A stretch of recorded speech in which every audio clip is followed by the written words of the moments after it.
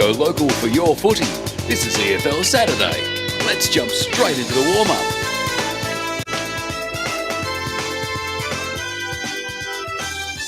Ladies and gentlemen, welcome back to another EFL Eastland Match of the Day. This time we're at a Donvale Reserve for the Division 3 top-of-the-table blockbuster between the Donvale Magpies and the Waverley Blues. It's set to be a cracker. It's a chilly but beautiful day for football in the eastern suburbs of Melbourne. We're overlooking, I think that's the city. Is it City or Box Hill over there? I think that's Box Hill. I was going to say it's a bit too close to be the city, isn't it? Matthew Fodia here, and joining me for the pre-game are Brett Besto and Jared Beanland, who will be calling the action later on. Besto, Jared, another weekend, another local game of football. Absolutely, Matty. I thought I was geographically challenged. I looked at it, I thought that's the city, and then I thought we're nowhere near the city, and I don't even know if we're looking in the right direction. Box Hill has grown. Exactly. It's a booming area. Yeah, you can easily be fooled. Yeah, no, it should be a great game today. Looking forward to this one, 1v2. And, I think it'll be an absolute cracky. Conditions are good. The day's going to be nice, I think. And I think we always should be good games out here at Donvale. They are, well. yeah. It's a good ground, and I think it'll be a high-scoring game, and I think could be in for a bit of a shootout today. So there is the beautiful Box Hill / city. It's the second city. The second city. Jared, you'd be excited to get back in the box seat here, mate. Of course, you've been covering the women's action for us frequently this past month. So back in the Saturday Arvo team, mate. Exciting times. Yeah, absolutely. I really enjoyed the game we had here last year, Donvale versus Fentry Gully. That was probably one of my favourite games. Sorry? Went right down to the wire. Yeah, it did. I'm looking at the goal square right now where the ball ended up as Fentry Gully just didn't quite make it into that goal right in the last second. I don't know what's wrong with you blokes. I can't remember what happened yesterday, let alone last year. I have no idea. You sort of do that opposite thing. You can't remember yesterday, but you can remember 15 years ago. You're stuck in a bit of a time loop.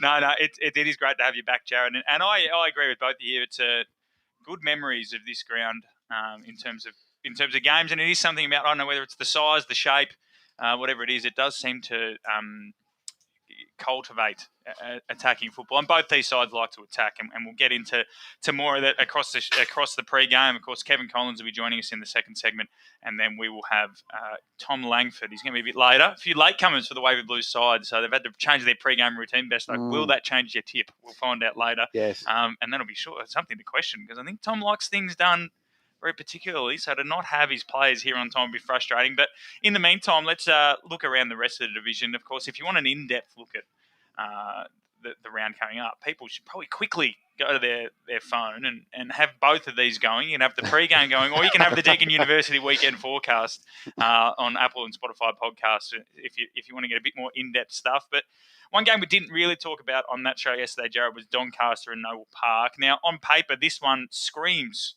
Noble Park comfortable victory, but I think Noble Park, a bit like Norwood and Park Orchards, but to a lesser extent, they have great midfield depth. Their defence is super good. They move the ball well. I think they lack a real power forward, someone that can take the game away from their opponents.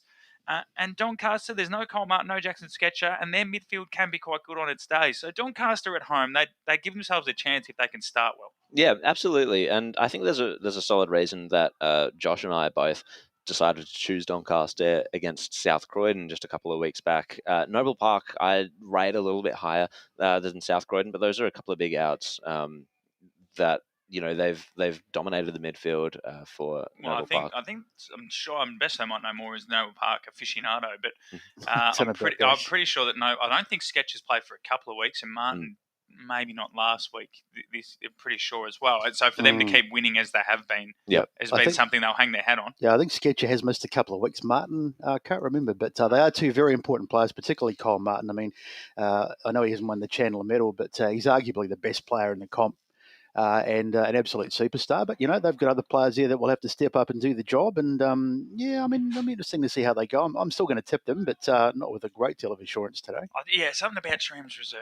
Yeah. And I think Doncaster have found a bit of footy after those opening 2 weeks where they look to be a bit fumbly and not quite connecting, Jared. They've hit their straps to an extent. Obviously, the 2 wins over Berwick and North Ringwood, but even their performance last week against South Croydon was much improved. Yeah, absolutely. They were right in it up to around half-time, I believe. And it's very easy for a 30-point loss. Yeah, exactly. And against a pretty high-scoring team on their day, South Croydon, it's very easy to focus on what we've seen, what's been in front of us, and that Doncaster East game was they were pretty poor in that. But having said that, Doncaster East, they've moved on, and they've shown their muscle. They've shown Yeah, to be it's a bit around hard the to know second at team. round 2, isn't it? Because Yeah. in hindsight, losing to Doncaster East by 8 to 10 goals doesn't mean you're the worst team in the comp. No. And Doncaster, during the game, had moments, didn't they? Obviously, they finished that second quarter really well. Yep. You spoke about Noah Park having a bit more depth, Besto. Chris Horton-Milne is one of those players. So he last played for Noah Park back in 2015. He played 7 games in the reserves. He played senior football in 2012, 2013, 2014. So just missing those premierships off the top of my head. And then has been at Dingley, won a couple of league medals. He's returned and been at the top of his game. In the best players all bar 1 week against Doncaster East. So he'll be the player in the middle of the ground that'll be looking to fill that Sketcher Martin hole. Yeah, absolutely. And they've got plenty of players that we've seen, for the likes of Glenn. He'll be across the back and doing big They things. name him at centre-half back. He can't be playing centre-half back. You wouldn't think so. No. But anyway, so, I mean, they always know. The coaches always play ducks I think and drakes. Mitchum named Jake Parenti as Ruck Rover yesterday, so I'm refusing to accept that. So it's very hard to sort of go too much by that. But they've still got plenty of familiar names, Noble Park. 1 or 2 newcomers. I don't know much about, I think his name is Jacoya. I think he debuted last week, so I don't know too much about him. But you've still got the Marsons and the likes of Bull, etc. So Morrison down back. Yeah, That's Morrison always a as big well. one. So I'm still going to tip Noble Park. But, I mean, without Sketcher and Martin, it certainly brings it a little closer than maybe it otherwise would have been. Not that they're a 2-horse team, but, that's No, exactly right. Exactly right. And yeah, it's interesting to see. What about that? Do you agree with my summation, though, Bessa, that the one missing piece for them is probably just that? Oh, without doubt, that power forward, because from all reports, their game against Blackburn last week, they pretty much controlled the play, but weren't able to really capitalise on their momentum as other sides like a Bourne do. Yeah. And that's what left the 100%, door open for Blackburn. I think I can't remember the game we did. It must have been towards the back end of last year. We haven't done a Noble Park game this year, have we? No. No, we did them against Berwick round 1. Yeah. It was a great game of footy. Yeah, and I just remember Steve Hughes talking, and we were asking him the same thing about, you don't really have a key forward, but he seemed fairly nonplussed about it. And I think it's one of those things where during the season you can get away with it, and it's actually a good thing. But I still think that come finals time, you do need at least one under pressure. Where you don't have to think and you can sort of go to autopilot. The Oracle, we mentioned that on the weekend forecast. I don't know if you've listened much, Besto, but the Oracle, an anonymous member of the media team, has put together each week, sends me the Oracle. So the predicted results. Now, I'll read out a couple now. Doncaster and Noble Park, we're trying to make it out like it's going to be a close game. The Oracle agrees. The Oracle have got Noble Park winning by just 22 points. So I think Doncaster would take that. They definitely would have taken it 6 weeks ago. A fair effort by Doncaster in that reality. They'd take that. Is the Oracle like that? Was it octopus thing they had for the World Cup a few years ago? I'd like to think there's more that goes into it than just an. I hope the Oracle hasn't just got its pet wandering over to 2 little cups of dry food or something like that. The rest of the Premier Division games, according to the Oracle, South Croydon 94 to North Ringwood 44. So I reckon that's around the mark. I'd go with about that. North Ringwood to take that after last week's 170-point loss. Yeah. Rowville to defeat Park Orchards by 30 points, according to the Oracle.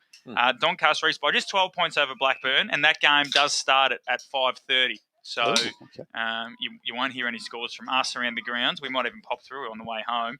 And then Berwick and Norwood. Berwick 74, Norwood 78. And I can see that happening. Berwick pummeled Norwood last time out on their home deck. So I think it'll be closer than you would expect. And Vermont Baldwin. This is interesting because those games are always tight, Besto. Yeah, but the Oracle has got Baldwin winning 156 to 85. Oh, wow. I don't know that I'd quite... look, Vermont take it up with the Oracle, Besto. Take it up with the Oracle. Sorry, Mr. Oracle. That's but okay. I think, I think Vermont have obviously been... They're not at the top of their game. They're not the Vermont that we've known over the past few seasons. But a 10-goal loss, maybe. No, I think the Oracle's algorithm might be just swayed by last week's results. Yeah, I was going to say.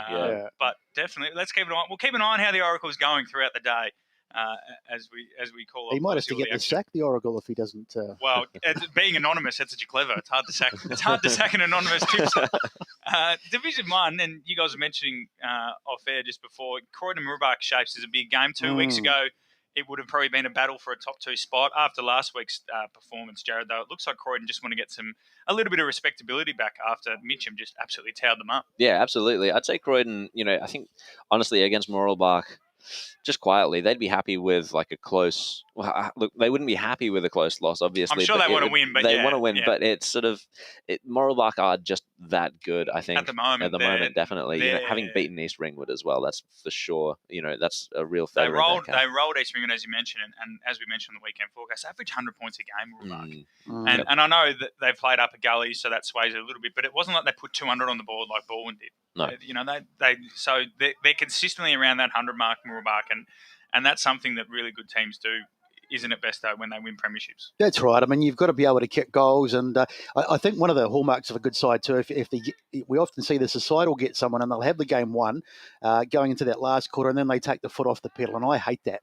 I think you've got to really put the nail in the coffin. If you're 5 or 6 goals up, win by 10, win by 11. Really put the boot in, so to speak, and that's what you've got to do. You can't. It's dangerous to sort of, not that they do it probably consciously, maybe it's more subconsciously, but don't ease off. Especially in competitions like this where percentage is so important. Yeah, exactly. Yeah, I think, and especially in the top 5, obviously the first, and I don't know how much of an advantage it actually is, but first does get the week off. So yes, and Mooroolbark at the moment, the front running, and it'll all probably come down to East Ringwood and Mooroolbark, the second leg, I like to call it. I think it's Champions League final tonight, so I'm going to talk a bit like that. Okay. Second legs, and we will cover that one. East Ringwood and Mooroolbark, it'll be an enthralling game. But yeah, back to Croydon. I sort of agree with you there, Jared. They obviously go into this game wanting to win to establish some premiership credentials, but also there'll be a little bit in the back of their mind that after last week's loss, they need to prove that they are a genuine team, genuine contender. I think holding Mooroolbark to a lower score would be quite a feather in their cap. They're a strong defensive unit, aren't they, Croydon? Yeah. Best though. We saw them against Beaconsfield, and admittedly Beaconsfield don't probably have the forward potency that Mooroolbark do, but Croydon's team defence does hold up well. Absolutely, no, they're very strong across the board. They've got some pretty well-renowned players. I mean, the likes of Adrian Ficcarelli seems to have been there for ages. Hay was good, one or two others. So, they're a very good side, and I certainly wouldn't be writing them off, that's for sure. No, the other games in that division that we spoke about on the weekend forecast, Wantirna South and Liddell, the 1,000th game for the Devils in the Eastern Football Netball League, so congratulations to them, although they play probably the worst opponent. They've played Liddell 31 times and they've won just 3 with one draw in there. So the Falcons have got their measure. So we'll see how that goes as the day rolls on. Bayswater and Montrose out there. It's a big game for both clubs. Bayswater will need to win to keep their finals hopes alive, and Montrose will be looking to get back on track after another sort of wobble loss. We don't think Bayswater are serious contenders. I don't think they are. Joel Galvin's 250th as well, so a giant of the competition. But I don't think they are. But the fact that Montrose and Monty South keep losing, it just keeps them and Liddell in the race, doesn't it? Yeah, exactly. We thought they were, that maybe 8th, 9th, Bayswater and Liddell. But the fact that the other teams above them keep tripping over each other, that you're still mathematically right in the hunt. I'd have to take Lilydale over Bayswater to make it to the finals, even though they are one win behind. No, I think they're both on 2 wins. Both on 8, yeah. But Bayswater beat Lilydale by half a kick. So, you swing that result the other way, I think Lilydale would be in the 5. Such is the closeness of that race for 5th. For me, the key is in the Lilydale's consistency. While going forward they have been inaccurate and that has lost them a couple of games, they've been consistently performing well. I think the only game where they really got towed up was against East Ringwood. And even then, not a massive result. It was maybe 7 or 8 goals, which last year I think they lost by 150 to them. Yeah, exactly. So they're really closing the gap, and I think that consistency is what might give Lilydale that sniff over Bayswater. And then the other real key game is Beaconsfield and Mitcham, and it's a big chance for either Beaconsfield to really push themselves best though right into that finals conversation, because we sort of expected them. I tipped them to finish 3rd. We expected them to be really strong. They started slow, and then we've sort of forgotten about them a little bit. But, a really impressive performance against Croydon. That win last week over Upper Furniture Gully, where they allowed Upper Gully just 1 shot on goal, boosted their percentage. They're now in 5th. They've beaten Montrose, who a lot of people rate. And now they host Mitcham. A win here would be another win over a top 5 rival.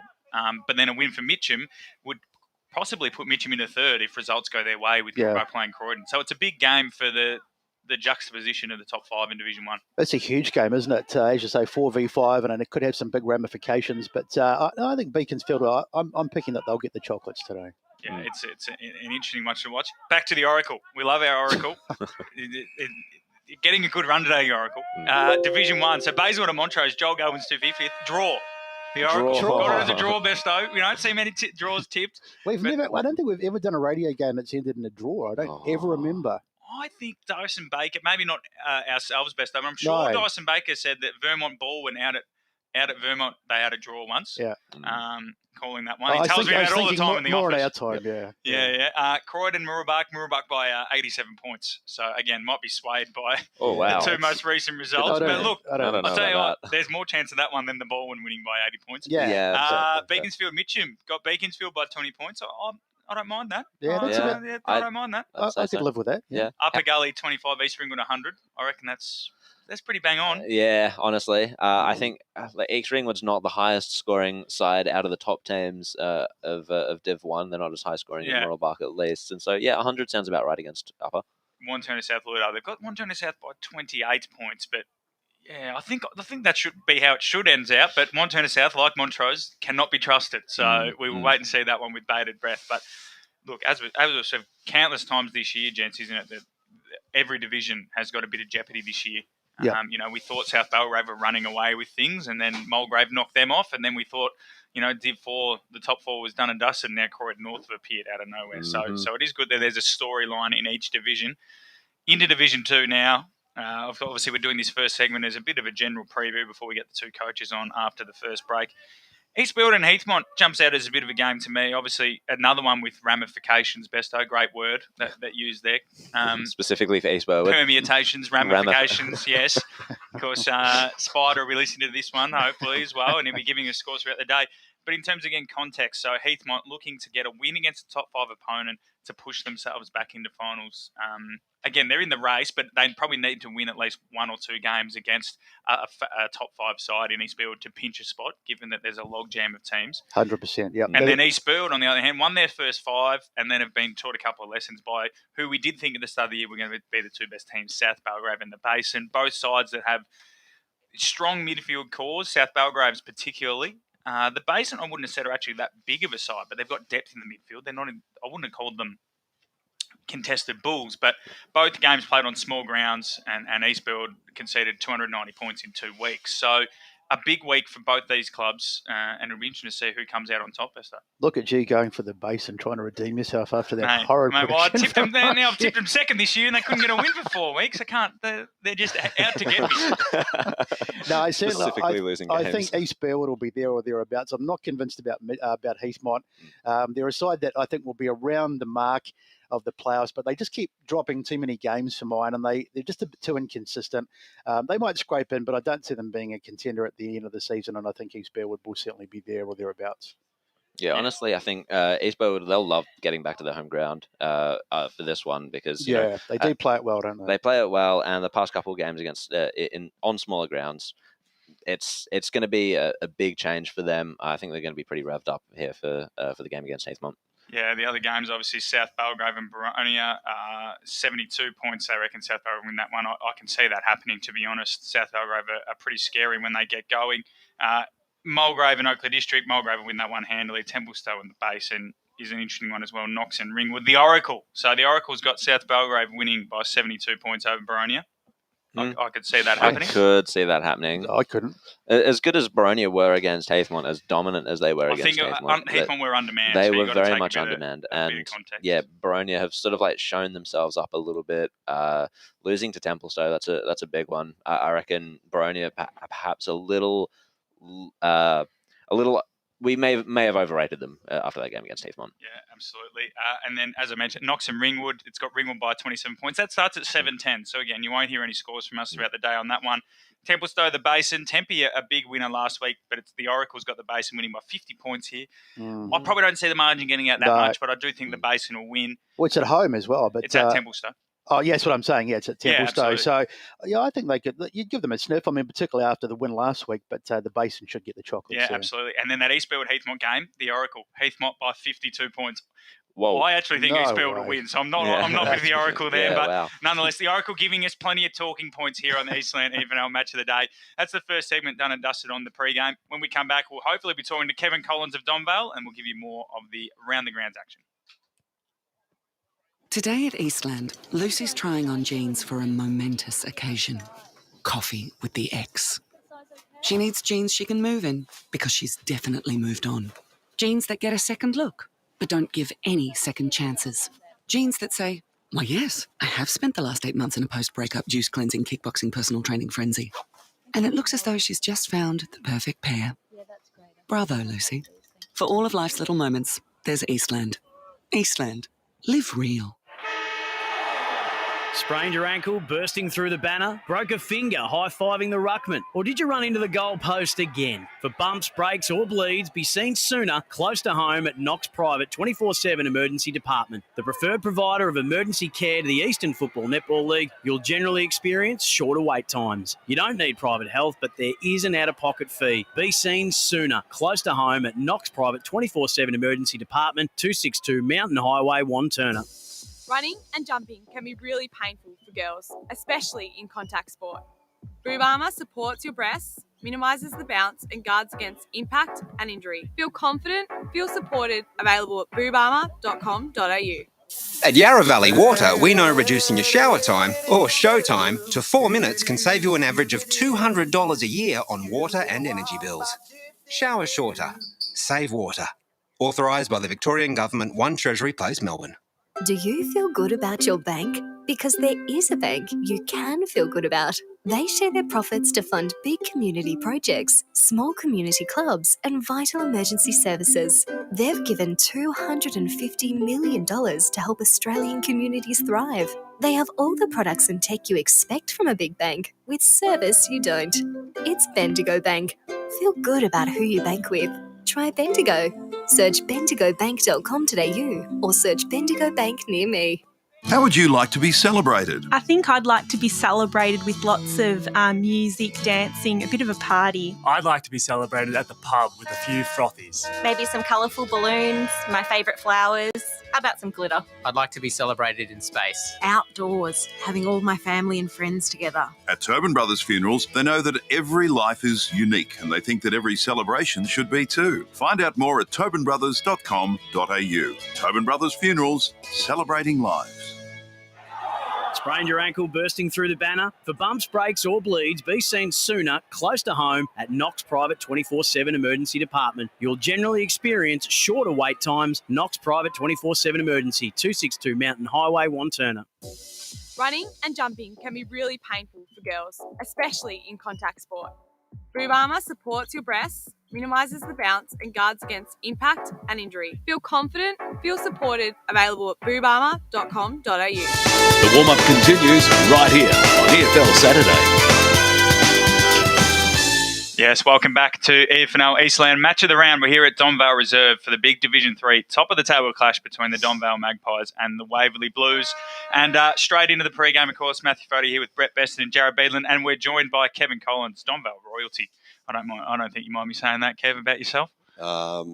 Yeah, no, that doesn't sort of faze me. But yeah. We're joined with the pre-game. Kev, the season so far, you're 4-2. You're sitting second. There's a logjam of 3 sides on 4-2 behind the Waverley Blues, who, to be fair, have played 2 extra games than most of you. But you know, round 1 is probably the only real blemish. You know, you got quite close to Warrandyte at home, so it's not an awful result. But round 1, was that probably the only disappointment so far coming up against Whitehorse? It was disappointing in the way that we probably handled the game. We just didn't. We had our opportunities, but we didn't take them. And it's smaller ground, and they played really well. Yeah, they played really well. They've recruited really well. So that was just one of those things, and sort of set the scene for the season. And then Warrandyte, we let ourselves down in the last quarter, and again, they're a good team. So at this level, all teams on their day are really good. So it's been challenging. Yeah. Kevin, I was a big follower of the before your time, obviously, but back in 2017 when Donvale won the flag, and you've got a sprinkling of the players still from that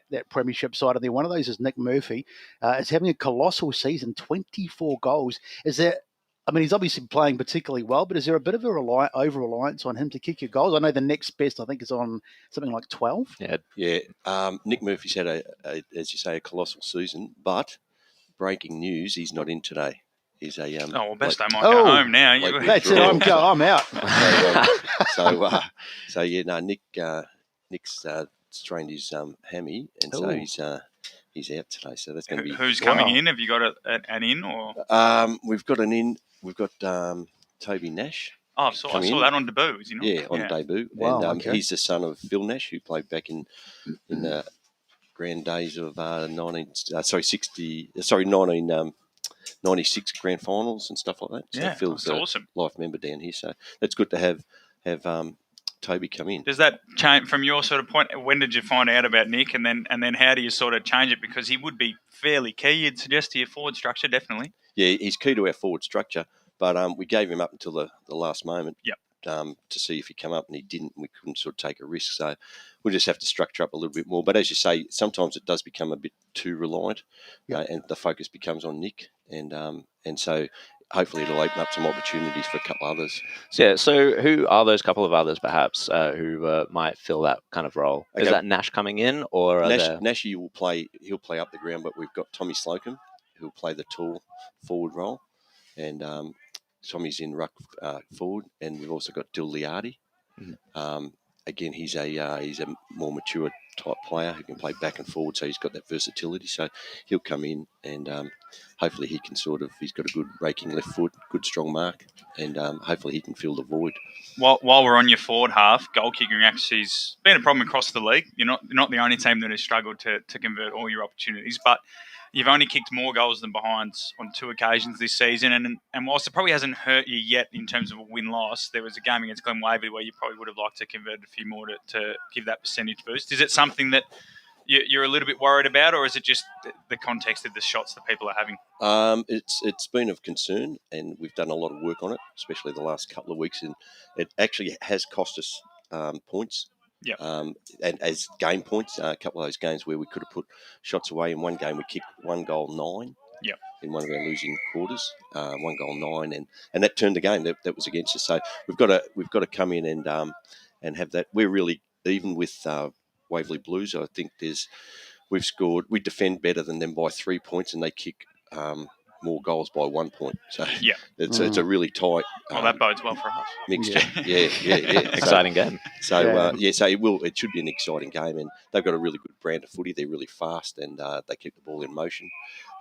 Use the shorter option. So yeah, we're looking forward to it. I think it'll be a really good game, perfect conditions, and so it'll show everyone where the competition's going, because as you say, there's 9 teams in the comp, and anyone can win on their day. No, absolutely. Fair Park obviously started well, and Ferntree Gully yet to win, but they've given both a lot of teams a test. Ferntree Gully, when we had them last week, they lost 4 games by less than a goal. I think they've lost 1 game by more than 15 points.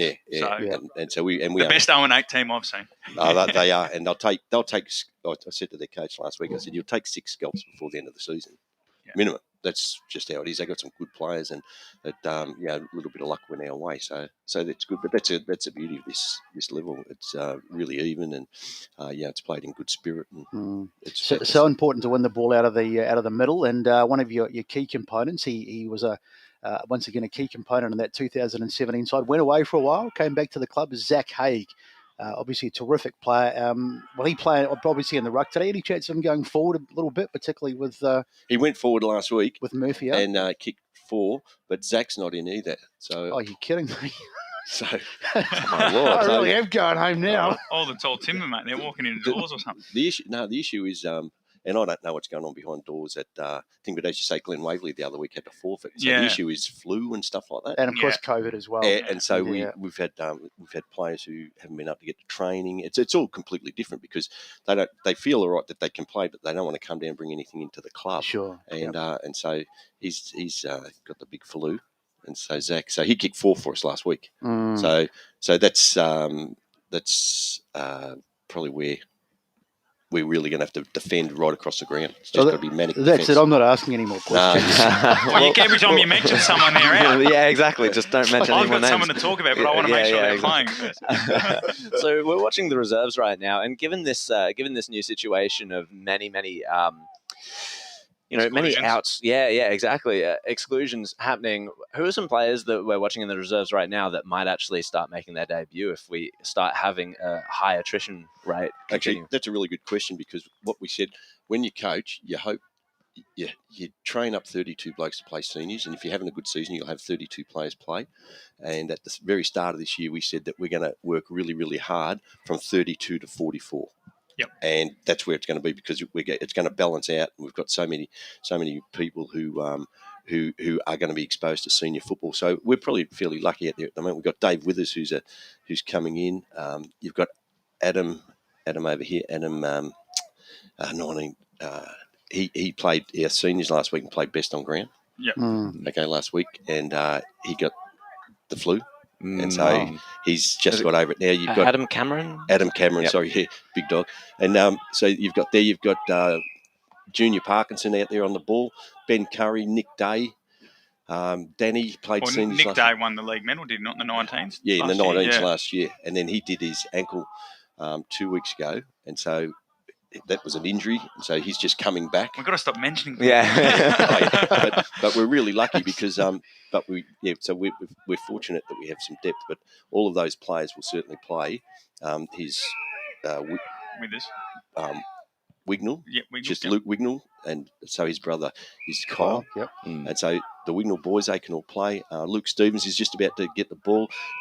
Jack, he's knocking on the door. So it's been fairly competitive, but I'm not sure how many we've played all up, but I reckon it's probably up around 36 players so far.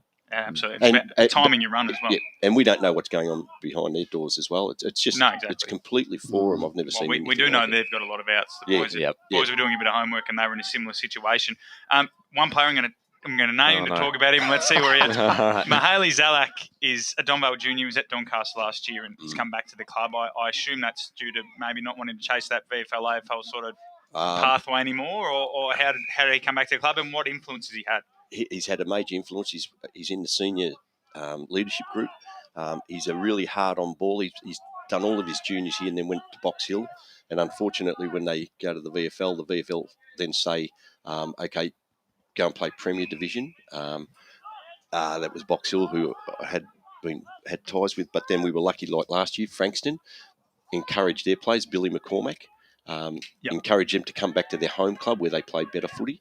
And so when Mahala decided to get off or leave Box Hill, that gave him an opportunity to come back. He's been a major pickup for us, and he's just a great footballer, great person, really good quality person, and he fits in with our sort of brand, our culture of our club. But yeah, wonderful person. So looking at it big picture, you were in a pretty good spot this year, similar to where you were maybe this time last year. In terms of, I suppose, development, and we've spoken about the reserves and your sort of like new philosophy coming through. Is there anything else that you can talk about your development that might have changed from last year, that might have, in terms of keeping up with the competition? Yeah, we've been really lucky that we've got a really good under-19s program. We've got a great Scotty coaches the boys, and they train with us through pre-season. So all the under-19s train with us with the seniors. They're all best buddies, and we've probably got 4 or 5 19s playing in our seniors from last year. Charlie Kent is one that comes to mind, who's just a good quality footballer. Keep your eye on him today. He's a really good player, and so we're lucky that we've got them. And then at the moment they're still undefeated, so our under-19s are undefeated. Yep. So we've got that injection of young players coming through, and most of the players that we have are homegrown product.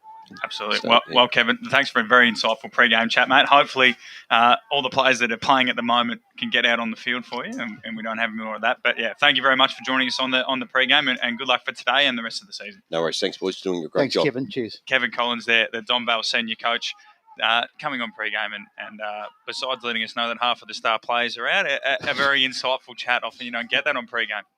No, you don't. Most coaches are very close to the chest, and they don't give a lot away. But that is quite significant. I mean, Murphy and Haig. No, well, I've just sent Blake and Ryan to go get us some team sheets because it looks like we're going to have to redo them. Yeah, so it's quite significant. But there's other players that will have to come into the side, and as Kevin said, they've got a really good 19s. And 1 or 2 younger players will have to step up, but they've still got some experience. Liardi, the likes of Ross is a fantastic player, but it's just a question now of maybe some of the tall timber and where they're going to find their goals and how they're going to go in the ruck today. But Sam Goldsmith, I really like the look of him chopping up for Haig, and I think we might see Nathan Mill potentially go forward in the absence of Murphy. Well, we await the official team sheets as well because we could have I could have just named 2 more players who won't make it. Exactly. To avoid that jinx, let's move down the divisions and we'll get some more Oracle tips in while we can. We'll move into Division 4, and Churnside Forest Hill pops out at me as the main one here. The Kilsyth Surrey Park game, the Sylvan Cored North game. I'm pretty comfortable tipping Surrey Park and Sylvan in those ones. Margins will be smaller than we are ready for, which is a good sign for the competition. But the Chertsey Park Forest Hill one, Forest Hill obviously they lost to Croydon North the other week. They had the bye and then played Sylvan. So they've sort of had 2 weeks where they couldn't really make any ground. Obviously the bye, it's you can't do anything. And then the Sylvan game is not quite the bye, but there's a very minimal chance of winning again. So again, there is a rock and a hard place. This week's their first real chance to give a really big response and maybe get some points on the board. And they'll be playing out of the top 3, the side that I found the least sort of killer instinct. Yeah. And I think Chertsey, just because of that lack of sort of attacking edge, they do keep the door open for Forest Hill, who, let's be honest, they'll come out breathing fire. They have to if they're going to keep their season afloat, not purely on points, because at the moment they're still in 4th, but they need to start. They need to pinch one back after that loss to Croydon North, because if they don't get any momentum going, Croydon North, on the other hand, will, and them and Kilsyth may pinch that 4th spot. Yeah, I agree. Chertsey Park, it was interesting seeing them against Surrey Park earlier in the year. Of course, Surrey Park had a lot of people out who are quite significant to their line. So Chertsey Park getting the win there, that was obviously important. I'd say on the back of that, beating what I would say the second best team of the competition, I think that they would have a definite edge against a Forest Hill that has been in a bit of a spiral lately. As you say, they'll come out breathing fire, but I'm just not sure if they have settled with the absence of Hannah Graf last year. I'm sure it would have been quite a focus last year to just get it down to Hannah Graf. He kicked 33 goals last year, and with him out of form, 3 games, only 2 goals in that, it's a significant difference for a Division 4 team, especially, I think, to have that. So, as much as they would be coming out and looking for a better performance against Chertsey Park, I'm not sure if they necessarily have the firepower down forward to achieve that. Yeah, no, I definitely agree with that. And I think, to be honest, I think they're probably going for a bit of a rebuilding phase as well, Forest Hill, because when you look at those great years they had, they didn't win a premiership, but they certainly got to the grand final a couple of times, and they were unlucky. But there's not a lot of those guys still at the club. They've all sort of moved on. They've got the likes of Gav Willoughby, probably the Mr. Experience. 1 or 2 others still there. Just trying to look down my team list to see. Jared Healy-Rotherham was around. He's been around for a little while. But they've got a lot of new faces in the side. And as you say, without the big key forward there, Hannah Graf and 1 or 2 others, I think they'll probably struggle. And I mean, it's hard to believe we're talking about Chertsey Park in such positive terms, because it wasn't that long ago they were one of the easy beats, but they're having a particularly good year. Yeah, I think dropping down the divisions obviously helped them reset. Just on team news, and did you say you think Sam Goldsmith might pop up, Jared? No. Really? Just been handed the official team sheet at Donvale. So Haig and Murphy, as alluded to, are not playing, but Sam Goldsmith, one of Jared's players to watch as well. Besto, between you two. You guys are calling the game too. We might not end up with any players on the field the way you two are going. Oh dear. Honestly, I've got my Magpies are playing Carlton players. I'm just tempted to start naming Carlton players. We'll give you, in the break, we'll give you two a chance to run your eye over those team sheets. In terms of the Oracle in Division 4, that Chertsey Park Forest Hill game, he's got Chertsey Park, the Oracle, winning by 31 points. I've given away the gender of the Oracle. 31 points there. I think that's a pretty safe tip from the Oracle, but I suspect Forest Hill are a bigger chance than we think, just because, like I said, it's not season on the line stuff technically, but there's so much around this that they need to get going. And then the other games, Kilsyth, Surrey Park, it's got Surrey Park winning by about 60 points, which I think it'll be less than that. I think Kilsyth at home are a much better side. And then Sylvan to defeat Croydon North by 103 points. Again, I think it'll be closer. Yeah, I think it'll be closer. Yeah. I think Croydon North are starting to come good. The other Division 3 games that are on our radar, Coldstream, Ferntree Gully, Fair Park, Warrandyte, Whitehorse, Scoresby. The Whitehorse Scoresby game kicks off at 4:20. Indigenous jumper for them and Rowville today. Both clubs doing a welcome to country smoking ceremony. Great to see more clubs getting on board the initiative after Norwood kicked things off last year. Ferntree Gully, as Kevin said, they're going to pick up some scalps, and I've got a funny feeling today, Besto, that they're going to pick one up. Against Coldstream. Coldstream. Yeah, Coldstream... Yeah, I'd probably agree with that. They're starting to just find a little bit of form. Coldstream, not the powerhouse that they were maybe 1 or 2 years ago in the lower division. So, no, I'd agree with that. Yeah, absolutely. Well, it'll be interesting. We'll keep an eye on it, of course. Division 3 focus. So we're going to go to another break here on the Eastland EFNL Match of the Day. When we come back, Tom Langford, the Waverley Blues coach, will be joining us, and we'll talk to him all about the Blues' 7-1 start. Today at Eastland, Lucy's trying on jeans for a momentous occasion. Coffee with the ex. She needs jeans she can move in, because she's definitely moved on. Jeans that get a second look, but don't give any second chances. Jeans that say, why yes, I have spent the last 8 months in a post-breakup juice-cleansing, kickboxing, personal training frenzy.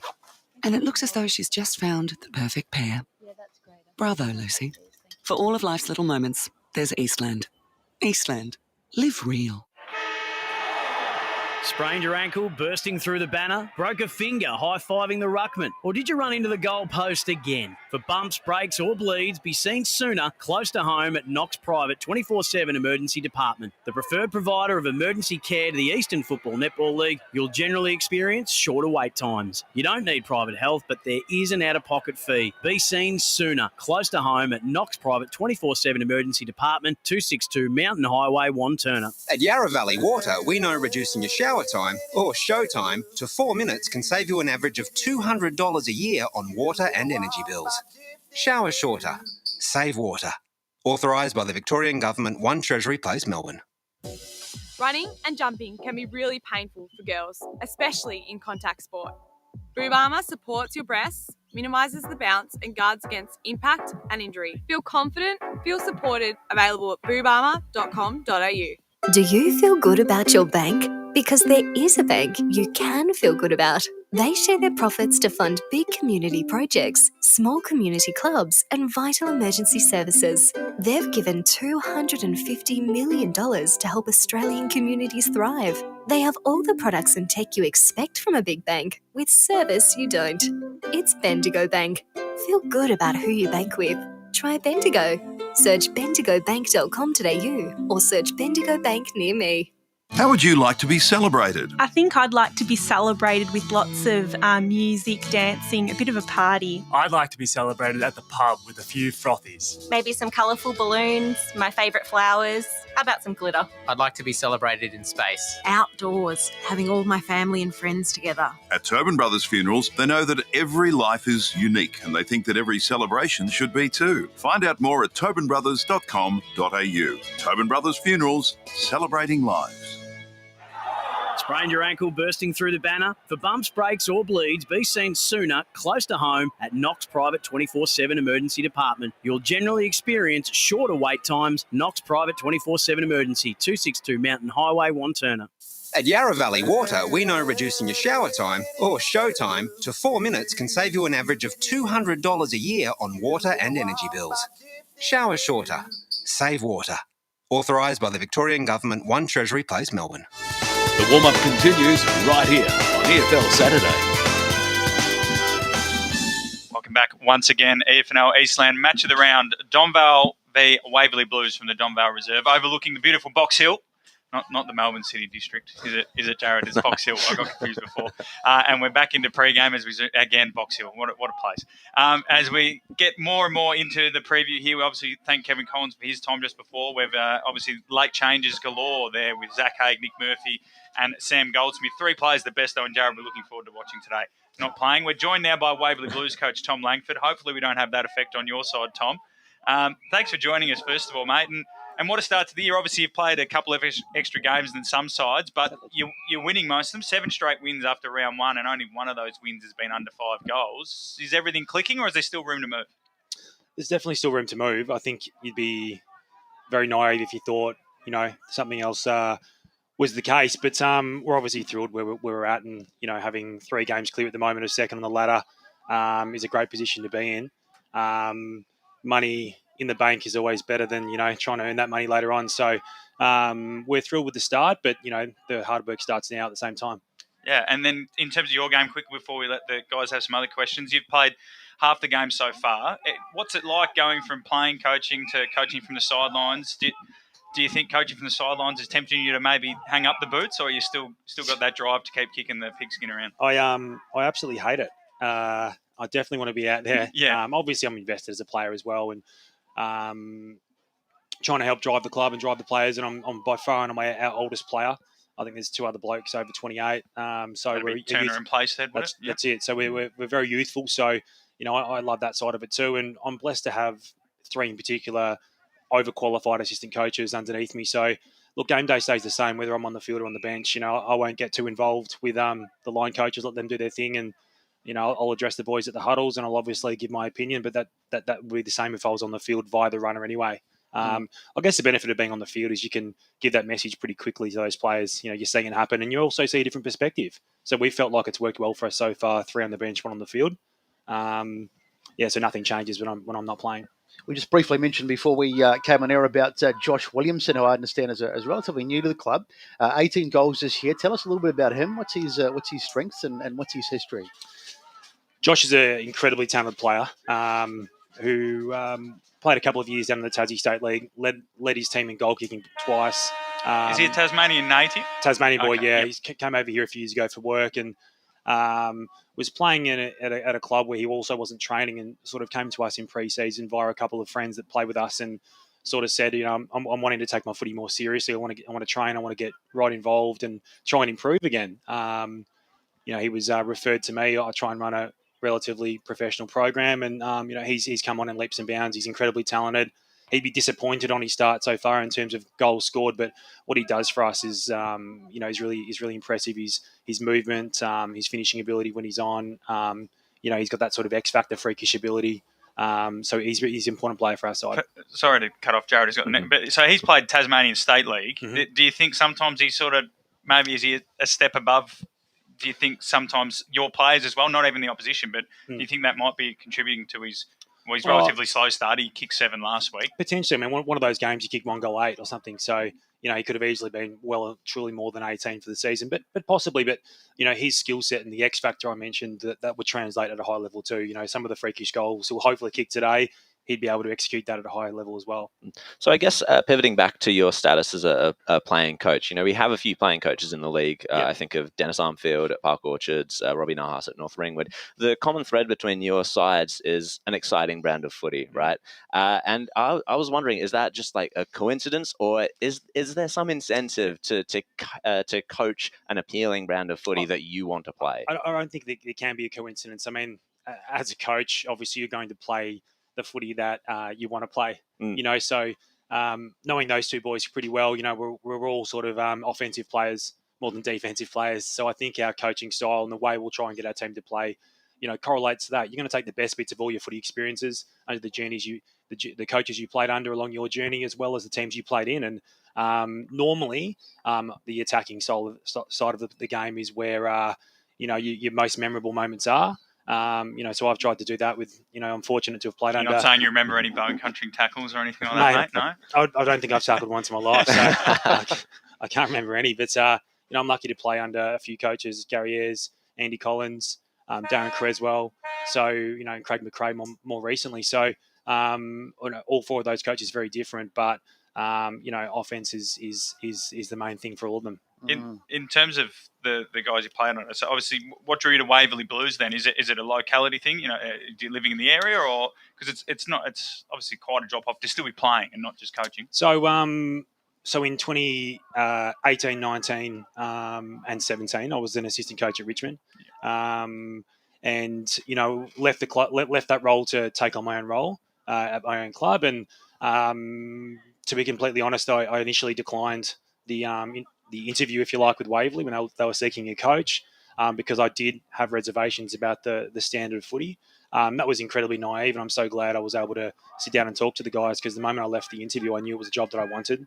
The ability to try and leave your stamp on a club and build a footy program, which can be from juniors up right through, I think is really, really impressive, and something that I'm really keen to do, rather than just tweak the magnets and coach the senior team that's already established. I want to get in there with developing players and leave something and leave the club in better hands than when I took it over. And that's how I hope I'll be measured when I leave the club. And I think so far we're on the right direction. We've definitely had plenty of challenges the last couple of years with the stop-start nature of the lockdowns, etc. But at the same time, we still feel like we're progressing really well. One of the key parts that appealed to me with this job is that we've got an incredibly young playing list. Obviously, if I'm going to work with 26 to 28-year-olds, trying to break habits to change what they do now is going to be tougher than if I'm working with 19, 20-year-olds that are still developing and they're just sponges. And our kids have absolutely taken on everything I've taught and I now feel like I'm well and truly entrenched in the role. Yeah, one guy who you've had around for a season or two, and he's a really dependable character for you, is Simon Hawkins. Yeah. A really important player, does so much good work. And the other one I want to mention too is Tyson Hale. A couple of really important cogs in the Waverley Blues lineup. Spot on. They're both part of our leadership group. Tyson's stepped up this year to a leadership group. Simon isn't, but he definitely could be. Simon, we actually missed in, I think, 3 of the first 4 rounds. I think he was a very late withdrawal in round 1 against Warrandyte, did his back in the final second of the warm-up. And when he came back, which might have been actually Glen Waverley a few weeks ago, we straight away noticed, the difference in our side. He provides voice, he provides run, he provides leadership, and a lot of toughness as well. Coming out of the back line, he's very reliable, very dependable player. And Tyson Hale is our main crash and bash midfielder. He's really elite in terms of his power and his speed and his physicality, defensively and offensively. He plays a pure inside mid role, and he's a contested beast. So on the flip side of the coin, you've got a lot of young players coming through, as you've mentioned as well. One player that I've had my eye on is Ton Steele. What can you tell me about him? So Steely was our last second recruit to the club. He wasn't playing at all. An ex-player of ours who left on the eve of the season, who will hopefully return at some stage, a fellow called Luke Gogas, who's one of our big recruits a few years ago. And Matt Perry, who's our captain, who's obviously missing at the moment. They both played with Ton at Ormond, and one of our other fellas, Jay O'Connell, works with Ton. So they were constantly in his ear, "You're not playing, come down, come down." He hesitated and obviously had reservations. I think it was like the last week of February or even possibly the first week of March. He came down for his first session, and he hasn't missed a beat since. Came into the side for round 1, and he knows this as well, only because we had others out, missing with COVID and injuries, what have you. And, he's one of the first pick now. His toughness on the footy. I tried to make a reference the other day. He's a bit like Goldberg with the spear tackles, but none of the boys knew who Goldberg was, so I couldn't believe that. So that shows the age of the crew. But he's our Goldberg. He's tough. He's courageous. He takes marks. He puts pressure on, and hopefully he starts in the scoreboard even more. And then just on Tom quickly, because I did have him down, 9 goals, 4 times in best, and was best on against Fair Park. So yeah, fairly impressive start. What about Donvale? What are you expecting from them? Obviously, like we mentioned, they've got a few players out, as Kevin was saying. I just learnt that when you Exactly. said it. So we've let you behind the curtain. I'm going to quickly get over there. Yeah, but they're a formidable outfit and had your number to an extent last year as well. Yeah. I mean, look, we played them in round 1. My first game as a coach, and I think that day we had 12 debutants. So, we had a very new side. They beat us with almost one of the last kicks of the game, and that was a real seesaw battle, but they were able to expose us on the inside and not really let our outside game come to fruition. We played them later on out here, which was the first game back after one of the lockdowns, and we actually had a bye the week before the last game before the lockdown, so it was an even extra longer break for us, where I think we had a fair few out, but they definitely had our measure. So we've looked at this one as it's probably the last box for us to tick to really show our credentials to win a flag. We obviously haven't played Warrandyte more than once in the last 2 years, and that was a pretty close game. But, I think the 3 sides are pretty evenly matched at the moment. And, we feel like they're probably the number 1 side at the moment. We haven't beaten them, so we've got no real reason to feel like we're number 1. So hopefully today we can turn that around. Yeah, well, we look forward to hopefully a very interesting game. Kevin Collins mentioned that you guys averaged about, I think, 3 points more than them on offense, and they average 1 point better than you on defense. So, +2 our way. I think my maths is a 2-point win to Waverley Blues. But I'm only a little bit competitive, I promise. But I'll let him know it's +2. Well, anyway, Tom, thank you very much for joining us on Pre-Game, mate. And good luck for not only today, but the rest of the season as well. Thanks for having me, and thanks for being here, guys. We hope to put on a good show. I think it's definitely more than a 4th-tier standard game, so looking forward to your thoughts later on. Absolutely. Tom Langford there, the Waverley Blues senior coach, not playing today, but on the coaching sidelines, and we thank him very much for his time. Again, we've been very lucky with the coaches today, haven't we, Besto and Jared? Their insight and their transparency has been refreshing. Great talkers indeed, and a couple of pretty handy enzo for the Waverley Blues. I mean, we've talked about changes because there's been so many of them, but Nick Perry and Ryan Sapanchi coming in, not a couple of bad guys to bring in. Yeah, everyone, they're playing funny buggers with this. We got done last week by Park Orchards away strip, and now you two are going to redo your commentary sheets with 20 minutes to go. Well, Sapanchi and Perry were playing last week, so it's essentially just changes to the sheets that we were given, essentially. It's just our problem. Exactly. I hate to sound very insular, but it is our problem.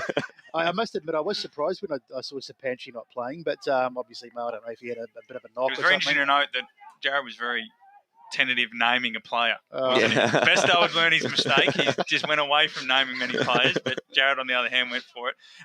Before we go to our final break here on the pre-game on the SEN app and Facebook and YouTube, the Oracle, Division 3. We spoke a little bit about the other game. So Whitehorse, Scoresby, as I mentioned, that is 4:20 start, so you won't hear many, if any, scores from us. But it's got the Oracle's got the Pioneers beating the Magpies by a goal. I think it's a fair effort. Fifth versus sixth, both on 3 wins at the moment. Yep. Fair Park, Warrandyte by 31 points. It is at Fair Park, and Warrandyte haven't quite been at their best recently. So I can still see that sort of a margin at the end of the day. I can see it being a close game throughout the day, but Warrandyte just sort of like pushing ahead. Yeah, with a bit of ruthlessness. Ferntree Gully, Coldstream. It's got Coldstream winning by 18 points. I agree with this. So it's 75-57. I do think it'll be low scoring. I think it'll be a midfield battle. I've still got a funny feeling that this is the Gully's day to finally get one away and get that win. I can't shake that feeling either. I had to put my tip towards Coldstream just on the weekend forecast, but that was based on. It's really hard to tip an 0-7 team. Yeah, team. Winning is a habit, losing is a habit. They're the best 0-7 team I've seen. Yeah, I know. Yeah. And then this game, it's got Donvale 88, Waverley Blues 81. Hopefully, that's the margin. It'll be an enthralling game, but. Is that the way? I can't go past Waverley Blues at the moment, the way they're playing their football, and with those Donvale outs, it's not just the outs themselves, but it's two key cogs to their machine with Haig and Murphy, isn't it, Besto? Yeah, I've completely changed my tip. I was prepared to go with Donvale on their home deck narrowly, but with those outs, definitely Waverley Blues for me now by maybe 2 or 3 goals. Jared? I have to go with Waverley as well. I think it might be a similar situation to, as I was saying, the Warrandyte Fair Park game where, I think Donvale will be able to keep with them for most of the day, fourth quarter. Similar to Waverley Blues versus Coldstream as well. Coldstream got blown out by Waverley Blues in the final quarter. It might not be as heavy a margin, but I think that could be a similar situation here today. Yeah, got a funny feeling too that it might be tight to the last moments. And Waverley Blues, they look like they are a good staying team. They finish games off well, like Roeville in the Premier Division. But also the reserves at the moment, Donvale winning this quite comfortably. So, obviously the depth is on Donvale's side. And Kevin mentioned that they've had a real focus on making sure that their whole club is ready and willing to be able to play senior footy if need be. And it looks like this week is that week. Yep. We're going to go to our final break here on the pre-game. On the other side of this, we'll be all over our broadcast channels. We'll be on the SEN app, Radio Eastern 98.1, EFNL Facebook and YouTube. On the other side of this, it's the EFNL Eastland Match of the Day, Donvale and the Waverley Blues. Today at Eastland, Lucy's trying on jeans for a momentous occasion. Coffee with the ex.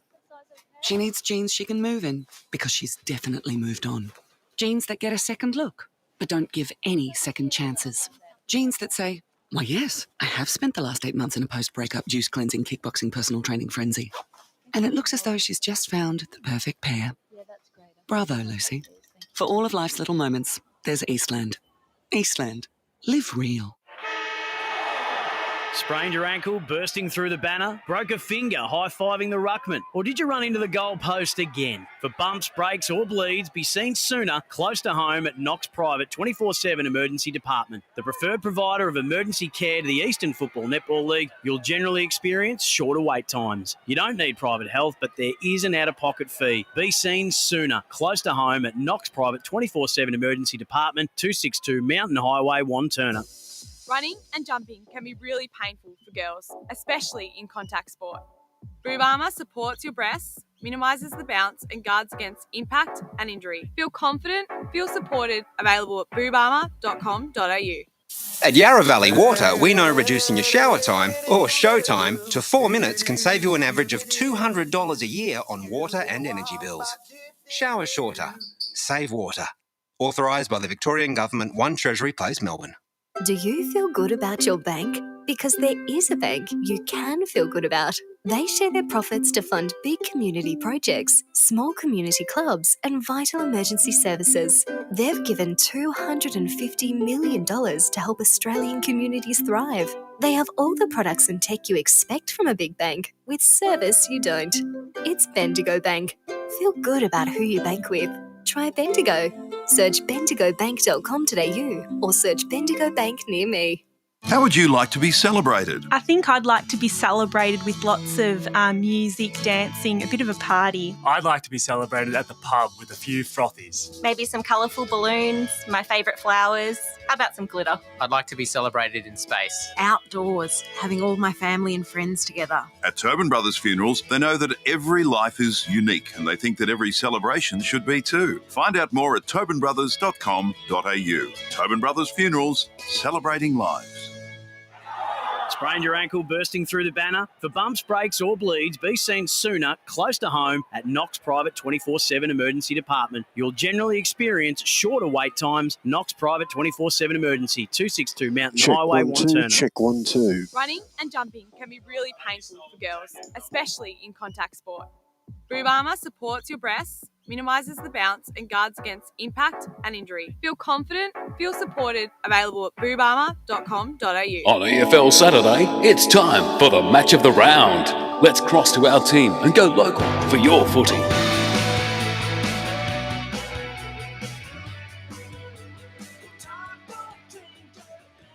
Well, a very good afternoon to the Donvale Reserve. If you're just joining us for the coverage of our big match this afternoon, looking forward to this one. It's going to be a cracker. Donvale against the Waverley Blues. Welcome to the team on Radio Eastern. Have just joined us on Radio Eastern 98.1, also live across Facebook, YouTube, and of course on the SEN app today, wherever you're listening or watching to us. The team today, let's get into it and introduce the rest of the team. My co-commentator today is going to be calling this one, and Jared Beanland. Jared, looking forward to this one? Yeah, absolutely. I've been looking forward to watching the Waverley Blues ever since I joined the media team, because their reputation has always been fast attacking, fun football, and I think Tom Langford, he's a great coach. He gave us a great interview before the game as well. Very, very insightful. And I think he's got his team playing some really exciting footy again this year, and a little bit more mature as well than last year. And time to welcome to the commentary for the first time today. He's been doing a sterling job on special comments. In fact, he's the special comments man, I believe. Thanks, Besto. Ryan Long. Welcome, Ryan. Nice to have you here. Yeah, it's been good. We were here last week. I think, Jared, you mentioned that in that close game against Ferntree Gully, Donvale last year. It's a beautiful ground, and I every time I think it is the city. And so thank you for pointing out that is Box Hill in the background. I didn't say anything before the game, but I actually got caught out as well, because the other day I said, hang on, no. Yeah, not the city. I actually made the same mistake. Yeah. But really interesting matchup. Obviously, I think we're all surprised with the outs that Donvale have. They're big outs. They're key plays. To have a ruckman out, to have a key forward that's going to kick you 3 or 4 a game. And it really may change the ledger of how this game goes. And when you play a side like Waverley Blues, who if they want to get out into a shootout, they don't lose shootouts. They're happy to play like that attacking, free-flowing game. And I think, looking back at their last year and this year, when the side that they played against has kicked 10 or 11 goals, they've won every time. I think besides Warrandyte round 1. So that's, it's an interesting thing. Their defence is going to be key now today to hold them up. Yeah, absolutely. Ethan Duncan, he's probably going to be the key one down there. Scott Heverin as well. There's a couple of players that are really going to have to stand up. The other out as well, Sam Goldsmith. So it's not just Haig and Murphy. Murphy. Sam Goldsmith, he was going to be the second ruckman for Haig going out there. So unfortunately, it's going to be interesting to see who they. Goldsmith's out as well. Yeah, Goldsmith. Absolutely. It's going to be interesting to see who ends up in the ruck for Donvale, because I'm looking down the list, and no one's actually jumping out at me. There's probably a couple of players there that I'm not familiar with. Maybe a Slocum or something like that. Apparently, Kev Collins mentioned that he could go down forward, so maybe he's that sort of taller type. But other than that, it's interesting to see. It will be interesting to see how Donvale match up here. Well, it's just a case of moving a few magnets around. One other guy, and I don't know if he's a tall or a short, to be honest, because I haven't seen him play, but he has kicked 12 goals, so I'm presuming he's relatively tall, as Harrison Giles. He could be one that maybe, if that is the case, he could possibly go into the ruck. But they'll just have to, they'll probably see a few different players going through there all day. It's just going to be massive. Those are big outs. They really are. They're really significant, and so much so, as we said before, that certainly from my perspective, I've changed my tip. So even though, you say Waverley Blues 7-1 were possibly the favourites, I think Donvale would have been a good chance to win today. They may still, but they're going to struggle, I think, with the big timber out. Yeah, I agree. I have also. Well, I don't think I was already tipping Waverley Blues, but that definitely consolidated my tip for the Blues. Yeah, certainly. Today. And just with the forward line that the Waverley Blues has, and obviously Matt Perry's not playing, so that's one player out that Donvale can be relax a bit. But when you got someone like Williamson, as like we talked about from Tassie born, a really strong player up there, they're going to have to beat him. He talked about the last time they played him, the 2 times they matched up last year, and obviously there's a very different. 12 months ago is a long time to think about, but they were beaten on the inside and they weren't allowed that outside run. They're going to have to try something similar, because if they get killed from the middle, the options up forward are going to result in probably heavy scoring and something that I don't think Donvale can catch up from. No. So who's going to play on Williamson? That'll be a big factor to try and shut him down. It'll be, I reckon, Duncan or Heverin. I'm not sure about David Holland. I'm pretty sure he's a backman, but I'm not sure how tall he is, how he can go for the key back. But my tip would honestly be Duncan. Duncan did a good role on McInerney last time when we watched him against Ferntree Gully. So he's someone that could be able to shut down, a key forward. But it's going to be. I wouldn't be too focused on Donvale's on the one-on-one matchups. More probably the structure of the back line. And they're going to have to probably double team certain players at times and just be able to work as a unit down back. And they do have a really strong defence. I think they just a bit better than Waverley Blues. Maybe even be the best defence in the division at the moment. I'm sure someone will correct me there, but it's a very strong defensive setup, and they don't usually allow big scores. They are 1 and 2 Waverley Blues and Donvale. I couldn't quite remember which way around it was. I think Langford did say that they were, what was it, just behind on Donvale in that category. A couple of other guys that sort of have been around for a while. They were part of the premiership team back in 2017. Real hard nuts. It will be key for Donvale today. Matt Liardi and also James Rosa, through the middle and across halfback. Yep, I really like the look of Rosa. He's a big body. He's able to extract the ball really well, and he's pretty skillful as well by foot. I'm really looking forward to seeing how the Donvale midfield line up against perhaps a bit of a smaller Waverley Blues midfield, especially with Langford coaching from the sidelines today rather than from the middle. I'm thinking that because I saw Waverley Blues their game against Coldstream, they really like pushing up a half forward into the clearance or into the middle, right from the centre clearance. So they do like doing that, providing more space for the forwards just to lead into. So it's going to be interesting to see how Donvale decide to counter that. Wignall, he's another good player that goes through the middle for Donvale. And I do have my eye on Daniel Roper as well, another big body, younger, however, for Donvale, who is able to extract and, is in a bit of a similar mould to Rosa.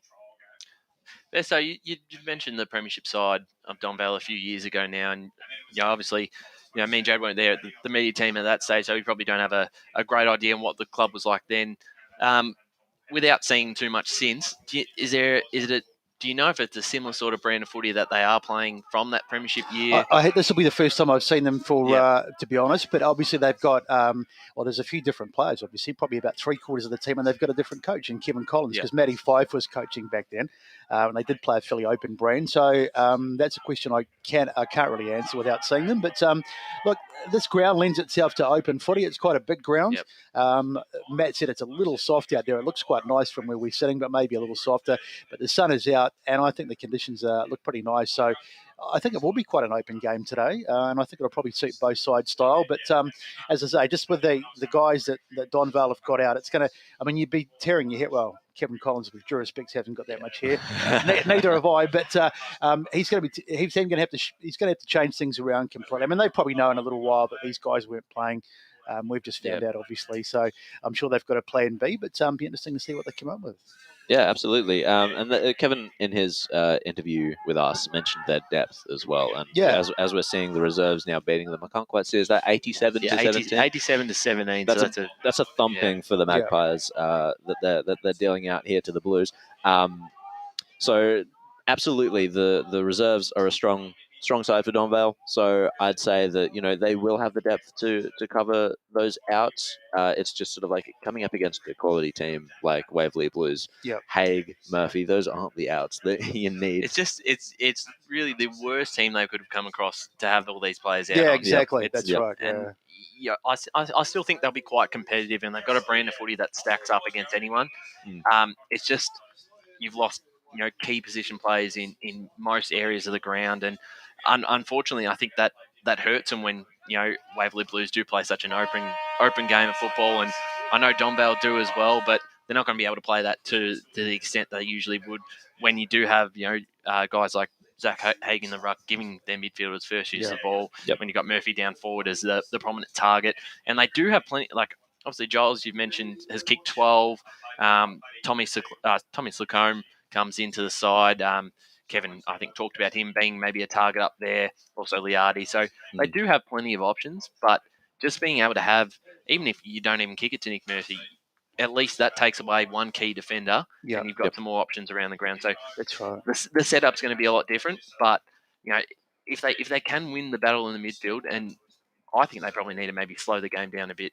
To not give Waverley Blues the free run of the ball, because you may stay in it, but I don't think you'll beat them. Yep.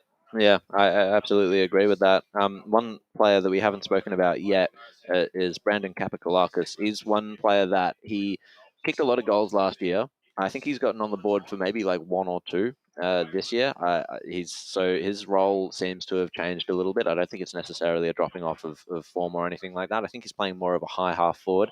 Maybe he's someone that can drop back and provide a bit of a target if they're able to get the ball to ground, because he's pretty small.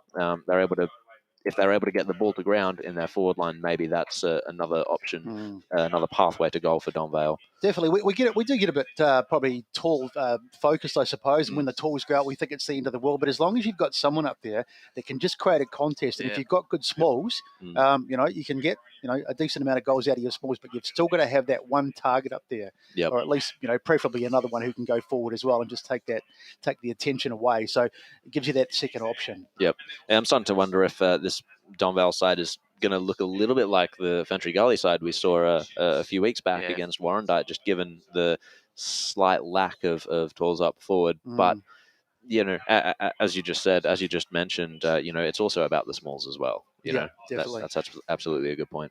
Ryan, where do we see these two sides come the end of the season? I mean, the Waverley Blues, have they surprised you with the start, 7-1? Do you think, are they about where you thought they'd be?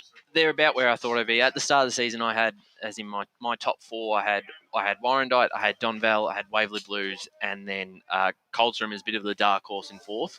So I think you expect both those sides to be where they are at the minute. Waverley Blues can belt sides once they get on top of the game. And Donvale's not that far behind them in that sort of aspect.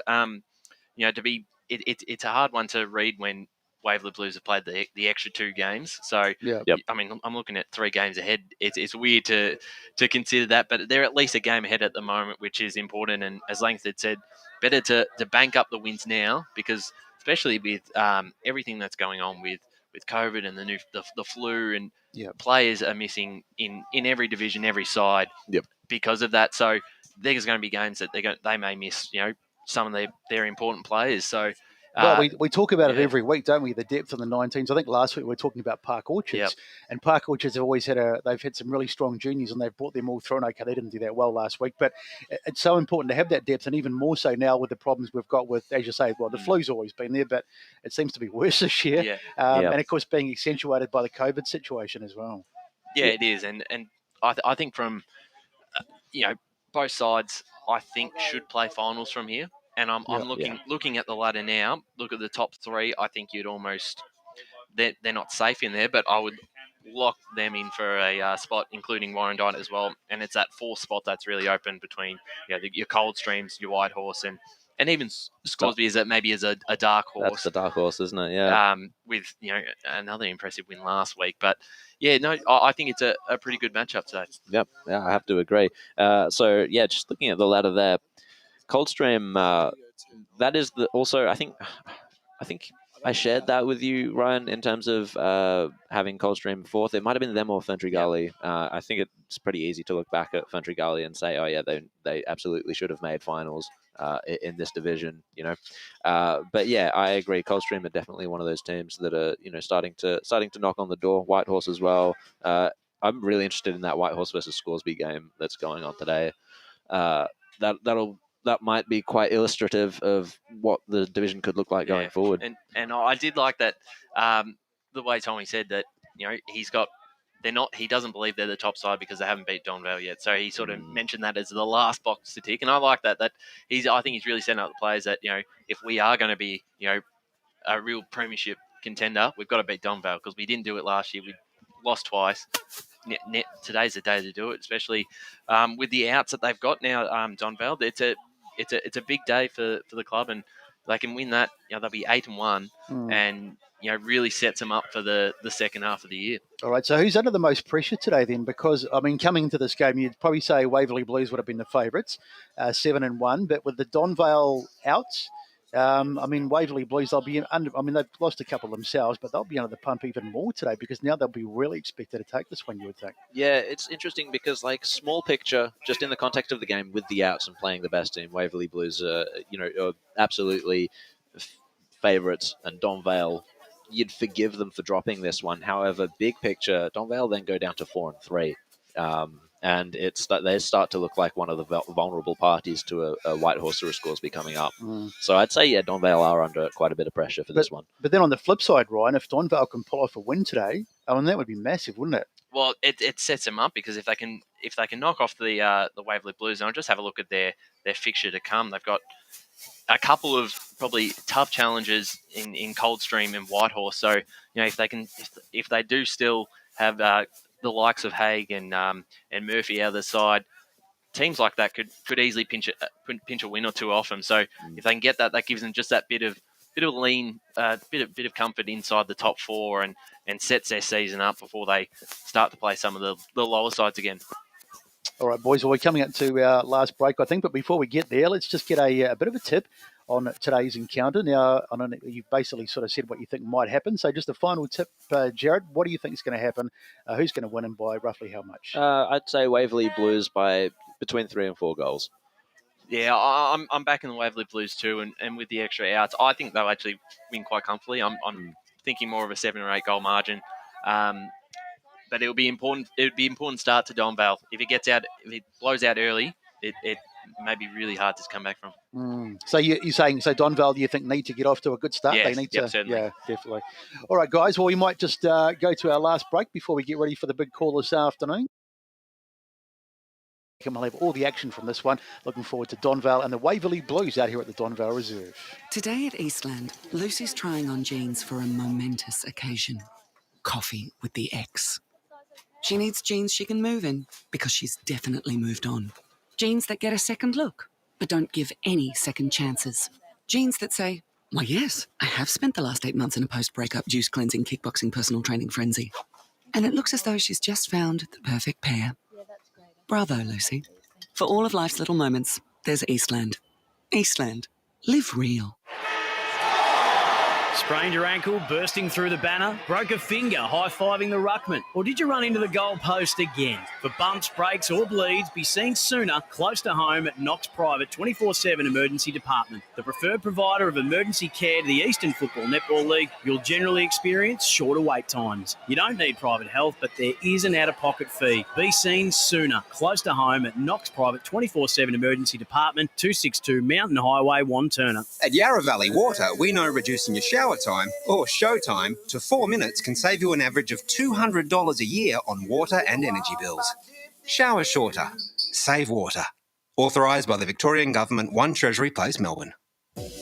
Running and jumping can be really painful for girls, especially in contact sport. Boob Armour supports your breasts, minimises the bounce and guards against impact and injury. Feel confident, feel supported, available at boobarmour.com.au. Do you feel good about your bank? Because there is a bank you can feel good about. They share their profits to fund big community projects, small community clubs, and vital emergency services. They've given $250 million to help Australian communities thrive. They have all the products and tech you expect from a big bank, with service you don't. It's Bendigo Bank. Feel good about who you bank with. Try Bendigo. Search bendigobank.com.au or search Bendigo Bank near me. How would you like to be celebrated? I think I'd like to be celebrated with lots of music, dancing, a bit of a party. I'd like to be celebrated at the pub with a few frothies. Maybe some colourful balloons, my favourite flowers. How about some glitter? I'd like to be celebrated in space. Outdoors, having all my family and friends together. At Tobin Brothers Funerals, they know that every life is unique and they think that every celebration should be too. Find out more at tobinbrothers.com.au. Tobin Brothers Funerals, celebrating lives. Sprained your ankle bursting through the banner? For bumps, breaks or bleeds, be seen sooner, close to home at Knox Private 24/7 Emergency Department. You'll generally experience shorter wait times. Knox Private 24/7 Emergency, 262 Mountain Highway, Wanturna. At Yarra Valley Water, we know reducing your shower time, or show time, to 4 minutes can save you an average of $200 a year on water and energy bills. Shower shorter. Save water. Authorised by the Victorian Government, 1 Treasury Place, Melbourne. EFL Saturday Game Day continues. Let's head back and go local for your footy. Welcome back to Donvale Reserve. We're not too far away from a start in this one. The umpire holding the ball aloft, and we're getting underway for Donvale and the Waverley Blues. Here's Jared Beanland. All right, so right from the middle in the ruck there for Waverley Blues, it was Perry. He didn't quite get the tap down. Chasing onto it is Liardi. Ball goes to ground, however, a bit of a scrap in there to start us off. Ball out in the front of Slocum. The tackle laid well done by Perry. And a bit of feeling in this one to start off with, but we'll go for the secondary ball up right here. Good fly by Slocum there. And it's Zalic to lay the tackle there on, I think, English. And we'll get a tertiary ball up as we've got a pretty tight start right here in the middle in this Division 3 clash. The ruckman fly again, getting the ball away there was Hale. Looking at it now, it's inside forward, or just nearing inside forward 50 for Waverley Blues. Good tackle on Rufus. That was well laid by Rehnquist. Liardi gets the handball out to McCormick, and Donvale, McCormick just recovered it again. Waverley Blues, however, onto it. That was well done. And the kick inside forward 50 has been marked for the Waverley Blues. And so our man there, he's going to go back, and we'll see. It is Williamson. He's kicked 18 goals for the year. Josh Williamson, he's going to line up. He's taking this one pretty quickly as he marches in. The kick's on its way, and the Waverley Blues get the opener. Very quick start there for the away team. You can already see just how quickly they move the ball, the link up, the handball, and then inside 50, just a clean kick. And it's going to be really hard stop for Donvale. Let's throw it down to the boundary line right now. Oh, are we? Are we on? Boys not quite ready, so we'll come back to the middle. But there we talked about Williamson, and of course what a key factor he's going to be today, and that's his first goal of the day, number 19 for the season. So the matchup on him is going to be an interesting one to watch today, as the umpire sends it aloft. The hit out there won by Waverley Blues. Ball goes to ground, trying to get in there and grab it. I think it's placed it. No, not placed it. It's McNamara. Now it comes out, bouncing around all over there, and it's still there for Miller. Gets his kick smothered, bouncing around towards Hatch. Hatch over towards the halfback flank. Goes for a little run, puts a little kick in, up towards the wing. And what have we got? Out in the full. Out in the full. So free kick going the way of the Donvale side. Certainly get a bit of outside run, which is what they weren't able to do last year against Donvale, as Tommy mentioned. So Donvale to bring it back in. It is a big ground, this one, so there's plenty of space for the big men, the runners, and those that have got a bit of pace on the outside. Good tackle over there on the far side. It was Williamson, and the umpire says we'll have a ball up. It was a bit of a shocking kick from that out in the full. In fact, Alan, it's going to be a throw-in, on the far side. So just waiting for the ball to come back in. And it goes. There's the knockdown in the hands there of Muhammad, but he's taken in a tackle, and the umpire says we'll have a free kick quickly played on, and Donvale in possession. So Donvale to clear it from back 50, but the intercept mark taken immediately by Meyer. Meyer plays on, gets a short pass. He lowered the eyes well there, and the mark's been taken once again by Williamson. Kicked one already for the day, and he looks to be in just about the same position, different sort of an angle but, similar distance out. Let's just quickly go down to the boundary where Blake Tennant is. Just give you the. I finally got you guys. Firstly, of course, we've seen the conditions. The conditions is really good out here. It's like a carpet out here. Really good conditions down here. Williamson, sorry to cut you off, Blake. Williamson's coming in for the goal here, and he's edged it in. Another goal to Waverley Blues. Sorry to cut you off there, Blake. Let's go back down to you. Yeah, as I touched on, the ground is like a carpet out here. Perfect conditions for footy. Overcast. We love to see it in the winter. As well, what I'm seeing right now is Waverley just getting the ball really easily in there. I think just trying to find, there's so many loose members from Waverley that are out and about early. So very worrying signs for Donvale already. Back to you. So thank you, Blake. As we get back to the middle, it is a worrying start for the Donvale side. They've conceded too early. They used the ball back into play, knocked down there by Nick Perry in the ruck, fumbled off the ground, and Donvale have a chance to get some possession now. Zellick gets it forward as they try and get something on the board, or try and get something happening, should I say. That's good. Giles, 12 goals for him this season. So he knows where the big sticks are, but he's taken to ground, and the umpire says it's a free kick for a high tackle. So turns around, takes the kick, now towards the wing. Trying to get up there was Rawser, one of the key components, and it's been punched out towards the boundary line. Stays in there. Meyer was over there. He's got it too. Gets a little kick forward. They've got a bit of space here if the bounce is good, but unfortunately it beats everybody and goes out of bounds. Facey it was who was chasing it, but couldn't keep it in. We'll have a throw in over there on the far side. I've noticed Ethan Duncan in the forward line for Donvale. That's a bit of a magnet throw by Kevin Collins, because he was a really good defender last year. He's kicked a couple of goals this year, so it seems to be a role that he's becoming a little bit more familiar with. So on the throw in here, taken directly out of the ruck there for Waverley Blues. We'll see if they can go on with it. It was Nick Perry. He actually ends up with it again. Kick inside forward 50. Williamson's there again, and he takes a juggling mark. And once again, he's about 45 metres out. That was a fantastic mark there. And we'll see. It's, once more, a bit of an angle. He's kicked 2 goals already.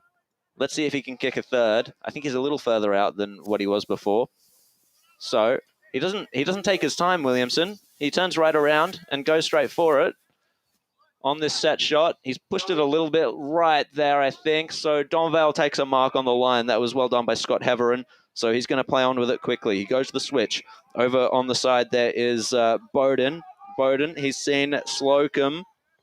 Slocum goes up, takes a good contested mark. So Donvale to play on with it again. So the guy with the mo there just kicks it over to Duncan, who's worked his way up the ground. He's on the wing. He just kicked it towards half forward. Good mark taken by Rawser. He's about kicking a bit away from goal. Let's see who he can see as he centres the ball up there. Zalic couldn't take the mark. He just spilt it. And Waverley Blues have the numbers around here. So Panchi, well, his handball was just stifled. Zalic comes back at it. Now, Donvale, high ball, inside forward, 50. Ross is there. He couldn't take it. He's just received the handball, but it's going to be a ball up there in the pocket for Donvale. So we'll have a ball up, attacking opportunity though. As the umpire throws it aloft, up they fly. It was won by Donvale there, but it's been bobbling around like no, it's on the ground. The umpire says we'll have another ball up. So we'll have done tidy, and we'll have a secondary ball up. So 2 straight plays, no score at the moment. Good start by the Waverley Blues and the big man Williamson with 2 goals already today. As Rawser comes away with it, gets a little handball off and spilled across on the far side. Waverley Blues under a bit of pressure here. That might be holding the ball. What does the umpire say? Yes, he's given it. So free kick going the way of Donvale. That was a good tackle on Miller. That was impressive. So he may have got the hands out then. No one in too much of a hurry to do too much. Is this Slocum, boys, I think, on the far side? To take the free kick? Yep. No, it's Kent. Charlie Kent. So Charlie Kent comes in. There's the kick on its way. They like it behind the goals, and Donvale are finally on the board. So Kent gets the first, and they really needed that one. Donvale, 2 straight, plays 1 straight. We've played nearly 8 minutes in this first 2. Boundary. Let's go down to boundary. Boundary to the boundary with Blake Tennant. Hey boys, just Will Faulkner here. Just a quick one for the Waverley Blues. Nick English came off in the first couple of minutes, getting his knee strapped up. Looked like it was just a bit of the graze on the knee, but good to go. He's just come back on. Looks like he's running into the middle. We've also got Matt Fotia in the score centre here today. You're actually right with the first attempt there, Jared. Very, very well done. Just a couple of Premier Division scores. Berwick and South Croydon have got the first goals of their respective games over North Ringwood and Norwood. So it's Berwick 1 straight 6, Norwood yet to score, and South Croydon leading North Ringwood by the same scoreline. Cheers, Matty. So My apologies, Blake. Blake and Will, sorry. Got to get you guys mixed up all day. So back into the centre. The tap down came for Donvale. Rouser couldn't take it. And it's going to be another secondary ball up there in the centre. Another score from Matt. Yeah, thanks to Yarra Valley Water. Mitcham 117 lead Beaconsfield yet to score in that one. And then Brisbane and GWS. It's GWS 8-1-49 to Brisbane 6-1-37 at quarter time. And Geelong are 4-4-28 to 6 behinds over Adelaide. That's an incredibly high scoring game there for GWS and Brisbane. Anyway, so we've got Johnson in the ruck now for Waverley Blues. He couldn't quite get the tap there. Zalic lays a tackle. It's come to Roper. He gets the handball out to Rehnquist on the outside. He was looking the wrong way there for a second. His kick was smothered by Meyer. That was well done by him. Handball fed out back to Meyer for Waverley Blues. There's a whistle, and it looks like the Waverley Blues player there, Kinsella, was being held without it. And so as he chases the ball, he gets the kick away. I think Meyer's down there. No, he had to come back behind his mark and take his kick again. So, and he's done that a second time. He didn't get completely behind his mark. So, third time's the charm for Kinsella. He gets the kick. There's a centering ball there to Hawkins. He sees a man on the lead. There it's Mohammed. Good mark taken by Mohammed in a similar spot to where Williamson was for a couple of his shots. That's a kick they don't want to allow. The one to Hawkins right in the middle, and that opened up the game and was able to hit his target up forward. In a bit of a lax defence there by Donvale's. Mohammed kick. His kick pushed right, and was it a kick off the ground from the contest? Goodness me! It just spilt out into the goal square, and we'll have to identify the man who kicked the ball off the ground. As we're seeing the replay right now. It bounced off Slocum, and then, of course, it was Williamson to kick his third of the day and Waverley Blues' third of the day. That was incredible. What a miracle there. All right. So. Yes, definitely a contender for the goal of the day. Well called, Bruce. Tobin Brothers Funeral sponsoring goal of the day today, so that's got to be right up there. And I'll tell you what, Williamson's going to have a field day at this rate. He's got 3 in the first quarter. He might get 33 by the end of the game as the ball comes back into play. Taken there by Zalic, but he's wrapped up, and the umpire says we'll have a ball up. I do feel bad for his opponent because that one you can't really, there's not much you can really do there. And the two other ones has been more opponents around him. So Donvale get it forward. They need a quick reply just to keep themselves in touch. Nice little handball from Giles over the top. Here's a chance, and that's well taken. It's number 20. Is it Ethan Duncan? Ethan Duncan, it is too, who gets the kick through. So he's got his first of the afternoon, and a quick reply from the Donvale side. They needed it, and it's all a perfect Boundary. score for both sides. 3 goals played 2 as we go boundary side. Nice little scrap in the goal square at the other end, still going last 30 seconds. Just holding up now, but definitely a fair bit of heat early on in this game. Yep, let's go to the score centre with Matt. Yeah, just Division 4 now. Chertside Park 2-1-13, Forest Hill yet to score. And the other Division 3 game that we were speaking about a lot in pre-game was Ferntree Gully and Coldstream. The Gully, 2 straight 12, Coldstream yet to score. All right, so back into the centre here. And there's a whistle behind play. It's a blood rule by the looks of it. As we're just waiting for the Waverley Blues fella to come off now. We shouldn't have to wait too long for that one. So currently, Donvale, 2 straight 12. Waverley Blues, 3 straight 18. Incredibly accurate game so far.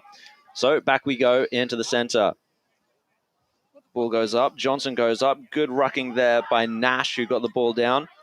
And Waverley Blues wrapped up there. Donvale just gained a little bit of meterage. It was a good tackle by Zalic in the middle. We'll get a ball up once again. So Johnson tapped it down to English, who was wrapped up immediately. Let's go down to the boundary line real quick. Yeah, just Joshua Williamson there with the blood is streaming down the face there. Looks pretty bad from the view that we had. Back to you. Thanks for that, Blake. So Josh Williamson with the 3 goals so far. Just off for a bit of a spell. So hopefully Donvale might be able to capitalise. It's that type of free-flowing attacking football that I think we expected from these two sides, and I worry for Donvale in that sense. They may be close on the scoreboard, but I can't see him outscoring Waverley Blues if this is the sort of style of game that will happen across the afternoon. So we've had about 4 or 5 ball ups in the past minute and a half, I'd say. Here's the 6th. Johnson just taps it down, but it's Donvale on the outside. Well picked up by Jake McCormack. Gets it to Rehnquist. He was met heavily, though, by Kinkella. Rouser gets it to Zalic. His handball finds the open spaces. It's McCormack, challenged by Meyer. And the kick off the ground just spills over the wing. What? Let's go to... You want to take this, Besto? So let's get back into it as the 3 goals plays 2. It's a perfect game so far as the ball is knocked to ground. Taking possession there. The ball comes out to Panchi's got it for the Waverley Blues. Got a handball away, but it was a hospital handball. Straight to his mates, who was wrapped up immediately. So it's going to be another ball up from the umpire. We've had a little bit of a stop-start to this game. Up they fly. It was Johnson. He got the first hand to it, knocks it down, but that'll be another ball up, I'd say, as it's taken to grounds by number 33. That's Jason Miller. Up it goes again. Up they fly. Knocked down there by Nash. Looks like he's going to be doing a bit of work in the ruck today with no Haig there. Now they try to get it forward, smothered, but the umpire's whistle's gone. And I think he's found an infringement, so we'll have a free kick, and it's going to go the way of the Waverley Blues. So Kinsella with the footy. Just taking a bit of time to decide what he's going to do. Now he finally gets the kick away. Easy mark. The man standing on his own with no one within 50 metres of him. It's not great defence. Butcher chips it inside, so they're just going to work it around the Waverley Blues. Try and find a space through Miller. Miller goes with a bit of an ordinary kick straight across the field. And trying to get his hands on it there was Kent. Couldn't quite do so. It's there if it could be contested, but the Waverley Blues have won it. They look a little bit harder around the footy. Now it's on the boot of Rehnquist. Sorry, not Rehnquist. It is Miller again. He's been good for the Waverley Blues. Paddled forward there. Donvale trying to get their hands on it. Now they do.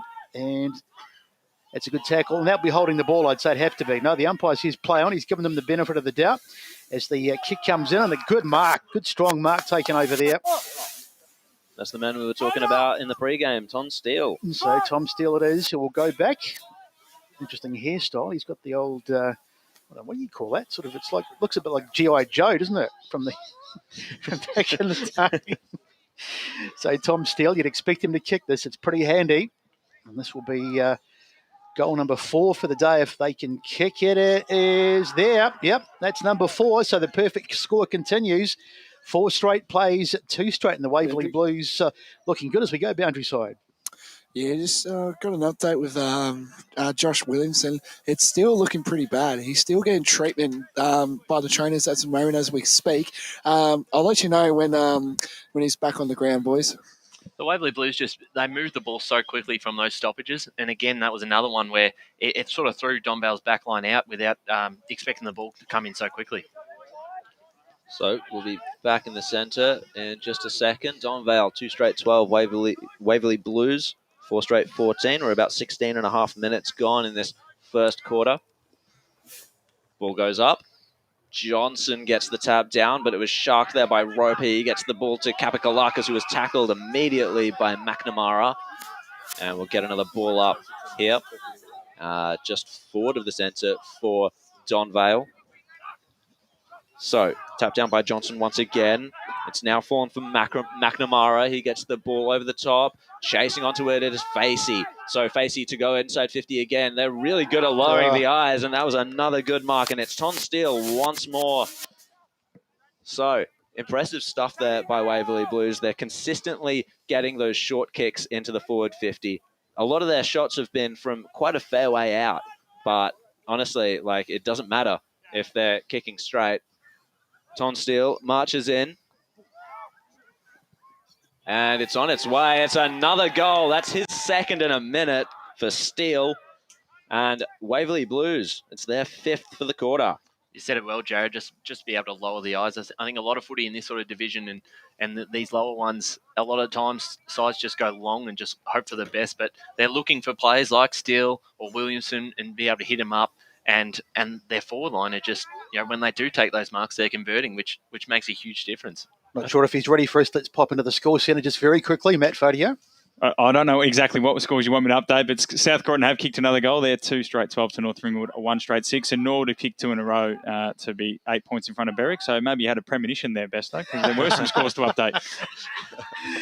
Keep you on your toes, Matty. So back into play, and it's the Waverley Blues trying to get their hands on the footy. Nice work there by Mia.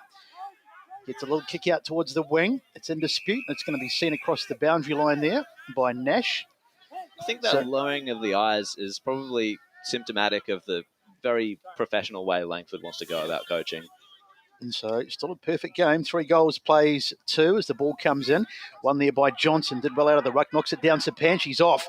Gets a nice little handball away. Here's a chance now. This is Hale. They go inside 50. Can they hit a target? No, they can't. He's all fumbled there. Almost taken there by Steele. He's got a couple today, but he's managed to recover. Gets a handball back. And they can set something up here. There's the kick inside. And that's just a bit too easy. And an easy mark taken there. And they'll go, Miller. And they'll go back and have another shot. So Miller it is. He's got quite an acute angle to work with, so it won't be an easy kick. Let's see what he can produce. Maybe something like a bit of a banana type job. Here it comes on its way. Not a bad kick, but it's off target. So it goes through for the first blemish of the afternoon, a minor score. It was going to happen at some point. And it's 5-1-31 to 2-12 as we go boundary side. Yeah, just an update on Josh Williamson. He's currently getting taped now as we speak. I think the wounds have now cleared. There's no more blood coming out of the face there. But, a lot of strapping going on now, and we hope to see him back out there because he's been dominant early. So back to you. So it's out on the wing here as Donvale tried to push forward. Slocum couldn't quite take the mark. It was wrapped up and we'll have... Oh, it was actually a free kick there to... Waverley Blues. Butcher got the handball to Mohammed. It's going to come now to Hawkins inside 50 once again for the Waverley Blues. Chasing it is Facey, but Heverin would be the first there. No, Steele beat him to it. Was tackled immediately, however. And now Donvale to try and take it away. It's just a scrap in there in the pocket for in the Waverley Blues forward line. We'll get once again we'll get a ball up there. And so Waverley Blues once more in attack. Slocum taps it down. Waverley Blues, however, get a kick away. Facey's there. Heverin takes a courageous mark running back with the flight. So he was here a second ago, getting the similar kick away. And he's just kicked that one out on the full. So this could be another scoring shot for Waverley Blues. We'll see who takes it. And it looks like it's the man of the moment, Ton Steele, from the boundary line. A much harder kick than he's had for his past 2 shots at goal. He looks a little hesitant. Looks like he's looking a little bit inboard, but making as if he's going to take the shot. This will be the Waverley Blues' 6th goal for the quarter. He's lining up. No, he's definitely... Oh, no, he's going for it, and he's got it. Kick. Ton Steele, what a kick. I was fooled by the fact that he went the drop punt, but it was true as anything. I was going to say, he was looking to see if there was anything else on, but why would you when you have a beautiful kick like that? He's a beautiful striker of the ball, and that's a matchup that's going to really start to worry them now. Well, it just needs to back himself, Ryan, doesn't he? Yeah, because he's obviously got the journey. Exactly, and even just before on the other side, where the ball was a bit short for him to mark it, but he was able to just keep it in front of him, and he's got a lot of speed, so he's able to make a bit of space and still recover and be able to send one inside 50. So very important player. Definitely. Back into the middle. One out of the middle there by Fresher. Gets a kick forward. It's already starting to look a little bit ominous. Over there on the far side is Kramer. Kramer gets a kick down the wing. Can they hit a target? Punched away by the defenders. Over there is Kent. Kent's in a bit of trouble, but he's, in fact, it's a Whitford in the end who's been taken without the footy. And it'll be a free kick to Donvale. A little chip out wide. Nicely done. Mark is taken there by Tom Slocum, one of the late ins for the Donvale side. Goes down the wing, trying to hit a target. Up they fly Duncan. Couldn't get his hands on it. Ball goes to ground. Back it comes. That's 16 Kapakalakis. Still there for Donvale. They're not really going anywhere. They're getting plenty of hand passes away and moving the ball, but they're just not making a lot of ground. Now they paddle it forward. Trying to get his hands on it over there's Hale. Gets it back to Hawkins. Hawkins under a bit of pressure, but he gets the kick away nonetheless. Up towards the dugout over there, bouncing around awkwardly. And diving on it there, I think, is might be Steele on the ground over there, but hard to see. There's a couple of players down at the moment. Butcher still down from that contest against, I think that was against Duncan. I think it's Giles down here for Donvale as well. We've got Score Centre with Matt Fodia. Yeah, just over quickly. Division 1, Beaconsfield 24, Mitcham 20 in the first quarter. That's a thrilling contest there as it's just coming down forward for Donvale. Let's see if they can scrap one here. They're going to really need to take their opportunities as they come. It's a bit of a scrap in the pocket. The umpire will come in and break it up. Ablett's that other player that's coming off to the bench now. I beg your pardon, it was Ablett, not Giles. So, on the ball up, we'll see what Donvale can do. It was just tapped down there by the Waverley Blues. Kapikalakis couldn't fight his way out of it. So, ball spilled into the pocket, into space. First to it was Hawkins. His handball was intercepted. Donvale, he just got the handball away in time. Butcher was there. He heard Kramer's voice behind him. That was well done. Kramer tackled to ground, however. That might be holding the ball. And that was a good tackle laid by Kent. So, Kent, he's already got one for the game. I don't think he's going to have the distance in him from here. He is going to go back, however. He's about, I'd say, well, his man on the mark is on the arc. So I guess it depends on how far the arc is out from goal. I'd say about 40 metres out. Charlie Kent comes in, and he's just kicked that one off the side of his boot, and that is easily out in the full. Oh, dear. So, as we're just waiting for the ball to come back in, we are 24.5 minutes into this first quarter. Let's go to the score centre with Matt. Yeah, Churnside Park 3-3-21, lead Forest Hill 2-1-13. Thanks, Matty. So in the hands of Sapanchi, he's going to bring it back in. A little bit hesitant in the end, but he decides just to chip it across to his mate in the back pocket. Mark taken over there by Nick English. Just quickly as well, Wanturna South 4-1-25, Lewerdale 2-3-15. So English goes right across the other side of the ground, but it's not a great kick, and it's been snapped off by Duncan. So here's an opportunity for Donvale to pinch one. We are nearly up to the 25-minute mark, so they could really do with a goal just to keep themselves in touch heading into the latter stages of this half. So this is a big kick. Let's see if he's got the journey. Margin currently is 20. My math isn't very good. 22 points. 25. It is 25. You proved yourself right there, I bro. told you my math. So kick on its way, and it's there too. I think, yes, it is. So that's a really important goal right on the stroke of quarter time, and they get one back. So I'm not going to try and add any more scores up. It's 6-1-37. 25 minus 6. To 3-18. That's a 19-point margin, and that'll make the Donvale coach, Kevin Collins, a lot happier heading into quarter time. Probably the risk they take with those that fast following game, but it's a bit very wide, very dangerous spot to be kicking in. I know they have the numbers, but I agree with you, Ryan. It's just interesting to see how the 2 forward lines are playing. You've mentioned the way Waverley Blues lower their eyes, but they keep the space really well. They keep 30 metres out always clear for players to lead into.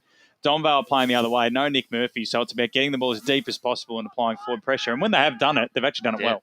So the clearance just came from Donvale there. It was, I think, Zalic. He got it inside forward 50 very quickly on that throw up. It's another scrap in the pocket there, however. It's all been wrapped up, and the umpire will take it. It was Hale at the bottom of that contest for the Waverley Blues. Up goes the Donvale ruckman. He slams it down in the path of Rehnquist. He was beaten to it by Hale, had to tackle, and the ball spilt out over the boundary line. We're once again in the pocket for Donvale in these dying minutes of the first quarter here at Donvale Reserve. Donvale have quite a margin to make up already. So, bit of a low throw in. It was palmed straight down there to Strongman. He was tackled. And we'll have, once again, we'll have another ball up. Let's see how we go here. Duncan is the man in the ruck there. He's kicked 2 already. Juggling it around there, Donvale. Duncan was tackled immediately by Perry as he just grabbed hold of it.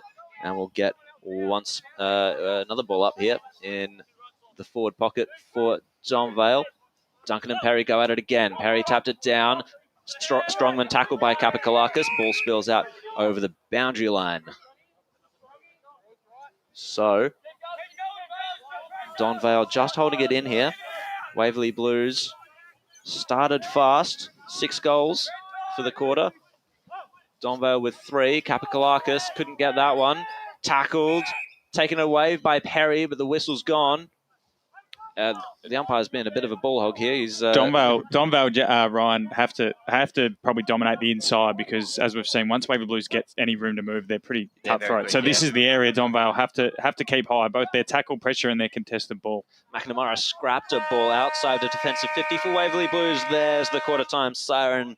And, well, Donvale, they've got a lot of ground to make up. They're 3 straight 18. Waverley Blues 6-1-37.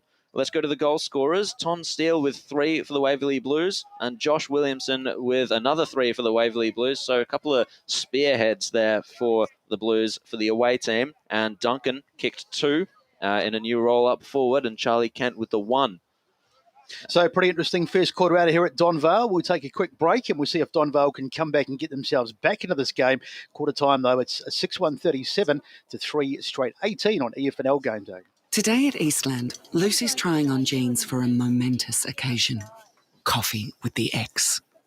She needs jeans she can move in because she's definitely moved on. Jeans that get a second look, but don't give any second chances.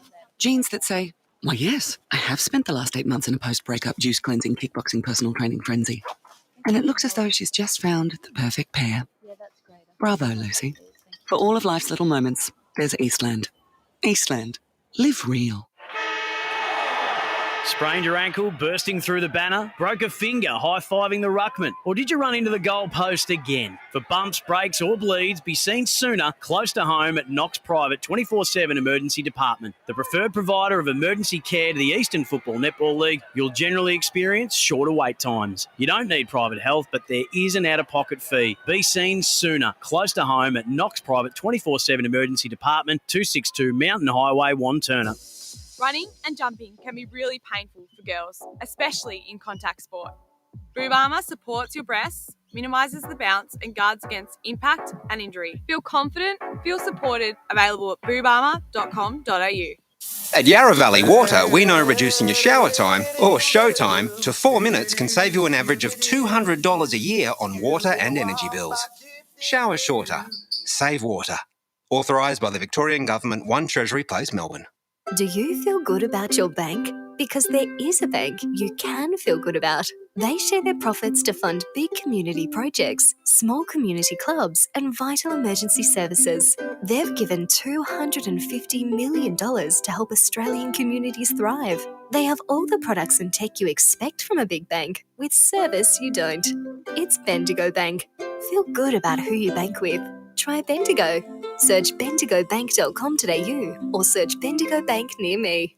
How would you like to be celebrated? I think I'd like to be celebrated with lots of music, dancing, a bit of a party. I'd like to be celebrated at the pub with a few frothies. Maybe some colourful balloons, my favourite flowers. How about some glitter? I'd like to be celebrated in space. Outdoors, having all my family and friends together. At Tobin Brothers Funerals, they know that every life is unique and they think that every celebration should be too. Find out more at tobinbrothers.com.au. Tobin Brothers Funerals, celebrating lives. Sprained your ankle, bursting through the banner? For bumps, breaks or bleeds, be seen sooner, close to home at Knox Private 24/7 Emergency Department. You'll generally experience shorter wait times. Knox Private 24/7 Emergency, 262 Mountain Highway, Wanturna. Running and jumping can be really painful for girls, especially in contact sport.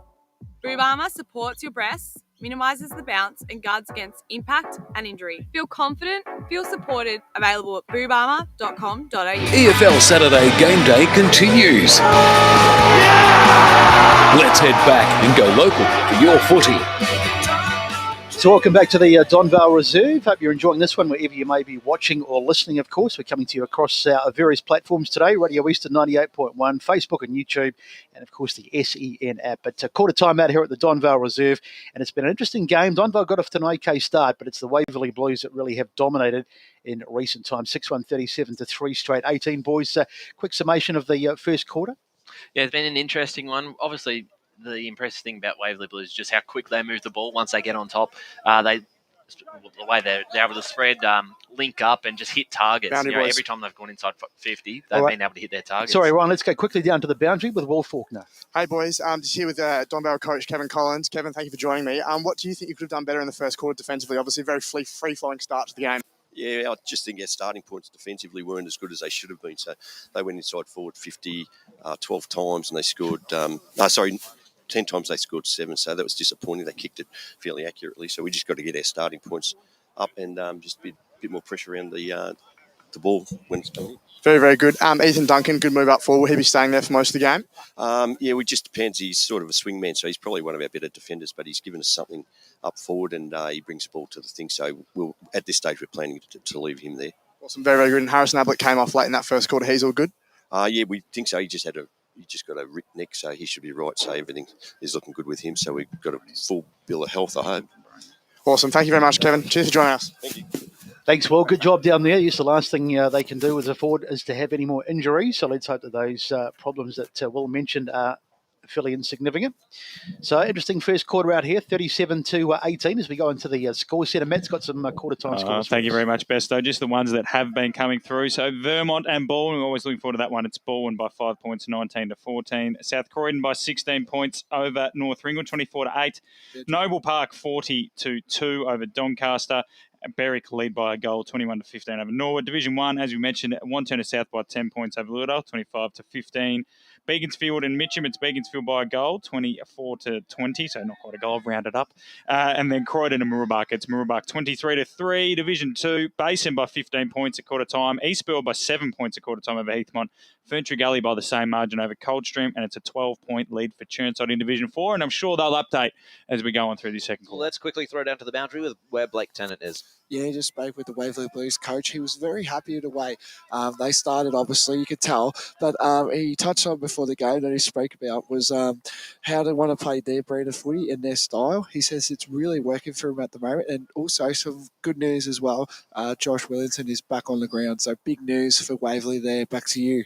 Thanks, Blake. That is great news. Of course, he's an absolute superstar. I'm sure Donvale won't be quite as happy that he's okay, but for the sake of the game, he really is good to watch. He's kicked 3 in this first quarter as the umpire holds the ball aloft. What have Donvale got? They're down by 19 points. The quarter-time break, and they'll need to respond pretty quickly. So umpire steps forward and says, let's get on. Up it goes, and the first hit out of the game, I think, was Perry got tapped down, and it's won by the Waverley Blues. Little handball out there, but it's been wrapped up well and truly in the hands of English, and the umpire says we will have another ball up. Up it goes again. Up they fly, Perry. They've got the tap down there, knocked down. They're starting to dominate in all areas of the ground, the Waverley Blues, particularly around the contest, as the umpire says we'll have another ball up. Perry on the bottom of that. So Liardi with the footy there. He needs to get into the game a bit more from Donvale's perspective. Up it flies. Again, it's Perry coming over the top. Knocking it down. One by Donvale there. Here's half a chance for them. Wignall got a handball away, but it's all a bit untidy. They just can't find space. Little pokey little kick in there, and the Waverley Blues have come up with a footy again. Trying to pick it up there with Sonisic. Gets a little kick forward. Can they get a mark? They can't. That surely is a high tackle. No, the umpire says play on. Ball on the ground, in dispute, diving it on there. It might have been Hawkins, is it, on the bottom? Can't quite tell, but the umpire says we'll have a ball up. So, in fact, it wasn't Hawkins, it was Kramer, and a ball up. So, 37-18, 19-point margin in favour of the Waverley Blues. So, we're in the pack again once more, and we'll get another ball up there as we are in Waverley Blues' forward line, just about 25-30 metres out. Slocum flies again in the ruck. He taps it down. Getting it out of there was Wignall. High kick towards centre half back for Donvale, but there were players of all teams there. Waverley Blues to feed a handball out to Mohammed. He couldn't quite keep a grip on it. Rinkwest with the kick outside defensive 50 there for Donvale. Crashing contest there. Looks like someone stayed down from that one. Kapakalakis came up with the footy, however, and the kick inside forward 50 for Donvale. It was marked there by Liardi. He's going to have a shot on goal, and he's just missed it. So Donvale with a quick break there early. Looks like all parties from that collision have gotten up and will resume the battle, thankfully. Doesn't Ethan Duncan make a contest? That's the second or third time he's just crashed into a pack and just get the ball to ground. He's fun to watch, isn't he? Yeah, he is. He always was when he was a defender. Now up forward, just likewise. So Waverley Blues have attacked here. They've come forward. Good tackle, however, by Donvale, just slowing them up and making sure that they've got a ball up there. Just quickly on Duncan, I do like him more as a forward. I think right now, obviously, their backline's under the pump a bit, but I don't think that's going to be a personnel thing. So Waverley Blues get the kick out of that contest, and it's been marked there by Placestead down forward. He's not looking to go for goal, or is he? No, he just played on. His kick just fell short. The goalkeeper there was Scott Heverin for Donvale. He's going to take it away. Well, another intercept mark taken, this time by Waverley Blues. It's Nick Perry. So, can Nick Perry, in a similar spot to Placestead, as he was a couple of seconds ago, is he going to go for goal this time? He's just floated it into the pocket, and it has gone out on the full. So, Donvale to take the kick in. So Donvale will bring the footy back in, but it's the Waverley Blues who are just threatening to blow this game apart at the moment. We've just got some scores with Matt. Yeah, just an update. Rowville Park Orchards, that interesting clash out there. It's Rowville 22-14, and then Sylvan lead 46-8 over Croydon North. So Fresher gets his kick out towards the wing, and ball in dispute on the ground, trying to scramble it there. I think it was Williamson, and the umpire says we'll have probably a ball up, I'd say. Fair Park and Warrandyte. Fair Park 2-3-15, Warrandyte 3-3-21. So up it goes again. That's a push in the back for short. So Tom Slocum, he's obviously doing a valiant job in the ruck, but there's not much of him. I reckon he's probably about 5 stone wringing wet. As the kick goes out towards the boundary, and it's out on the full. But in terms of being a big body, he certainly isn't that. But he's, in light of the late changes that Donvale had to make, Kevin Collins has had to shift the magnets, and Slocum gets the job. So free kick to the Waverley Blues after the out on the full. And here they come to bring it back inside. Now, the kick goes, there's a bit of a scrubby old kick back into the middle. Rawson does well, picks it up, gets a handball forward. Now Donvale can get something going. Or if they could for a moment. Diving up there was Wignall, and the umpire, Wignall gets it again, and the umpire says no chance of it coming out of there, and we'll have a ball up. So 4 minutes gone in this second term. Donvale showing a bit of fight at the start of this quarter. Not making any inroads on the scoreboard yet, though, as the Slocum head out, won by Donvale. Ball on the ground, diving in it there was the Waverley Blues player. That's Hawkins, I think, coming to his feet. Yes, it was. And we'll have another ball up. Up it goes again. Up they fly. Slocum doing a really good job in the ruck. Perry went past it for the Waverley Blues. Now it's in the hands of Donvale. They get it forward off the boot of Liardi. Now who can get on the end of this one? Up they fly. Nearly a mark taken there by Duncan. He's done a really good job, but he's got a secondary ball, Duncan. Gets a ball away. Trying to get hands to it there was his Donvale teammate. Couldn't quite do so, and the umpire says we'll have the ball up. So plenty of promise for Donvale, but as I say, they're just not getting the score on the board at the moment. Mulgrave 24, Oakley District 13. Okay, so down from the ruck contest there, nearly picking it up was Waverley Blues. They actually managed to. I think it was English. He kicked it out into space. So the chase is on. Is the boundary line going to beat them? No. Kramer, I think, went to ground, got back up, shares it around with his teammate there, running down the wing here. So who's he seen? He's seen Williamson. Oh, it just bounced off his chest. He's quite a fair way from goal, so he's going to need to find another option. He sees one over the top. It was a good kick, and now Rufus kicking half from goal here for the Waverley Blues. Lowering the eyes once again. Good kick into the pocket, and the mark on the dive has been taken here by Tyson Hale. And that's where they're being killed right now. That run on the outside wing, and their forwards just lead to the ball so well. And Williamson then, again, almost like similar to Steele in the first quarter, was just able to keep it in front of him and had enough time to set the kick up himself. They find the space really well, the Waverley Blues forwards, even when there isn't much. In this case, there was quite a bit. So it's a bit of an angle for him to negotiate. It's just going to go to the... Ooh, it's going to go over... I think he pushed it right in the end, and it's just the one behind, so Donvale to once more take the kick in. So, chance goes begging, so Donvale can breathe easily as Kyle Wignall has the ball in the goal square. Just looking around for some options to try and find. He decides to go for a bit of a amble out towards the far side, then gets the kick forward. Long one trying to find a target. Coming over the top was Williamson for the Waverley Blues towards the boundary. Trying to dive on it there was Kapakalakis. Did well, but he can't get it free. Well and truly wrapped up in there. And the umpire says we'll have a ball up. So, played 7 minutes in this term. Not a lot of scoring being done as the ball goes up again. Nicely done by Slocum there.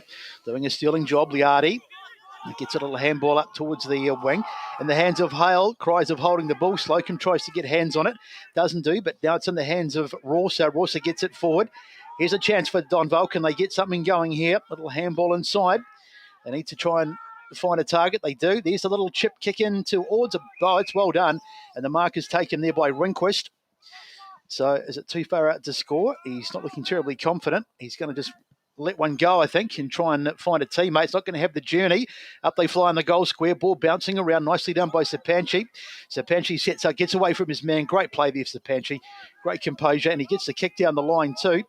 Although having said that, the kick isn't that great. And Donvale will be able to go back inside 50 again. Little short chiseling kick. Nicely done. Wheeling around there is Liardi. The kick forward inside 50.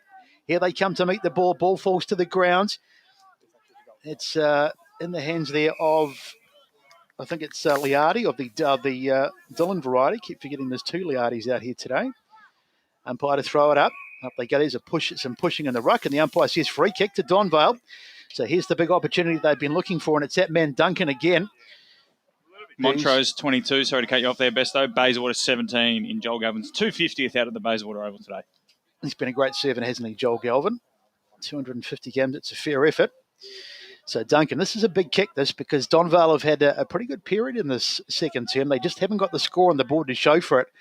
So if they can kick this will give them a lot of confidence. Here he comes, Duncan. Nice smooth approach. Kick on its way. And he's got it. The crowd behind the goals were up pretty straight away, and the goal umpire nearly moved. So Duncan continues to do a sterling job. In the absence of the big men, he's got his third of the day, and they've pulled it back a bit, Donvale. They trail on the scoreboard 6-2-38 to 4-1-25. And we've had some nearly 9 minutes gone in this term. On another score, Rovan Park Orchard still going that quarter. Their smoking ceremony, welcome to country, exactly delayed the start. So still going quarter one. Roeville 6-4-40. Park Orchard's 5-2-32. So an absolute thriller out at Seaback Oval, Ryan. Yeah, exactly. We watched Park Orchards last week, and despite them going down, they're very exciting. They've got a very exciting brand of football. Also a shootout here as well, isn't it? Yeah, it is. And speak about Roeville, if they get up today, they're 12-0 when you combine the women's side. Huge day at Seaback Oval right here at Donvale Reserve. However, we've got in the pocket there, losing it there was Whitbourne. He actually managed to find a teammate, however, but his teammate, unfortunately for him, it was Bowden. He found the boundary line, and we're finding the boundary line now here. Let's go down to Will Faulkner. Thanks, boys. Just to build on what Kevin Collins was saying at quarter time, he's very confident if they can win it at the stoppage, that they were going to be a lot better off in the second quarter. So winning it from the source here, Donvale.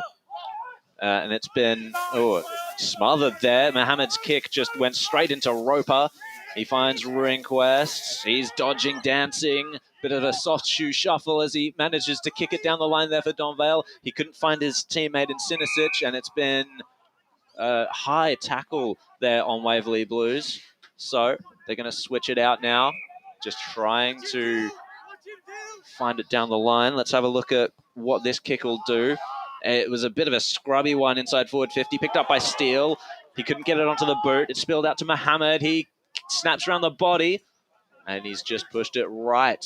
So yet another kick in here for Donvale. Let's go to the scores. It's 6-3-39 to Donvale 4-1-25. About 11 minutes gone in the second quarter. So Donvale bring the ball back into play. A little kick across the boundary line there by Bowden. Donvale working it forward. That's a nice kick and a nice mark taken over on the far side. They're looking a lot sharper, this Donvale side. Now it's Nash and Toby Nash. Low kick, but it's nicely marked there, and that might be copped a bit of a high one too. Ferntree Gully 4-1-25, lead Coldstream 1-5-11. The Gully looking to get their first win of 2022. Overdue. Thank you, Matty. Bowden down towards Rawsa, but Rawsa got shoved out of the way, and that's a good mark taken over there by Hale. Just a shout out to our colleague Ben Warren Smith, who's not here today. He's had a family bereavement, so we're thinking of you, Ben, at this difficult time. As the ball is taken and lost there by, I think it was Rehnquist. Now it's in the hands of Hawkins, who gets a kick forward, trying to find a target. Beautiful mark. That is spectacular by Williamson. We saw him leave the field just to sort of the back end of the first quarter with some sort of injury, but that was brilliant. And he's going to wheel around and kick the goal. That's his fourth of the afternoon. He's bandaged up like he looks like, I don't know, he looks like the mummy, I suppose, something like that. But he's got his fourth of the day, and he really is dominating Williamson. That's superb play. Didn't Chris Judd roll that? I think he did. Chris Judd rolled that one. Voldemort, that's the guy. Merrick Buchanan sort of style. Williamson is showing just his state league prowess. I know the Tassie State League might not be on the VFL level, but it's probably slightly above without being offensive to the competition we all love and admire, the EFNL's third division. So Nathan Mill looks way out of his depth. Unfortunately for Kevin Collins, Ethan Duncan's probably the only solution to the problem, but he's got kicked through at the other end. So another one where you Rob need Peter to pay Paul there. Yeah, exactly. Another one where you See how need quick two he of was there. Mill had to have a hand on the jumper pretty much just to try and stop him. So it was a tackle from the ball up there.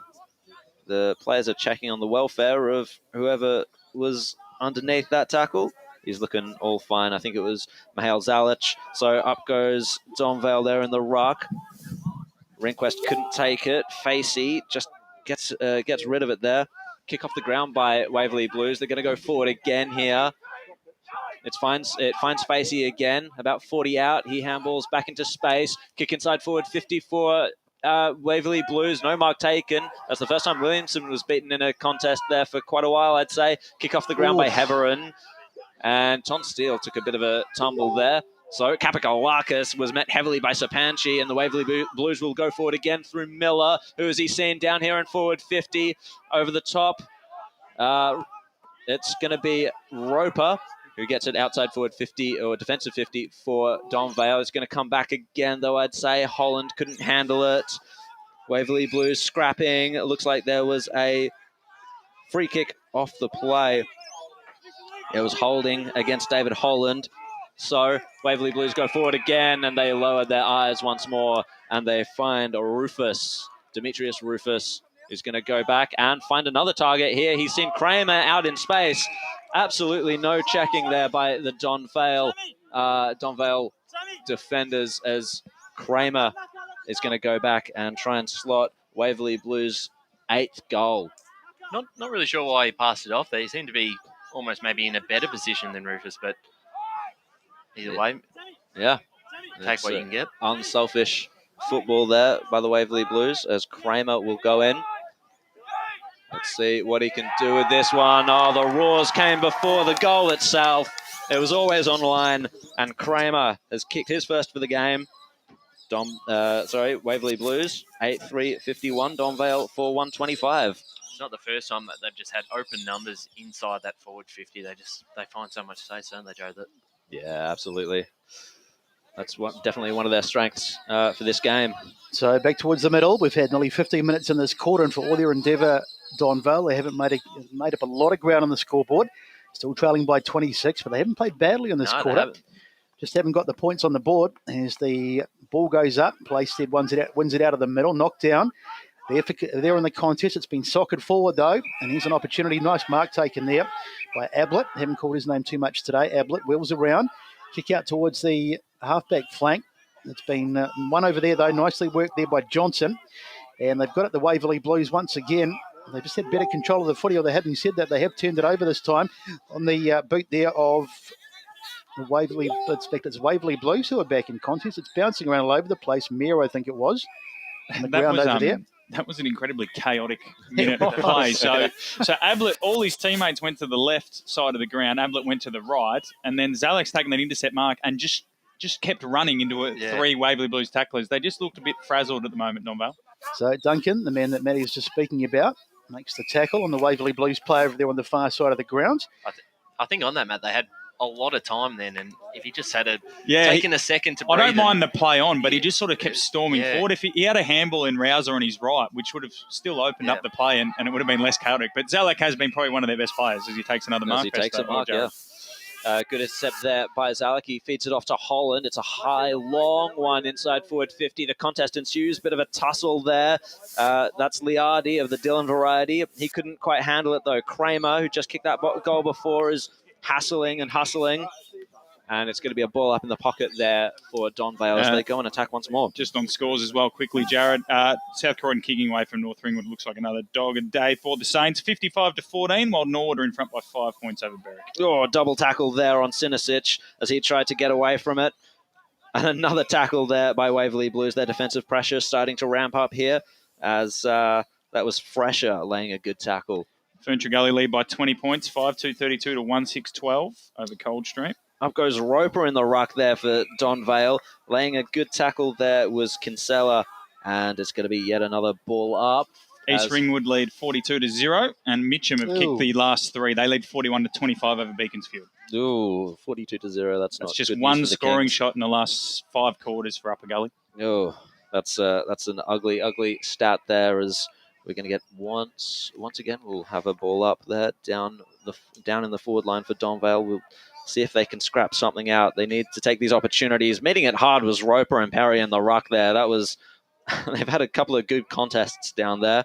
Couple of nice games brewing in Division 4. Churnside by a goal over Forest Hill, 37-31, and Kilsyth 15, Trail Surrey Park 20. I like the sound of that. And Roper wrapped up.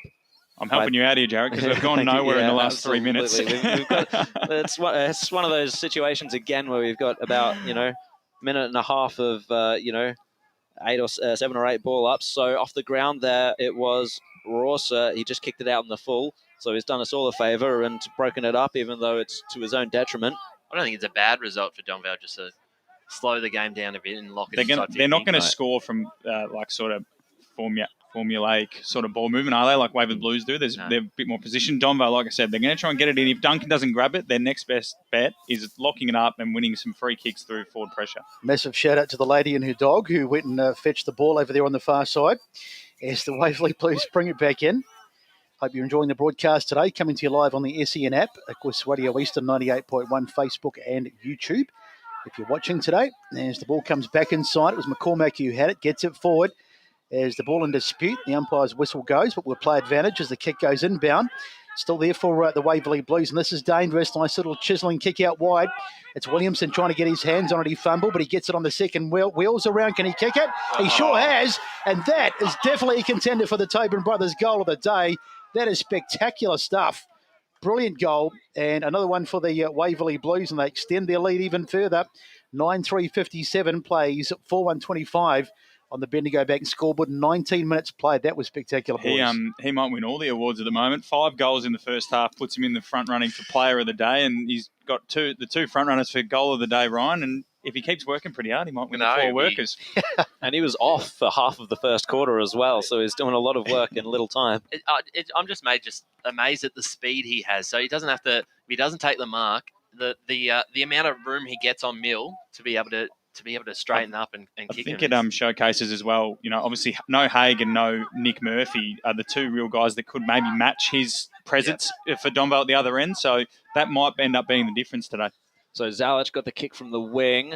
Donvale going forward again. They had to go wide for this one once again. So it's Holland, just a little chiseler inside the forward pocket. It's not going to meet anyone though for Donvale as Waverley Blues will once again rebound. This is Hatch now to slow things up a little bit for Waverley Blues, as Donvale have them a little bit hemmed in here. He tried to make his way around his opponent. He did that quite well. So kick cleared the pack a little bit. It was picked up by Facey. He was tackled and will get another ball up here on the wing. Bayswater 30, lead Montrose 22. Ooh. Classic Montrose. Yeah. Can't trust him anymore. Flattered to deceive all the time. So Perry down to Zalic, however. He gets the kick back inboard for Donvale as they try and go into attack once again. Good tackle by Hatch holding things up. And we'll get once again, we'll have a ball up this time on the corner of the square there. Attacking side for Donvale. Back into the ruck as they resume hostilities. It's Perry and Nash. No real clear possession once more as we're at about half forward. This is how Donvale will like to keep it though. If they can't let it get on the outside. Yep, and here it goes on the outside on cue. But coming up to meet it, that was well done by Wignall, taken in a strong tackle, however, by Rufus. That was a solid hit, but once again, another ball up, just on the wing. As we are looking at time on here in this second quarter. On the outside, once again, Waverley Blues. Facey copped it from behind there from Wignall and will take the free kick. That was a heavy hit. Not a sentence you want to clip there, Jared. All right, let's move on. Meyer gets high ball inside forward 50, and it was Playstead in the right position. He plays on, kicks the goal, slams home another for Waverley Blues. That is incredible play there. That was great use of the body by Playstead. Let's have a look at the replay real quick. It was a good kick by Meyer, and Playstead just completely outpositioned his opponent. Played on. Right into the goal square. Waverley Blues continue to march on. You can see, Ryan, how they cut teams up. Like their forward potency. You can't have a lapse against this side because they'll just blow them up, if you know what I mean. You're right. It's incredible. They've played other games and at the moment, you Playstead's down there, Williamson's down there, Ton Steele, and they're missing Matt Perry, last year's leading goal kicker for the division. So missing O'Connell as well. You can't let them have any ascendancy at all because they're so ruthless. So just quickly down to the boundary, Will Faulkner. Yeah, boys, just a quick update on Angus Kramer from Waverley Blues. He seems to have been on the bench for about 15 minutes now. Looks like a bit of a tight calf, but we'll get that confirmed with you. Thank you, Will. As the ball goes back into the middle. Slocum it was who may have got the tap. Playstead, though, gets it for the Waverley Blues. They are starting to win the ball out of the middle. It was Zelic who did good well for Donvale. Gets it to about a half forward. Ball is fumbled over there, trying to get hands on it. And wheeling around there was Kapakalakis. Ball in contest. I reckon we'll have about our 900th ball up of the day. So that's free kick, Donvale, actually. Free kick to Donvale. All right, good call. Thank you, Ryan. And it's going to be in the hands there of Dylan Liardi. It's the kick forward, but it's not a great kick. But in fact, it has turned out to be a great kick, and Duncan's going to kick a goal. It looked like a bit of a nothing kick. There were defenders back there, but the next minute Duncan found it in his hands, and he's poked it through for his 4th of the day. So the decision to move him forward has been a good one in the absence of the big men, and that's 4 for Duncan. And on the scoreboard, the Bendigo Bank scoreboard, 63 plays 31, and we're up 23 minutes gone in this second quarter. He's on track to kick 8 in a losing side. It is a funny situation because I can't see why you would move him. You can't move him back. As much trouble they have him back down there, he is the reason why they've been able to kick a few. They just have to win it out of the middle. They can't. Waverley Blues are going to kick a score. I don't think you're going to stop them kicking a score. No. You somehow just have to score more than them. Yeah, it's biting the bullet here for Kevin Collins, and I think he's made the right decision as Waverley Blues just trying to scrap it out of there. They managed to find the outside once again onto the wing. It was Kramer, I believe, wrapped up there by Rinkwest. Duncan almost needs to be clone boys, doesn't he? Well, they have a couple of them. They're just out. Yeah. And in other news, Baldwin lead by 14 points over Vermont late in the second quarter. Okay, so Baldwin on the ascendancy there. Rinkwest gave it up, however, here. Good tackle by Rouser. He just spilled it out. Waverley Blues once again. Playstead had some space in front of him. Gets the handball off. It's Mohammed here. Can he take the shot from about 40 out? Oh, it's Williamson once more. Running with the flight of the ball. Nothing Mill could do about that one. And Williamson, he's got a bit of an angle here to have to kick around. He's going to do that right now. I think he kicked the wrong part of the ball, and it's going to float over and out of bounds on the foot. No, it's actually just snuck in for a point. So we'll get a kick in here for Donvale. The only other thing Donvale could possibly do is just immediately sit a man behind the footy, because they sort of need 2 covering Williamson, because if Mill takes the front spot, Williamson's so good out the back like he was there, and then if he takes the back spot, Williamson let up at the footy in the first quarter. So maybe that's the only other thing you can do is concede a number, Ryan. The only problem is they do have those other options. Tom Steele in that first quarter. Yeah, I think they have to drop a winger maybe back straight after the centre bounce or something like that. So I reckon Williamson possibly had a bit more time with that last one that he missed just before we went to the break. But the ball comes out now. It's in the hands of Liardi. Gets a kick forward. Can he hit a target? Yes, he can. Nice mark over there taken by Zellick. Hasn't played too badly for Donvale. And then, in fact, is the siren. A bit of a 6-sounding siren, but it is going to be half-time after this kick. So Zellick, let's see if he can get a late one for the Vales here. Much needed. He trailed by 34 points. It's certainly an understatement, Matty. Let's see if he's got the journey. He looks sort of semi-confident. So it gives the ball a bit of a spin. Zellick, let's see what he can do.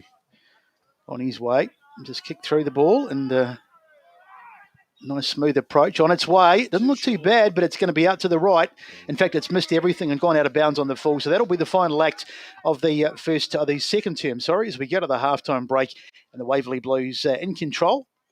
Has the siren gone? Yes, it has. Indeed. Waverley Blues 10-4-64, leading Donvale 5-1-31. Half-time out here at Donvale Reserve. Today at Eastland, Lucy's trying on jeans for a momentous occasion. Coffee with the ex. She needs jeans she can move in because she's definitely moved on. Jeans that get a second look, but don't give any second chances. Jeans that say, why yes, I have spent the last 8 months in a post-breakup juice cleansing, kickboxing, personal training frenzy. And it looks as though she's just found the perfect pair. Bravo, Lucy. For all of life's little moments, there's Eastland. Eastland. Live real.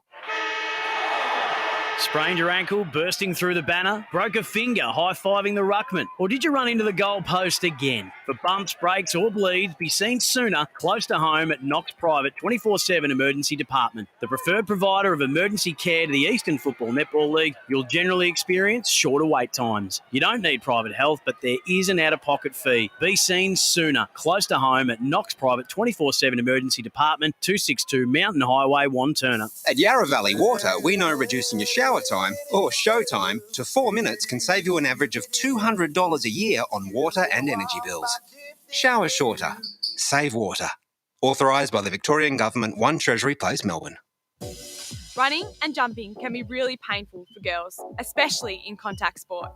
Boob Armour supports your breasts, minimises the bounce and guards against impact and injury. Feel confident, feel supported, available at boobarmour.com.au. Do you feel good about your bank? Because there is a bank you can feel good about. They share their profits to fund big community projects, small community clubs, and vital emergency services. They've given $250 million to help Australian communities thrive. They have all the products and tech you expect from a big bank, with service you don't.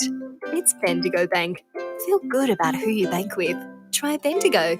Search bendigobank.com.au or search Bendigo Bank near me.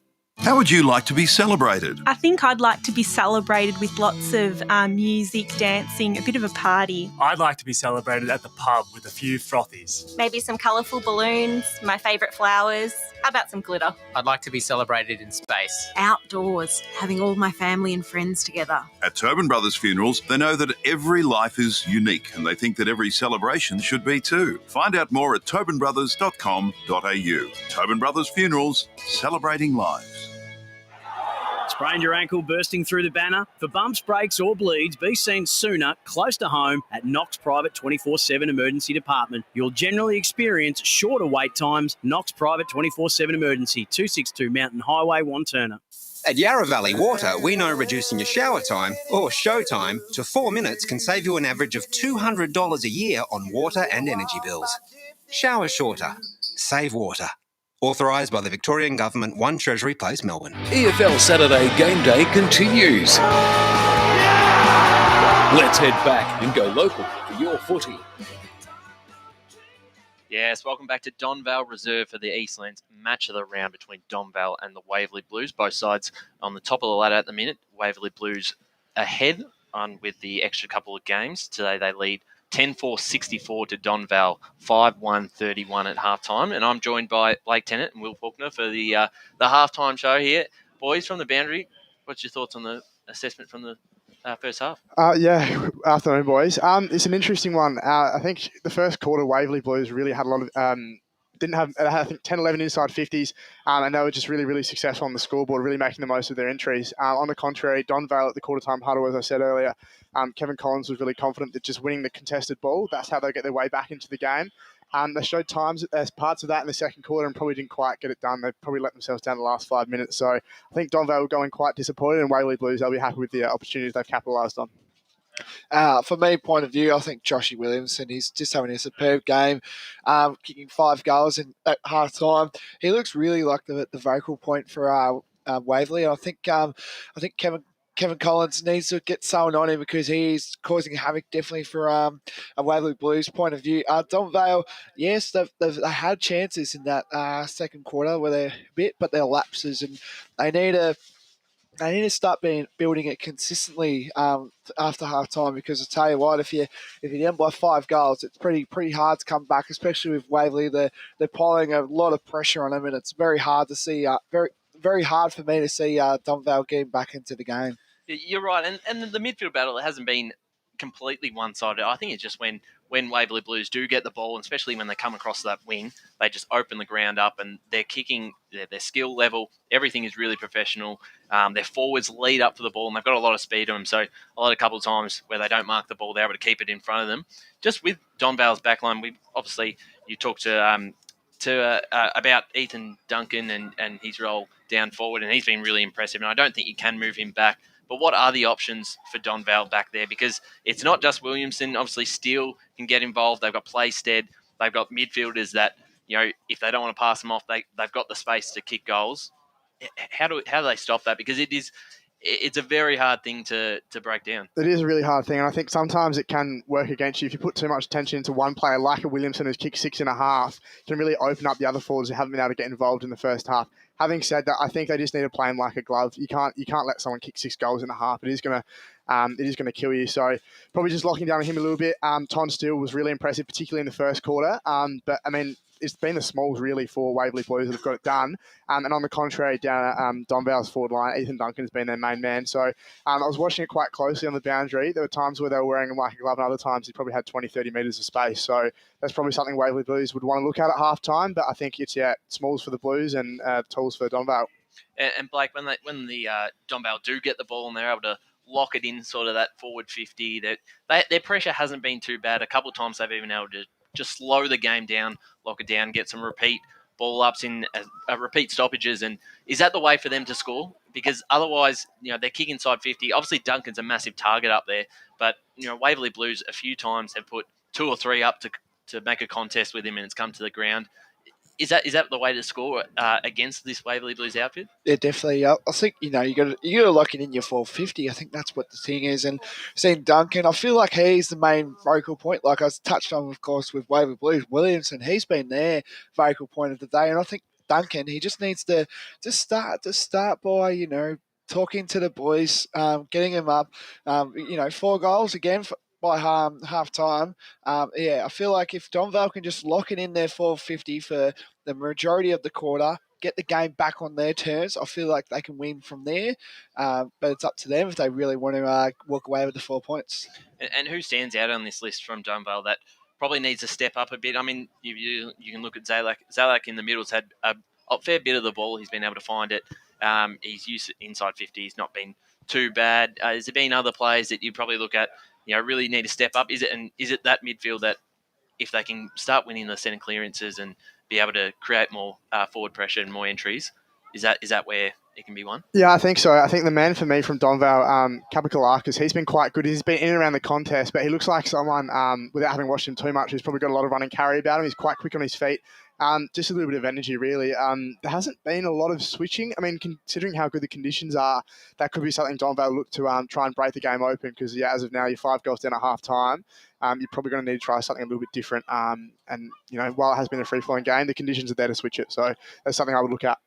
Yeah, exactly. And if you have just joined us, Waverley Blues currently lead 10-4-64 to Donvale 5-1-31. A couple of big outs for the game. Zach Haig and Nick Murphy, which has really thrown off their structure, boys, especially up in their forward line and in the rucks too. And that's probably been a big key when you've got look at the Waverley Blues and a guy like Williamson. A couple of those players out would be really good to play on him. And we're just going to go with our Matty Fodia in the score centre for some of the scores around the grounds. Thank you, Ryan. So Premier Division, Roeville lead 55-34 out there at Seaback Oval. They're just slightly behind us, of course, with the Indigenous jumper, the celebrations there. So they're slightly behind everyone else. So late in the second quarter there. Norwood lead by 16 points over Berwick, 40-24. South Croydon by 5 goals over North Ringwood, 62-32. Doncaster 21 trail by 44 to Noah Park 65. Baldwin 37 lead, Vermont 33 at halftime. Close game once again between those two sides. Division 1, Wanty South by a goal over Lilydale in their 1,000th game, 38-32 at the main break. Same margin for Bayswater and Montrose. It's the Waters by a goal there, 30-24. Mitcham kicking away from Beaconsfield. And the Tigers, they'll be looking to close in on third spot. They lead 53-26 over the Eagles. No update from either Croydon, Mooroolbark and Upper Gully and East Ringwood. It was Mooroolbark and East Ringwood leading comfortably last time we checked. Division 2, South Belgrave by 31 points over Boronia, 45-14. Mulgrave by a similar margin, 53-14 over Oakley District. The Basin lead by 13 over Templestowe. Low scoring affair out there, 28-15. East Burwood kicked away in the second quarter. They lead by 32 points over Heathmont. Knox and Ringwood, a 7-10 start. If you want to head out to Knox Gardens Reserve to catch that one later on tonight. Furniture Gully, they almost look home and hosed, Ryan. They're kicking points, which is incredible. A goal, sorry. They lead by 28 points, 40-12 over Coldstream. And we're just waiting on an update from Fair Park and Warrandyte. And then in Division 4, Chirnside lead 50-37. Kilsyth 45 trail Surrey Park by just 1 goal, 51. And Sylvan Croydon North is still, as we last updated it, 46-8. And just before we get I'll go back to you boys in a second for your predictions with the second half. But Matty, just down at Roeville, and you can look at the socials now. The footage from the Roeville game, the pre-game there with the ceremony, the Indigenous jumpers for Roeville. Do you know if was it a player initiative led thing? So Jethro Kalmer Holt, he believe he's the Carlton Indigenous liaison or Indigenous welfare manager. He's playing for Roeville this year, so he kickstarted the movement. I'm sure there was other members of the club that wanted to get going, but he was the main architect and worked with his cousin Stephen Hanning, the artist from the Darwin and Tiwi Islands and so on. You can read more about it on efnl.org.au. Absolutely fantastic. It's a great initiative, and we've seen Norwood do that last year as well with their jumpers. Boys, back to this game just quickly. Can we see any way that Donvale can get back into this? Yeah, I think so. Look, as I said, at the quarter time huddle with Kevin Collins, I think they looked like they had a lot of a chance, and they were pretty keen to get back into it. He was confident. And just quickly, Blake. Yeah, I reckon Waverley too strong. Can't see Donvale getting in the game. Cost themselves in the first two halves. All right, we'll be back for the third quarter just shortly. You're listening to the Eastland's Match of the Round at Donvale Reserve. Today at Eastland, Lucy's trying on jeans for a momentous occasion. Coffee with the ex. She needs jeans she can move in because she's definitely moved on. Jeans that get a second look, but don't give any second chances. Jeans that say, why yes, I have spent the last 8 months in a post-breakup juice cleansing kickboxing personal training frenzy. And it looks as though she's just found the perfect pair. Bravo, Lucy. For all of life's little moments, there's Eastland. Eastland. Live real. Sprained your ankle, bursting through the banner? Broke a finger, high-fiving the ruckman? Or did you run into the goal post again? For bumps, breaks or bleeds, be seen sooner, close to home at Knox Private 24/7 Emergency Department. The preferred provider of emergency care to the Eastern Football Netball League, you'll generally experience shorter wait times. You don't need private health, but there is an out-of-pocket fee. Be seen sooner, close to home at Knox Private 24/7 Emergency Department, 262 Mountain Highway, Wanturna. Running and jumping can be really painful for girls, especially in contact sport. Boob Armour supports your breasts, minimises the bounce and guards against impact and injury. Feel confident, feel supported, available at boobarmour.com.au. At Yarra Valley Water, we know reducing your shower time, or show time, to 4 minutes can save you an average of $200 a year on water and energy bills. Shower shorter. Save water. Authorised by the Victorian Government, 1 Treasury Place, Melbourne. Do you feel good about your bank? Because there is a bank you can feel good about. They share their profits to fund big community projects, small community clubs, and vital emergency services. They've given $250 million to help Australian communities thrive. They have all the products and tech you expect from a big bank, with service you don't. It's Bendigo Bank. Feel good about who you bank with. Try Bendigo. Search bendigobank.com.au or search Bendigo Bank near me. How would you like to be celebrated? I think I'd like to be celebrated with lots of music, dancing, a bit of a party. I'd like to be celebrated at the pub with a few frothies. Maybe some colourful balloons, my favourite flowers. How about some glitter? I'd like to be celebrated in space. Outdoors, having all my family and friends together. At Tobin Brothers Funerals, they know that every life is unique and they think that every celebration should be too. Find out more at tobinbrothers.com.au. Tobin Brothers Funerals, celebrating lives. Sprained your ankle, bursting through the banner? For bumps, breaks or bleeds, be seen sooner, close to home at Knox Private 24/7 Emergency Department. You'll generally experience shorter wait times. Knox Private 24/7 Emergency, 262 Mountain Highway, Wanturna. Running and jumping can be really painful for girls, especially in contact sport. Boob Armour supports your breasts, minimises the bounce and guards against impact and injury. Feel confident, feel supported, available at boobarmour.com.au. EFL Saturday Game Day continues. Let's head back and go local for your footy.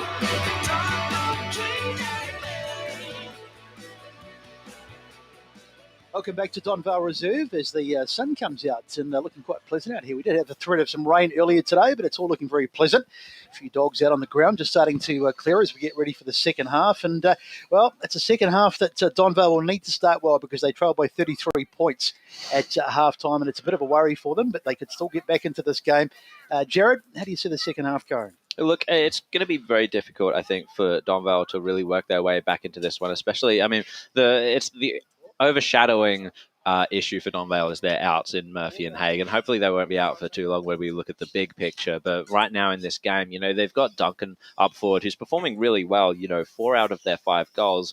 But honestly, with just him there kicking goals, it's difficult to see a way for them to sort of bridge the gap, and especially when right down at the other end you've got so many options. You know, obviously Williamson with 5 has been the star of the day, Anton Steele with 3, and of course, you know, Playstead with just the 1, he can get on a run as well if they manage to lock down the other 2. Ryan, if you were Kevin Collins, what would you do in terms of moving the magnets around for the second half? I definitely wouldn't touch Duncan. I just don't think they really have too many options out there, and that's hard to say. And you've got to be able to do something. But if they can win the ball out of the middle a bit more and just be able to make the most of their opportunities when they do get it up forward, I just think I honestly think it's a game that's almost unwinnable. And they haven't played poorly. They played quite well. It's just the Waverley Blues are just well and truly on top. You're right, Ryan, mate.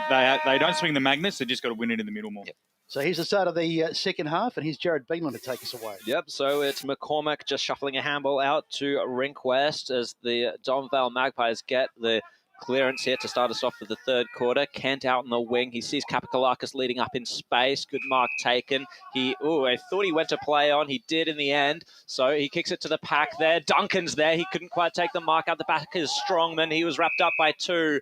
And we'll get a ball up here as Donvale look to get a good start to this third quarter. 64-31, of course, in favour of the Waverley Blues. Tap down there into space. I think it was by Perry. Rouser onto the attack, and he just wrapped up Hale. We'll get another ball up here just near the crook of the arc and the boundary line in the Donvale forward 50. Perry to go up against, I think it's Nash there for Donvale in the ruck. Good kick away, or not quite a good kick away. It's just floating over the line for Waverley Blues. It was taken over in the end by a Donvale player, and we'll get a ball in, I believe. Yep, it is a ball in, as Donvale were looking to disagree with that one. Just an update from Sylvan and Croydon North. Sylvan 12-16-88, lead Croydon North 3-2-20. Thanks, Matty. So ball comes back in as we on the ground in dispute. Diving on it there was one of the Waverley Blues players. Couldn't quite extricate it, though, from the stoppage. So the umpire says we'll have a secondary ball up. Up it goes again. There's Perry getting there. And he gets just over the top of Nash. Now the ball is hurried forward, bouncing around, going back there, and a good smack, knocked away there into the arms of Liardi, who said thank you very much, because he's copped about 2 Waverley Blues defenders on him. It was very... in fact, we're still playing. I thought the umpire's whistle had gone scrapping here. Just an update from Kings Park. Upper Gully 1 behind. East Ringwood 9, 13-67. Umpire's whistle had gone, but we're having a bit of handbags at 5 paces on the ground. Knocked away there by Perry for the Waverley Blues side. Whistle's gone. So free kick to Donvale. Can they get the fast start here in this second term? There's the kick forward, trying to find a target. Sapanchi was there, worried his man out of the way. It's still there, though, for Donvale as they knock it forward, but they can't keep it in. They run out of room over there on the far side, and the ball goes across the boundary line. Warrandyte 65, lead Fair Park 23.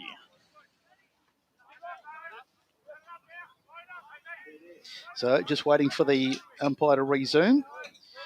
Throws the ball in. Up it goes. Knocked away there into the arms of Sapanchi. Gets it forward. Nicely done there by McNamara, and they're off again, the Waverley Blues. They've had so much speed this afternoon, and their transition's been really good. Playstead got thrown out of the way, but he's going to go and have another crack for it. Picked up over there by McCormack. McCormack goes inbound. Nicely done.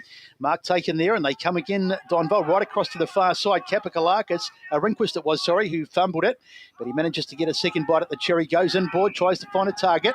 Now it's Rouser.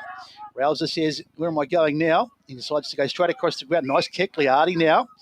Going from one side of the ground to the other. Liardi's caught. That might be holding the ball. Umpire says play on, though. McCormack did well, gets it down, and they're away here, Donvale, as they go inside 50. Here's the kick towards Slocum, and it's gone through. It's been knocked through for a minor score. Slocum had an opportunity there, but he just couldn't get to the front spot, and it's through for a minor score. So the margin exactly doubled, and it's Waverley Blues 10-4-64 versus Donvale's 5-2-32. On the Bendigo Bank scoreboard, and we've had some 3 minutes in this third term. Let's quickly go check some scores with Matty. Half-time out at Roval, and it's the Hawks 69, leading Park Orchards 43. Thank you. So on the kick in there, it was McNamara on the kick in for the Waverley Blues. Strong mark taken over there by the Blues, so they're going to be able to link up well here. If Mohammed is able to pick it up, he wasn't. Good tap along, though, and it's Kinsella just with the kick across the wing here. Good contest there. Ton Steele scoops it up. Great pickup by Steele. Oh, he was tackled, however, in the end, holding the ball. That was well done there. And we're having a look at Braden Bowden, who's just going to hand it off. They're really trying to force the switch here. Donvale. Kapakalakis out in the wing, running out to meet it. Oh, good stuff by Williamson. He's fast, isn't he, for a big man? He beat Kapakalakis to it. Tapped it to his own advantage, but his handball didn't go particularly far, and we'll have another ball in over on the wing. Donvale looking to spread, as Jared called their run, and play on literally at all costs. So every time they take a mark, they look to go immediately. Yep. I can see the argument. I wouldn't mind a little bit more composure, but I prefer that to maybe, being risk-averse. Yep, and forcing all the stoppages all the time. So tap down there. It ended up with Kinsella. Waverley Blues to try and force it forward again. Miller might have got a push in the back and a bit of a high and round the neck. contact. Yeah, let's go down to the boundary really quickly. Boys, just looks like Donvale are playing one loose behind the ball. It's been different players across the last few minutes, but definitely +1. Thanks for that, Will. So, being tackled there was Facey, I think it was, and Kinsella gets the kick towards forward 50. Fighting for it there was Liardi. This is of the Matt variety for Donvale. He managed to get the handball out to Will. Smothered, however, by Miller. That was well done. Picked up, however, by McCormack. Donvale really trying to fight it forward here, but it's been they've been bitten to it again, this time by Hale. His kick was a centering one for Waverley Blues inside forward 50. Johnson couldn't get a clear touch, neither could Mohammed, and it's going to be wrapped up once again for Donvale. It's at centre-half forward for Waverley Blues. I'm a little annoyed, Ryan, that we haven't actually get to see Donvale with Haig and Murphy in it because they've competed really well around the footy. It'd be interesting to see if they had their two twin towers, whether this game would be a different kettle of fish. Yeah, 100%, and that's probably the big difference in the end when you look at Waverley Blues, who they've got up forward. Absolutely fair comment as the ball is picked up nicely by Sapanchi. Wheels around and he gets a second bite at the cherry. Now he goes long, trying to find a target. Punched away. They good spoil out towards the boundary. It's still going to stay in over there though. Mohammed went past it. On the ground. No, that's no good. That's a free kick. That should be a yellow card. Yeah. Yep. There's a Donvale player on the ground, and it is a yellow card. Steele was the To be honest, that should be weeks too. I hate to cut you off there, but that should be a report. You know, players over the footy. Tom Steele, he's run past the footy, hip and shoulder straight over bloke's head. That should be weeks. Yep. So Tom Steele, that's going to be a bit of time in the naughty corner for him as he wanders off, and rightly so too. Who was the Donvale player, boys? I think it was Bowden. Bowden, so hopefully he's okay, but he certainly took a frightful tumble. Cheap shot from Steele. He's better than that, as Matty said. It's a shame because he's been a very, very good player this afternoon and a very important player to their lineup. So you can have a bit of a think about things for the next 10 minutes or so as the what have we got going on here? Not much. Going back, so... It should be 25, shouldn't it, from a yellow card? I am certain that a yellow card is a free kick and a 25, but I'm not sure. I don't think there was a couple this morning, and I don't think there was a 25 at all. Oh, a couple this morning. Oh, one, sorry. Apologies. Okay. So Bowden brings it back in. He's the kick down towards Duncan. Couldn't get to the hands to the ball. He was in the front spot too. Now the ball sent forward by the Waverley Blues. Can someone get on the end of it? Wheeling around there. Oh, great tackle it was. As I think it was Facey got slammed out of the way there. Now the ball goes inbounds. Oh. And it's a goal. It's ridiculous. Williamson again. You can't miss him with the... that headband, it's not really a headband, it's a bandage, whatever you call it, but he's got another one. Williamson, he's having an absolute field day, and the margin now out to 38 points, 11-4-70, plays 5-2-32 as we go boundary side. Yeah, I just had a couple of the Waverley Blue boys just come up to me asking how many goal of the day nominations that is for Williamson, so they're all getting around him here at boundary side. It's a bit rough on Donvale, Ron, because for most of this quarter, we seem to hear more Donvale names called. They seem to have more hands on the footy, but they just can't quite put any sort of chains together. And then obviously Williamson only needs half a sniff at the moment. I think it's really just personnel because their pressure's been there. The intensity hasn't dropped since the start of the game. They find plenty of the ball, but then I don't know what you can do there when Williamson. They're not going to win this one. They're not going to win this one, but I don't think they're that far off. No, I don't think they are either. Indeed. So we're just going to have a secondary ball up here on the part of the umpire from the centre circle. Real quick tap down there, ended with a Waverley Blues possession in English. He gets it back, however. That was good by English. Finds Kramer. He was wrapped up. Waverley Blues now going forward once again. Oh. Perry just shrugged a tackle. That was excellent. Left foot ball towards Williamson. Once again. Oh, it's like shelling peas out there for Josh. I know he didn't get the tackle, but just the effort from Zalek then. He was a fair way behind. He really chased it. But Nick Perry, it's just another case of Perry and Sapanchi held their width at that stoppage. So if Waverley Blues won it, they had outriders. If Donvale win it, they have nowhere to go. And it's Williamson around the body once again. Another goal. That's his 7th. Goodness me. He's on for 10 here. Yeah. He is. Paul Whitbourne as well. He's just come into the side today. I don't think he knew what he was going to get involved with. Yeah, Whitbourne, Mill. It comes back to that thing that the way Blues are playing with such confidence and in each other, Ryan. Yep. Like I said, if you watch around the stoppages, and we've seen it all year, the really good sides, when they go to stoppage, don't overcommit numbers so that when they do win it, they've got an ability to break and spread, and that's where the outside run comes into it. Donvale at the moment, because they want to get back in this game, everyone's so keen, they overcommit. So when they are winning it, they can only really do 1 metre handballs or rush kick forwards, and obviously that it hurts when you don't have your premier ruckman and premier forward in the side. But there's just little things that they can tweak. But again, to be honest, I don't think they're that far off the Waverley Blues. So they're off again, Waverley Blues, and that's a high tackle on McNamara, so he'll get a free kick. That's unfortunate because it was nearly holding the ball there. So McNamara sends it long. Usually a comfortable mark there. No one in absolute a mile of English. Well, probably a kilometre in this day and age, of course. Now we're in metrics. Sounds a bit of candy now. He gets the kick forward. Can someone get on the end of it?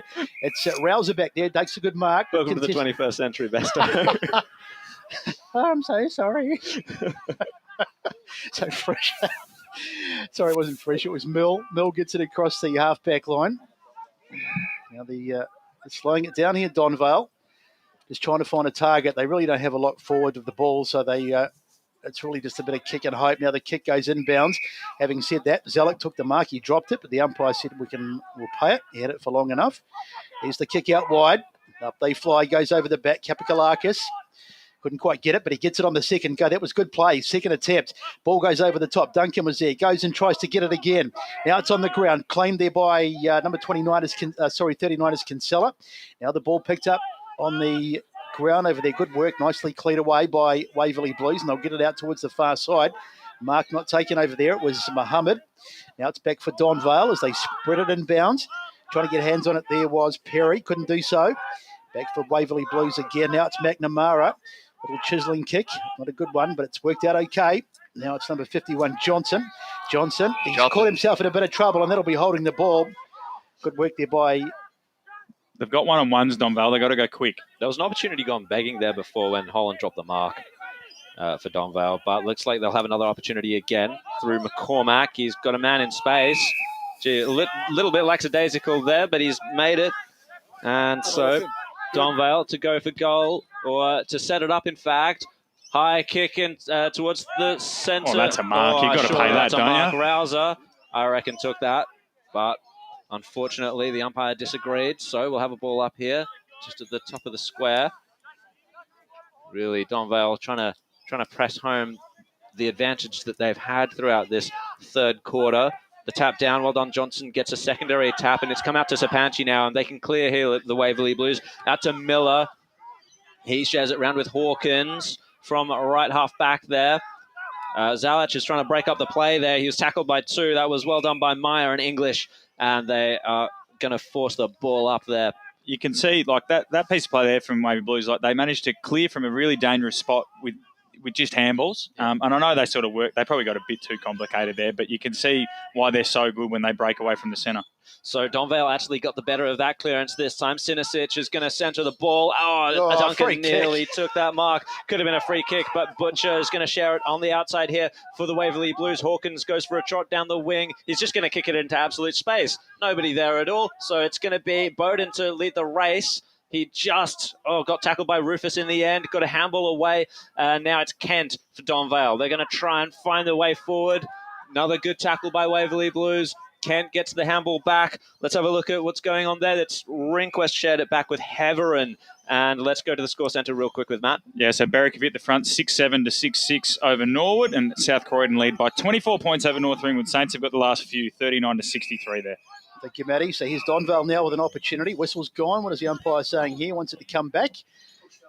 And Rouser it is with the footy. And now he puts it on the right foot. He's had a good third quarter, Rouser, as the ball goes inbound. Mark not taken there by Hawkins on the ground, and they've got it again, Donvale. Plenty of endeavour, but not a lot of scoring as they go inside 50. That'll be a free kick. Should go the way of the Vales. Just wait for the umpire. It's going to the Waverley Blues, I believe. It's going to the Waverley Blues, okay. Quick score centre. Yeah, Division 2, South Barrow have 6-9-45. Baroni have kicked the first two of the second half. They're 4-2-26. And then just the other score from Division 1 that's been updated. Mitcham 10-6-66, lead Beaconsfield 5-4-34. So it looks like the Tigers might be moving into third spot. So Rouser again, he's having a colossal third quarter. He's doing his bit to try and get Donvale back into this game as he spreads it out wide. And ball on the ground. But there's too many Waverley Blues players there. They've been hungry around the footy today. Off it goes McNamara. A good little burst by him. Gets a handball away. Strange one, but Hale did miraculously well to keep control of that. Now he gets the kick forward. After it is Facey. But going back there and getting it was Bowden. Knocked or dangerous ball back inside. Here's the little handball from McCormick. They're getting themselves into trouble. Donvale, they're looking a bit dodgy at the back as the ball goes inside. Place there, puts a bit of pressure on. Ball on the ground, and the umpire says we will probably have a whistle, I'd say. No, it's come out. Play on. I think that's Facey again. He snaps it forward towards full forward. Goes over the back. Williamson, can he get a kick away? Oh, he's taken in a tackle. He was trying so hard to get his boot to the ball, but he just couldn't do so. And in the end, it's a free kick to Donvale. Good defence. Yeah, brilliant, desperate stuff there by Kapakalakis on the last line of defence. He's going to clear the ball here for Donvale. He finds Matt Liardi. Just assessing their options here, Donvale. A little bit slower on this play than they have been for the rest of the quarter. He's going to push it down the line. It was a long, high kick. Butcher was there to try and intercept Marker. I thought Duncan might have taken the mark, however. No, it was off hands. Now, I think it's McCormack to get the ball into space. There's a bit of a switch going on here for Donvale. Running onto it now and being knocked over. That was Kent. Good tackling by Liardi. Dylan, that is, as Hale tried to fight it away. There's been a free kick. Let's have a look. It was too high, I believe, on Donvale, Waverley. Oh, it was a Donvale free kick. No. And then... Yeah, I'm not sure whether... Yeah, no, it's too high on Hale. Let's quickly go to the score centre with Churnside Park lead at Forest Hill, 99-63 to 44. And then in Division 1, it's East Ringwood 67 to Upper Fenchurch Gully, 1 behind. So Sam Hale to play on with it. He received the 25 there. His target was obviously Williamson. Couldn't quite take it. Good tackle there on Heverin as he tries to get the ball away. He manages to do so. Eventually, Facey was met with a hard tackle there by Donvale. Getting it away, Dylan Liardi now gets it to Kapakalakis in the middle of the ground. They're going fast here, Donvale. Duncan's one out. Can he take the mark over the top? Yes, he can. Brilliant positioning and good hands there by Ethan Duncan. Can he go back and slot his 5th for the day here? And, well, it's a bit of an understatement perhaps, but an important one for Donvale. One of their best plays of the afternoon, the transition from half-back. And their ball movement today hasn't been that bad. But it's the final product. Yeah, it is. And one mistake, Waverley Blues are all over you. So and Waverley Blues, they do everything in waves. So once you do turn it over, it's like 6 blokes just automatically hit the accelerator, and it's hard to stop. It's going to need to be an accurate one here, but he's dead in front, about 35, 40 metres out. Ethan Duncan, the kick is on its way. Oh, it just slammed it into the left-hand goalpost there. Unfortunate for Donvale, as they're going to move up here to 5-3-33 to Waverley Blues 12-4-76. We've gone 17 and a half minutes here in the third quarter, and Sapanchi will take the kick in. So he's done his bit today, Duncan. Not a natural forward, of course, throwing forward today with all the laid-outs for Donvale, but he certainly played his part as Sapanchi goes for a run. Now sticks a little kick forward. Mark is taken. It's a solid play. Fresher it is. Nick Fresher puts it out towards the wing. Oh, that's a terrific grab over there. It's English going for the ball. In fact, it wasn't English. It was Kramer. Now they get it out wide to McNamara. He's been good. He has been good. I was just about to say that. Matty took the words out of my mouth. Out towards Williamson. Goes at the second attempt. Gets it now. Gets a handball back inside. This is great. You can see the ball control from the Waverley Blues. It's been one of the hallmarks of their game all day. And whilst it doesn't amount to anything, their ability just to keep possession and just link up has been really, really good. And their pressure, their forward pressure from guys like Playstead. If he doesn't have the ball, he's hunting it. So one out of the middle there one out of the head out, should I say, by Donvale. Now the kick forward, and that's Williamson. He almost had it there. Ball on the ground. Well, not quite on the ground, but it's been in dispute. And the umpire says we'll have a ball up. Facey it was. He took control of that one. So, ball up here inside Waverley Blues' forward 50. Tap down. Well, it goes straight to Mohammed. Can he kick another one for the Waverley Blues? Yes, he can. What a snap there. Fast play there by Waverley. That was wonderful. Let's just take a quick look at the replay for those of us watching on YouTube and Facebook. Tap down there. Goodness me, he was right onto it. That's straight off the training ground. You know that one. That's the sort of stuff you do at under 12s training, where you're just learning basics of rut work, which is probably the danger sign there for Kevin Collins, Ryan. The fact that their effort's been the one thing all day we couldn't have questioned, and though that little thing, that the ease of which Mohammed just came through the stoppage there is a little bit dangerous, isn't it? Yeah, exactly, and they won't like that because they haven't given too many of those away this afternoon. It's been more the ones where they're coming across from the wing where they use it so well. Let's go to the boundary. Yeah, just got some injury news for Waverley Blues. Number 10, Nick Perry, he's down. It looks like his knee is a bit sore, but I'll get back to you on the reason why it's a bit sore. So back to you. Thank you, Dr. Blake. As the ball goes out there, it's Rouser who gets the kick forward. Nice mark there taken by, is that Liardi? I think it's Rehnquist. Rehnquist it is too. So Rehnquist now wheels around onto the right foot, goes into the pocket. Almost taken there by Duncan. Goes into it's in dispute. And the umpire says we'll have the ball up. So quick score update with Matt. Yeah, just over at Bayswater Oval. Looks like the Waters are going to beat Montrose. They're up 56 to 26 at three-quarter time. that is a huge result. As not too many of us picked that. As we go boundary side with Will this time. Yeah, just a quick one. Nick Perry is back on the ground. Back to you. Thank you, boys. So Rouser, handball inside. And here's the opportunity now for Donvale. They'll need a couple of quick ones just to get themselves firstly back in touch and then maybe try and pull some rabbits out of the hat in the last quarter, but they've got a fair bit of work to do. That's a terrible kick, and Hawkins says thank you very much. Takes an easy mark, and they'll rebound. Here they come. It's Butcher. Gets the long kick up the grounds. Oh, nice work taken there by Facey. He's been good for the Blues today. Facey, long kick forward, goes past Playstead, and the whistle's gone. Just a couple more scores. Norwood have kicked the last three, so they lead 60 to 43 over Berwick. And then in Division 1, Mitcham have kicked another one, 72 to 34 out there. So looking the goods at the moment, Mitcham. And then East Burwood still the big leaders over Heathmont by 32 points. Anything from the Bulls game, Matty? Just the Bulls game, same as that halftime score. They're updating it at each break, Doncaster. So 44 points to Noble. Thank you. As the ball goes inbound, knocked away. Oh, that's a strong tackle there. And the ball has come clear. Donvale will win it again as they get it forward. Nice work by Hawkins. Gets a handball off to Sapanchi. Gets it forward. Now here's the big man Williamson, not there on this occasion. And that's a good strong mark taken. And Donvale will rebound. Scott Heverin there. Good hands. And we've got another kick there onto Liardi. Just at centre-half back for Donvale. Once again, a bit on the slow play. But here they go on the switch. Duncan is down the line there. It's nearly a brilliant one-handed mark juggler by Duncan. His performance is, you can't understate it. I think it might get swept under the carpet, but he's kicked 4 goals, won, and done incredibly well as the lone forward in a pretty big loss at the moment. Absolutely. So it's just fallen for Donvale here in the forward line. It's just the one behind. Let's quickly go down to the boundary line. Just some news from Waverley Blues. Number 72, Tom Steele, he got sent off last quarter. He's back on the ground now. And some worrying news as well. Josh Williamson, the moment of the game, you would say, he's just getting re-strapped on the ground, and he'll be coming back on the ground as soon as possible. So back to you. Thank you for that.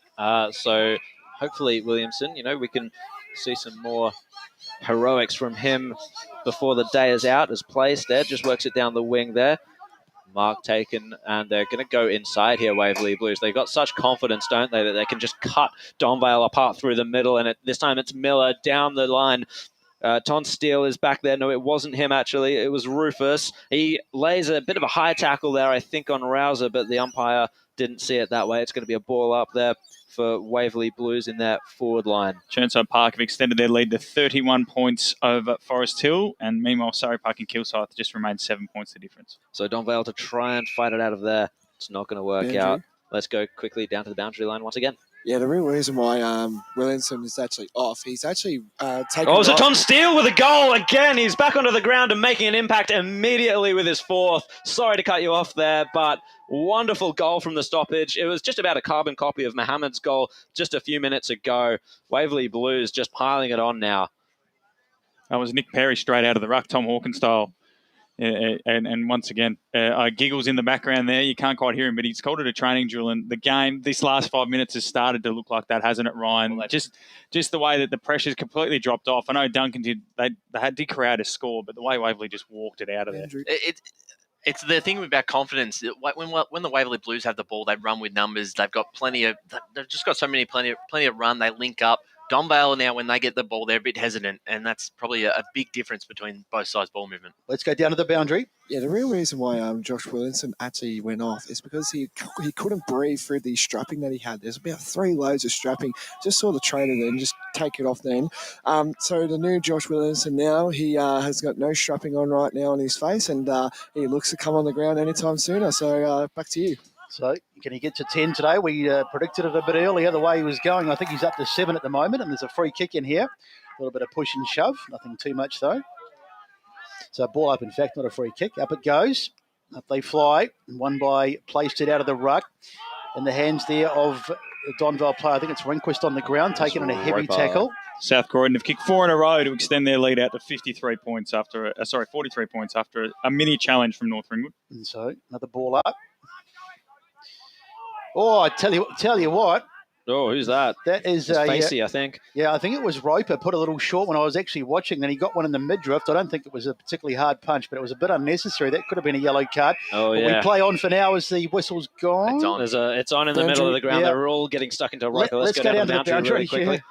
So we just got a card, actually. Daniel Roper, number 38, has just got his card now. He a little kick. He actually kicked one of the players from Waverley.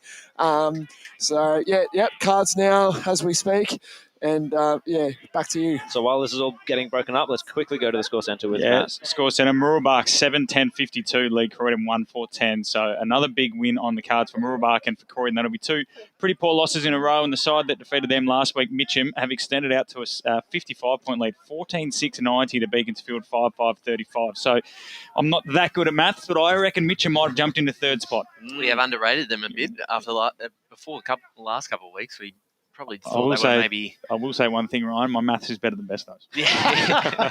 Wouldn't be hard. 3/4 time score from Vermont. It's 7-3-35, the Eagles trailing Baldwin 6-11-47. So a bit back to earth for Baldwin after they polled on 200 last week, but another exciting game out there. Thanks, Matty. So another yellow card. We're getting more cards out here than a Las Vegas poker school at the moment. Who's this one for? That was for Daniel Roper, was it not? Just he's just confirming. It's just the last one. So that's only 2 we've had today. Templestowe have hit the front in Division 2, 8-3-51 to the Basin, 6-6-42. So that if they win that one, it'll be the Dockers will get 2 in a row, and it'll be a disappointing loss for the Basin, but it'll be good news for Boronia fans because they remain 30 points down against South Belgrave. So here they come again, Sapanchi, Waverley Blues on the attack again, in the hands there of number 39, who was Kinsella. Now back inside. Here they come again, the Waverley Blues. Johnson, he's caught, just gets a kick away in the nick of time, but it's there for Donvale, and they'll hack it forward up towards, but it's Sapanchi, went without it. Now it's on the ground again. I think that was Johnson again trying to get his hands on it there, but it comes out and the whistle's gone. Update from Coldstream. The Cougars have kicked the last 3, 5-8-38, trailing Ferntree Gully 6-5-41. So the gully wobbles. It's happening again. And there is the siren as the kick goes across the face of the ground. So it's certainly been Waverley Blues who've had the better of this third quarter, and they're well in control as we go to the 3/4 time break. It's the Blues 14-4-88 over the Donvale side. 5-4-34. Major goal kickers, Jared? Yes, we've got Williamson, of course, with 7. The big one of the day, Ton Steele, really quickly with 4. 1 each for Playstad, Mohammed and Kramer. For the Magpies, we've got Ethan Duncan, their main goal kicker, with 4 is, Ethan Duncan, and Charlie Kent with just the 1. So we go to the break at 3/4 time, and it's all to do for Donvale. Can they make it input and come back in this match? We'll find out in a few minutes as we go to the break. Today at Eastland, Lucy's trying on jeans for a momentous occasion. Coffee with the ex. She needs jeans she can move in because she's definitely moved on. Jeans that get a second look, but don't give any second chances.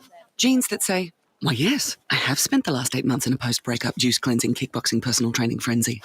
And it looks as though she's just found the perfect pair. Bravo, Lucy. For all of life's little moments, there's Eastland. Eastland. Live real. Sprained your ankle, bursting through the banner? Broke a finger, high-fiving the ruckman? Or did you run into the goal post again? For bumps, breaks or bleeds, be seen sooner, close to home at Knox Private 24/7 Emergency Department. The preferred provider of emergency care to the Eastern Football Netball League, you'll generally experience shorter wait times. You don't need private health, but there is an out-of-pocket fee. Be seen sooner, close to home at Knox Private 24/7 Emergency Department, 262 Mountain Highway, Wanturna. At Yarra Valley Water, we know reducing your shower time or show time to 4 minutes can save you an average of $200 a year on water and energy bills. Shower shorter. Save water. Authorised by the Victorian Government, 1 Treasury Place, Melbourne. Running and jumping can be really painful for girls, especially in contact sport. Boob Armour supports your breasts, minimises the bounce and guards against impact and injury. Feel confident, feel supported, available at boobarmour.com.au. Do you feel good about your bank? Because there is a bank you can feel good about. They share their profits to fund big community projects, small community clubs, and vital emergency services. They've given $250 million to help Australian communities thrive. They have all the products and tech you expect from a big bank, with service you don't. It's Bendigo Bank. Feel good about who you bank with. Try Bendigo. Search bendigobank.com.au or search Bendigo Bank near me. How would you like to be celebrated? I think I'd like to be celebrated with lots of music, dancing, a bit of a party. I'd like to be celebrated at the pub with a few frothies. Maybe some colourful balloons, my favourite flowers. How about some glitter? I'd like to be celebrated in space. Outdoors, having all my family and friends together. At Tobin Brothers Funerals, they know that every life is unique and they think that every celebration should be too. Find out more at tobinbrothers.com.au. Tobin Brothers Funerals, celebrating lives. Sprained your ankle bursting through the banner? For bumps, breaks or bleeds, be seen sooner, close to home, at Knox Private 24/7 Emergency Department. You'll generally experience shorter wait times. Knox Private 24/7 Emergency, 262 Mountain Highway, Wanturna. At Yarra Valley Water, we know reducing your shower time or show time to 4 minutes can save you an average of $200 a year on water and energy bills. Shower shorter. Save water. Authorised by the Victorian Government, 1 Treasury Place, Melbourne. EFL Saturday Game Day continues. Let's head back and go local for your footy. Welcome back to Donvale Reserve. Hope you're enjoying the coverage on EFNL Game Day. Coming to you live, of course, we're broadcasting on the SEN App today and 98.1 Frat Radio Eastern. And, of course, watching live on Facebook and YouTube as we go down to the boundary. G'day guys, just got Waverley Blues coach Tom Langford. Tom, you talked about in your quarter-time speech. You'll definitely say that your brand of footy is working today. I think so. I mean, we've got a lot of players out. I think 6 or so of probably our best 22. So we're able to next man up syndrome sort of mentality, and it's really working so far. Yeah, definitely. You would say Joshy Williamson is having a massive impact today.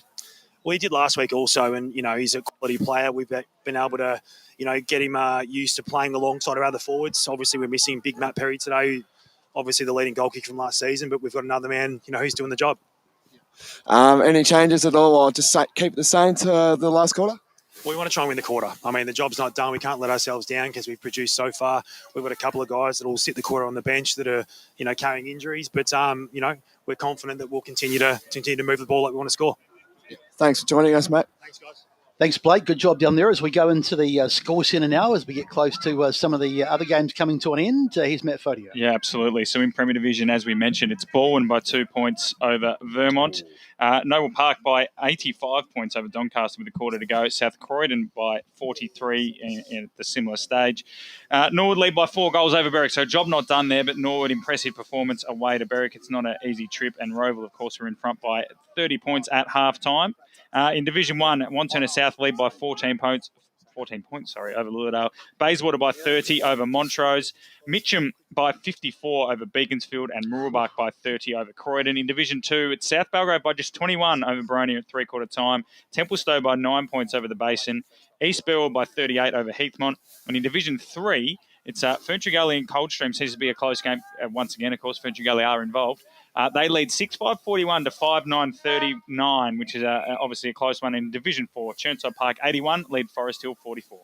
Thank you, Matty. Some interesting results here, particularly that Templestowe result. Yeah. So we'll talk a bit more about that as the ball is taken to ground. That's the one I was going to mention as well, for sure. And just that Ferntree Gully score, sorry to hark back, I know they've been the story of the year. They kicked just one behind that quarter to Coldstream's 4-3. Oh, dear. So Donvale, what can they produce in this last quarter? Can't win the game, but can they get something going and at least get a bit of something from this match? Duncan, he's been good for Donvale, one of their better players. Overran the ball. Now the handball back to McNamara.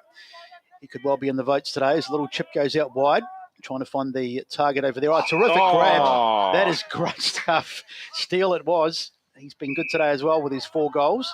Little handball inside, and they're off to the races again. Waverley Blues kick down towards number 2 is Williamson again. He's got... he's thinking about 10, isn't he? Yep. He's got 7, so... He's not passing this quarter. No. He only needs 3 more, and you'd back him. It's a fairly long kick, but if he gets hold of it... They've been accurate all day, Waverley Blues as well. 14-4, of course. So back he goes, looking for number 8. Comes in. Kick on its way. Do they like it behind the goals? No, they don't. It's short. Ball punched away there by Donvale, and they're trying to head to the... It was Bowden, and he just couldn't get to the boundary line quick enough. He just wanted to get it over, and he's managed to do it, and it's through for a minor score. He was going for it like he was playing rugby. Oh, dear. So, 89-34 as Donvale bring it back into play. Indeed. So the kick in there came from McCormack, marked now. I believe this is Ablett. So he's going to just kick it down the line. Quick score as well from Kilsyth. The Cougars are in front, 11-6-72 to Surrey Park, 9-9-63. Another upset on the cards. Oh, that is interesting. Josh Ward won't be happy about that one. So over to English, and it's back inside forward 50 for Waverley Blues. Ton Steele. Where's Williamson? Doesn't seem to think he has the boot for it. So McNamara is the pass-off option. Over to Miller now, just on the wider side. Now he's going to try and centre it up. There's Williamson, but it's Mohammed instead. Williamson was just the decoy this time. It's hard to say that, really. I don't think he was the decoy. I think the kick missed him. That's the results-based thinking on my part. So Mohammed will go back and try and slot the 15th for the Waverley Blues. And this will be his second, I believe, for the day. And his 9th for the season. Yep. And it is indeed Mohammed. He gets it through, and Waverley Blues just continue to march on in this game. A bit of a percentage booster now at this point. Would you put an extra play on him? Just stop the sort of the Brendan Favola tactic with Clarkson. He's not quite closing in on 100 for the year. But just to stop and kick 10? Let's go down to the boundary line real quick with Will Faulkner. Boys, just a quick one. The message from Coach Kevin Collins for Donvale at three-quarter time. A lot of 1v1 football. The message was when they lose the ball, reset, defend one-on-one. Hasn't worked early, but we can continue to see that this quarter. Thanks, Will. Thank you, Will. As the ball goes back into play, so Donvale trying to win it out of the middle, but they can't do so on the boot of Hale. He's been good and he finds... Mohammed's going to get in the way of Williamson all quarter. Mohammed, he's going to steal some of the limelight, and he's going to go back and have another shot and try and kick his third. He might get 10. Well, he's got a bit of time. If he can get one every couple of minutes, he may well. So here's Mohammed. Looking pretty confident. Smooth approach as he tries to kick his third and bring up the 100 for the Waverley Blues, and he's done it. So 3 for Mohammed, and the century is up. The Waverley Blues get their 16th of the afternoon, or have I gone 1-2? No, I haven't. 16-5, 101, play 5-4-34, and we've had some 3 minutes in this final term. Really says something about their forward line structure and the options they have. For him to kick 3, Williamson's obviously with the 7, and Steele's had the 4 and probably could have kicked it 1 or 2 more, and Matt Perry's not even in the side, so it's just crazy the amount of depth they have at the moment. And O'Connell missing as well. Yeah, it's kind of mind-blowing. It's an impressive list. Scary. East Ringwood 14-15-99, lead Upper Gully 2-2-14. Yep, indeed. So we've got Nash just holding things up for Donvale, really trying to stop Waverley Blues from getting this clearance once again. Liardi there just trying to do the same work. He actually breaks away with it this time, kicks a right foot ball into space. Rehnquist will be the first one to touch it. No, it bounced cruelly for him. Back out to Kent now. He was tackled without it, however, having a bit of a laugh at himself. The infringer, I think, was Hawkins. Now out to Rouser. He's going to line up a kick inside 50. Going for the fly there was Zalic. That was impressive. Good leap on Zalic. And he's going to go for a kick. I think he had a kick from about here on, I think, was it quarter time or half time? He's a tiny bit closer, but yeah. Yeah. Just quickly, other scores. Warrandyte lead by 43 points, 86-43 over Fair Park. And Coldstream have hit the front, 7-9-51 to Ferntree Gully, 6-5-41. Gee, it's going to be a heartbreak city for Ferntree Gully if they go down there. This time, however, it's Zalic on the kick. And I think it's just faded. Yeah, indeed it has. So we'll get a kick in here for the Waverley Blues. Fought hard all afternoon. Just another score as well. So Churnside look like they're going to be comfortable winners over Forest Hill. They lead by 50 points early stage of this last quarter. Sylvan, 126-32 over Croydon North with a quarter to go.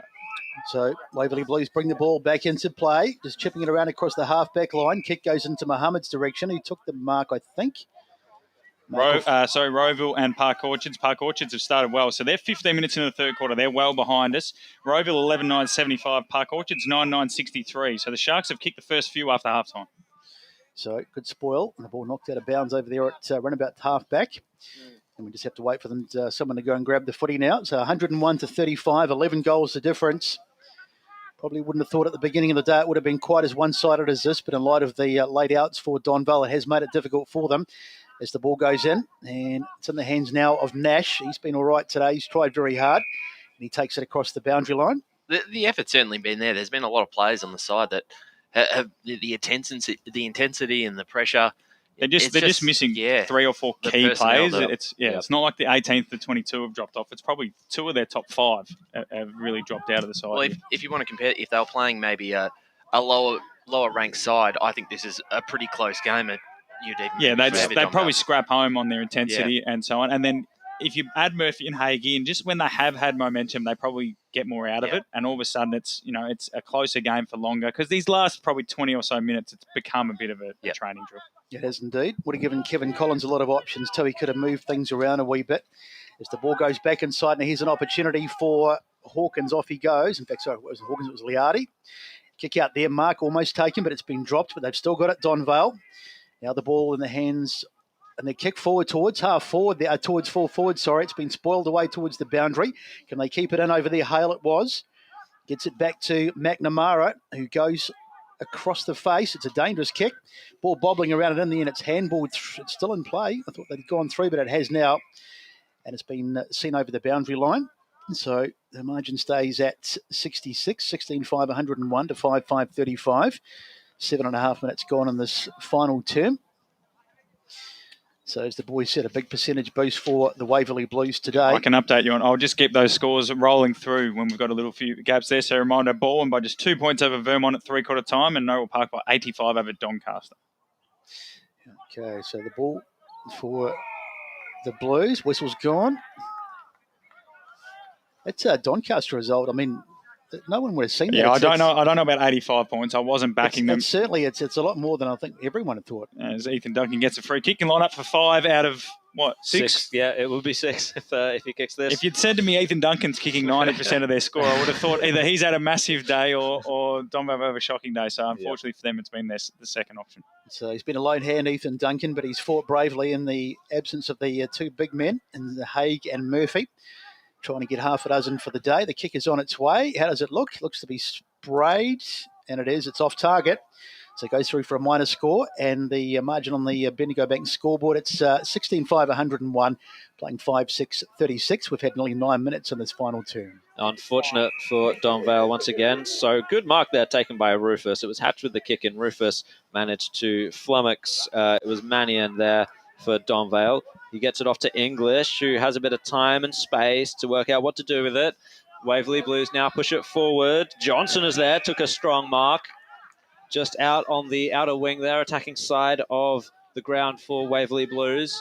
He gets it, the kick towards Heverin, well done. He took the mark there over Playstead, which is a hard thing to do. Heverin's been working hard back there today for Donvale. Out to Kent on the wing. He sees an option off over the top there for Donvale. It's Rinkwest. He's going to turn around, look for a option inside forward 50. None there for him. Hawkins will sweep it up for Waverley Blues. He gets the kick across to Miller. So Miller passes it off. Hatch, I think it is, running out of defence for Waverley Blues. Bit of circle work. We've seen this before, haven't we? And it was Heverin against Playstead once again. Heverin even halved the contest, but now it's going to come out. Waverley Blues gets it towards their forward 50. Good punch over the top, however. By Donvale, but it was sharked by Waverley Blues. Here's Williamson again. He was tackled and held, I think. Just the panic there from, it was Whitbourne again. Unfortunate stuff, and Williamson will go back, try and line up for his 8th of the day. Just a quick score update from Tarara Road. All locked up at 53 apiece, Vermont and Baldwin. 10 minutes gone last quarter. Don't you just love that matchup? They always play tight ones. The Oracle a bit wrong, though. The Oracle had them winning by 85 points. Dylan Dow has just kicked a goal for Baronia. It's back to 9 points between them and South Belgrave. So Williamson just on the kick here to line up for his 8th. He's had a day out here at Donvale Reserve. Williamson, not to be denied, kicks another. 8 goals is a pretty incredible effort. I know they've pants him, and often it is easy to just say he's been best player on the ground, but he is showing that he's not just like a player from Premier Division that's dropped down. We see players like Zalach do that. This is a bloke who's stepped at his best. Is a state league footballer playing in the fourth tier, and it's just the times you can't fault. I think it's at Whitbourne at the moment, but it was Mill before. Just watching Williamson then, wasn't it, Ron? The whole time, it's just panic from Whitbourne because he wants to keep an eye on the footy to sort of read the play, but he knows as soon as he turns around and doesn't know where Williamson is, he's cooked. Williamson's smarts there. He sort of cheated his way into a free kick, but he probably should have taken the mark. So it's so hard for a young defender to do that. And it's just thinking about other sides in this competition that might have anyone that can actually play on him. Well, they've made a contest with him a lot of times like that one. They just haven't been able to. What's he got? He's got 8-1 or something as well. It's something like that, yeah. So he's been accurate. And Tom Langford did say on pre-game that he kicked 1-9 the other week. So clearly, Donvale, maybe they're just unlucky he's kicking straight. So Sinisic it was. He gets the kick forward to about half forward. Now it's in the hands of Zellick. Handball over the top.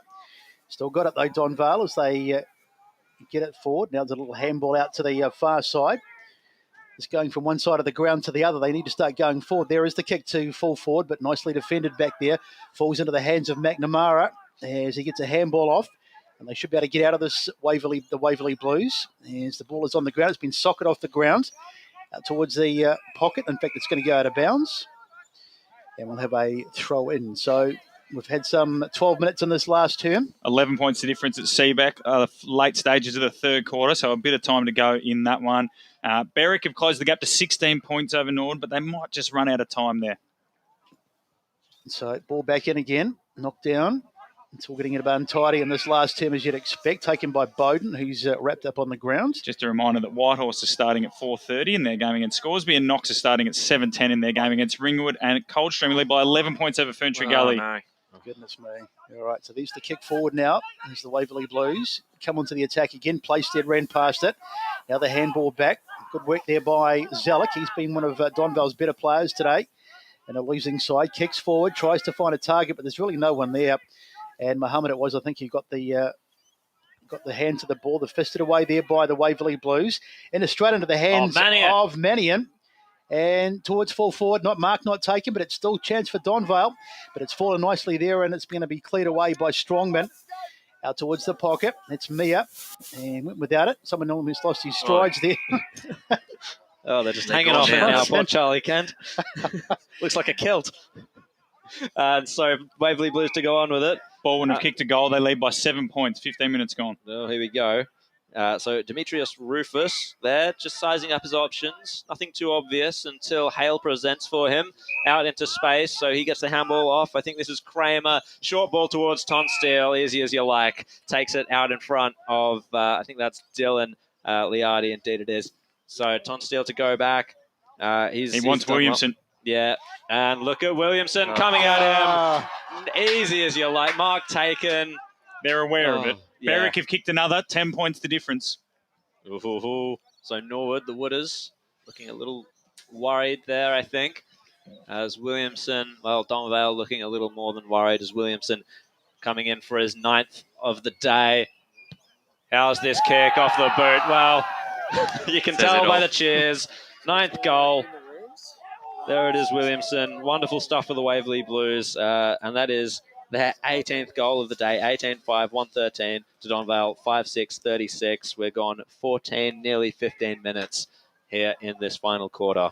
Tonsteel probably going to be marred by the fact that I suspect he'll have a couple of weeks for his hit in the third quarter on Bowden. But he's also just been another player that looks above the level at times in terms of his decision making and his smarts. It's not the fitness, it's not the IQ, it's not the intensity or anything like that. It's just the awareness and the smarts, and that's their thing about the forward half. There just seems to be so much more space because the players know how to work together. So it's Wignall who gets the ball for Donvale as they come forward again as we get towards the back end of this game. It's over as far as a winner is concerned, but Donvale may be trying to just get a little bit of something out of this match towards the end, show a bit of fight. And just their ball use as well. It's just been really strong. And the likes of McNamara and even Hawke and some of the guys that you probably underrate a little bit, but when they get the ball, they use it well. Yeah, it's the men around the Stars, isn't it? Yeah. Ball on the ground, and it's not probably going to come out of there anytime soon. The umpire says we'll have a ball up. Have you got any scores for us, Matty? Yeah, just looking now. So East Ringwood comfortable winners at the moment against Upper Gully. Mitcham the same with Beaconsfield. Murrabak and Corridon is only 30 points. So you would suggest Murrabak going to get the win there. And then in Division 3, like I said, Baronia, they're in with the fight, aren't they, Ryan? I think the last score we heard was only 4 points, 9 points. So South Less than a Belgrave couple have goals. kicked inaccurately as well, so that might come back to burn them.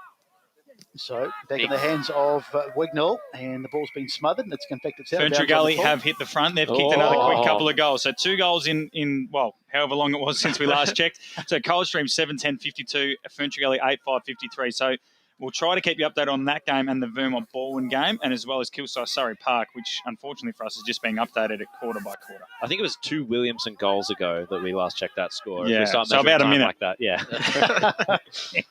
Yeah. So Waverley Blues to go forward again. Mohammed, it just missed him, so Heveron will pick it up. Looks to pass it off there to Sinisic, gets it back from him. Donvale to go forward. Heveron on the run here. He's looking for options. He seems a little bereft of them, so he had to go backwards, unfortunately. Rinkwest was there, held his ground. His handball just went off into space. Williamson's on, as Ryan is saying, but Facey just couldn't quite pick the ball up to get it to him. And we'll have a ball up there at centre-half forward for the Waverley Blues. If he was able to pick that up, he had about 30 metres space in that goal square. You're really wanting 10 for Williamson. He could get more than 10. There's plenty of time. He's not leaving Donvale without it. No. He could get a dozen yet. Mohammed bowled over his opponent, went for it. He's going for Williamson, not the goal. Intelligent play. Intelligent stuff there by Whitbourne to just scoop Big it fan over of the that. line. Big fan of that. I love that. Party pooper. Yeah. Whitbourne on the kick in there. He's going to have to bring it back, though, says the umpire. Another goal for Norwood, a settler there, back out to 16 points. South Croydon leads 16-400 to North Ringwood 7-4-46, so 9-goal margin there. And the other scores as they were. So Whitbourne on the kick in again. Just a good mark taken there by the man out in space. It's the former Doncaster man, Mahal Zalic, as he's going down the line here with this one, I think. Who's he found here for Donvale? Is it Charlie Kent up there? But the mark was taken over him by Sam Hale, as he's going to switch it up for the Waverley Blues. Shootout at Seabeck. It's 13-12-90. Roeville to Park Orchards 11-13-79 at three-quarter time. Sounds like a great game there. Zalic picked it up once again from, it was Liardi, Dylan Liardi. Zalic went for a run. He just missed his target there in Mill, who's gone forward for Donvale, in fact. Doncaster on the mind a little bit with Mahal Zalic gathering the ball. So over the top here, I think this is Hatch just getting over to his teammate there in Meyer. Hatch now going for a run down the wing for Waverley Blues. Who can he see here? It just went over the head of Ton Steele. Williamson, he just picked it up. He's gone for home. He's gone for 10. It's not going to quite make it. Facey's there in the goal square. It was just taken away by Ablett for Donvale. He's found Whitbourne under pressure. Ablett gets it back again. He's going to try and take it away. He's met his teammate Bowden. High kick towards right half back for Donvale. Rouser was there. He finds a handball inboard. Rouser gets it back on the wing. Kick towards Duncan. He couldn't quite take the mark. Waverley Blues to sweep it away once more. This is Miller. He gets the handball over. Just got to jump in here, Jared. Jump in it. with a score from Bayswater. They've celebrated Joel Galvin's 250th with a 32-point win over Montrose. That's two losses in a row to Montrose. They might not be as good as we thought, Ryan. Bayswater get their third win of the year and probably jump above the Demons. They did it for Galvin. That's impressive there for Bayswater. So Rouser gets the kick down the line. He ended up with a free kick there from the play that we had before. Zalic picks it up. He hands it over. Donvale are going to go for goal here. They're going to go for home. I think it was Sinisic. Looks like a goal to me. Indeed it was. That was well done. Let's have a look at the replay really quickly. It wasn't Sinisic. In fact, it was Wignall. And Donvale get their sixth on the board. 6-6-42 to Waverley Blues. 18-6-1-14 as we head into time on in this final quarter. So just AFL scores. Brisbane winners by 14 points over GWS, and Geelong comfortable winners over Adelaide. Baldwin have hit further in front, 10-11-61. Oh, no, sorry, 1 point. I've read that wrong. Baldwin 10-11-61 to Vermont 9-6-60. Oh. And sorry, it's 8-13-61, not 10-11. Let's go. Our maths has been horrible today. Let's quickly go down to the boundary line. Sorry to tell you, boys, but Williamson has kicked 10. I was hearing 9, but Williamson has kicked 10. Just got confirmation then from the team manager of Waverley. Well, who was he taking a goal off that we've got got? him as 9. I'm not sure. Someone can't count. So, our maths today has been horrible. It's probably us. To be fair, if I was going to back anyone, it was now. yeah, well, our math today. So Williamson. Hammond gets it forward, and there's Williamson, and this might be. Well, this will definitely be 10. This will definitely be 10 if he gets this. This is for double figures. This is exactly. We can say 10 plus from now on. I don't think all of us could have missed him kicking 10, but anyway, it doesn't matter because this will probably be it anyway. Here he comes, the star of the day, on its way. No, he's missed it. The way he's playing, he hasn't kicked 10. No, yeah, exactly. Yeah, he in his own mind. Yeah. I reckon they've given him. I reckon the man who knows if there's anyone on the ground, it's him. He looks like the kind of guy who'd count him. Yeah. That was a tired-looking He hasn't left the goal square. Tired-looking kick. Well, to be fair, he's had a fair bit of it, best though. He has. So we can certainly give him a bit of a chop out there. As the ball goes to ground, trying to get his hands on it there was English. Now it comes out for the Blues. Oh, nice little bit of candy there in the shot for goal, but it's not going to be touched into the post. I think that was that Facey. His Facey was 20 metres out directly in front. He's tried to pass it. He's tried to pass it to Josh Williamson. Go ahead on the boundary line there. Yeah, just absolute confirmation from the team manager and the coach. He has kicked 10. He's just looking for Mark LeCras numbers, looking at 11 and 12. Is he? But at 13, in terms of Coldstream out there, 8-11-59 the Cougars, Ferntree 9-5-59. So we could be on for a draw out at Coldstream. So not too many draws, so it'd be a rarity. I'm not quite sure how all of us have missed the 10th goal. I'm not quite sure. Unless the goal, I've got a goal to Angus Kramer here, and he hasn't really sniffed around them. So maybe that's the one. Yeah, maybe that's the one. Maybe that's the missing one. All right, so the ball goes back in. Ball on the ground. Regardless, he's had a fantastic day, Williamson. I think we can all agree with that. I think 9 or 10 really in the scheme of things. So Donvale trying to put something on late in the game. Out towards the far side, picked up nicely over there, and the little handball forward. And on the hands now of Hale. He's had a fair game for the Blues as well. Sweeping handball across half back, and that might be holding the ball. No play on, says the umpire. Ball goes to ground. It's getting a little bit untidy as you'd expect. Handball forward. Sapanchi can't quite get there, and the ball goes out of bounds and nearly knocks over the camera person out there or the water person. Can't quite see. Just in front of our boundary riders over there. So we've had 23 minutes of this final term game just going through the dying stages, 115-42, so over as far as the contest goes. Good win today for the Blues, though, and certainly a percentage booster. Any more scores, Matty? Just looking for some of note. Mitcham, 61-point leaders over Beaconsfield is the only update in Division 1. Boronia have hit the front against South Belgrave, though. They lead by 2 points, 18 minutes gone, fourth term. Gee, Boronia looking for a boil over there as it was Mannion to get the kick away for Donvale. Inside their forward 50, Mill scraps a handball towards Kapakalakis. They're looking for a late consolation one, but Miller will deny them that for now as he gets a kick away down towards the wing. Good mark taken by Rouser. I'm anxious to know who's in charge of the Baldwin Twitter account because they've gone awfully quiet. So over to Wignall now, who takes a shot towards the goal square for Donvale. Miller once again back there. He's played well as well. A little more quiet, but he keeps racking up disposals as Sapanchi finds a kick over the top, and it's been taken there by Meyer. And now I think this is Hale, Sam Hale in the back line for the Waverley Blues. English, they're passing it around here, the Blues, as they try and take it forward as a golden light just engulfs the ground here. It's looking quite beautiful now. Just small consolation for Donvale here, though, as the kick has now found Playstead inside forward 50 as the Waverley Blues just continue to try. South Belgrave have kicked a goal. They lead by 4 points, 68-64. Gee, Sam Withers with the goal. That was that could be another hold on for your life there. Hold on to your seatbelts, isn't it? 20 minutes gone. So Daniel Playstead will come in. Usually a high-scoring player. He's played quite a bit in the ruck today for Waverley Blues. Just kicked the one goal. Williamson nearly over the top in the goal square. Facey there just loses a handle on it. Mannion back there for Donvale as it's going to spill over the boundary line, I reckon, and we'll have a boundary throw in there in the pocket for the Waverley Blues. So out there in front of the clubhouse, disappointed Donvale fans loitering around there, no doubt. Unfortunate in this bit of a belting here.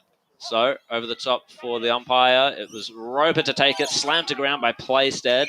Looks like we'll have yet another ball up. We're playing into time on here. We've gone at 26 minutes just about in this final quarter. So yet another throw up there for the umpire. Tapped down by the Waverley Blues.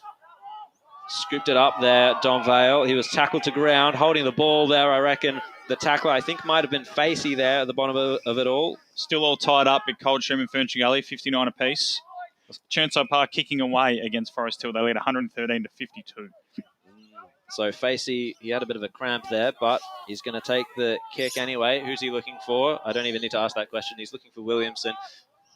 Oh, good mark there taken at the end of the day, right there by Bowden, but it doesn't matter. Donvale have gone down to the Waverley Blues. It's 6-6-42 for the home side. Waverley Blues 18-7, 115. Bit of a dirty day for the Magpies as Waverley Blues storm home. Let's have a look at the goal kickers with Brett Beston. So major goal kickers, I think we've agreed that Williamson got 10 in the end. Muhammad also finished with multiple goals. He kicked 3 and Steele with 4 for the Blues. And the only major ball, in fact, there was no multiple goal kickers for Donvale, unless you guys have got something that I don't have. Ethan Duncan kicked sorry, 4. Duncan, I beg your pardon. There was one goal kicker. He's further down the page, my bad. So 4 goals for Ethan Duncan. He was a lone hand for the Donvale side today, but a very good win for the Waverley Blues and a big percentage booster for them. Just quickly before, I think the boundary riders are going to try and find Josh Williamson, who kicked the Magic 10. Bourne have won by 10 points, 9-15 to 9-5 over Vermont. So another thriller between those two sides. Bourne get another win. I think they moved to 5-2. Meanwhile, and Vermont are 5-2 as well. Indeed. So Waverley Blues here take the victory. This is their, 8th, 9th for the... eighth win from 9 games. So they will have one more, I believe, before, and then they have the final bye. Yep. Well, they just banked those wins up now, so they can afford a couple of I'm not sure even. I'm not even sure who they've got. I think Andrew. Let's go down to the boundary line with Blake Tennant. Yeah, they're just going to sing the song, and then we'll get the coach and Josh Williamson on. Yeah, thanks for that, Blakey. So looking forward to those interviews there. With so the Baronia have kicked another goal. Oh. So Baronia have hit the front, 70 to 68. Big night at Donvale. Yeah. 71-69, sorry. Is this at home for It's at Baronia? South Belgrave. Oh, okay, all right. Function at Baronia if you all want to get down. Oh, 23 minutes gone.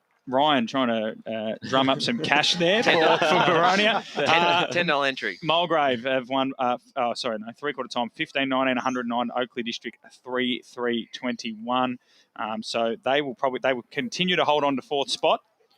There was a red card out of Beaconsfield, disappointingly, and the final score there is 112 to 44. So Mitcham will jump into 3rd.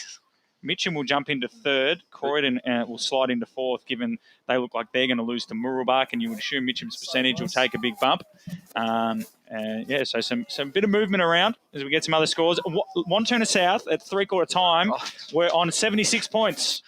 They have lost 11-13-79 to Lilydale 13-12-90. So the Falcons and Bayswater have both got 3 wins. So them, Wanturna South, Montrose are all on 3 wins, and Beaconsfield. I think Lilydale are in the 5. Yeah, they are. Lilydale are now in the 5. Song, I think. Yep.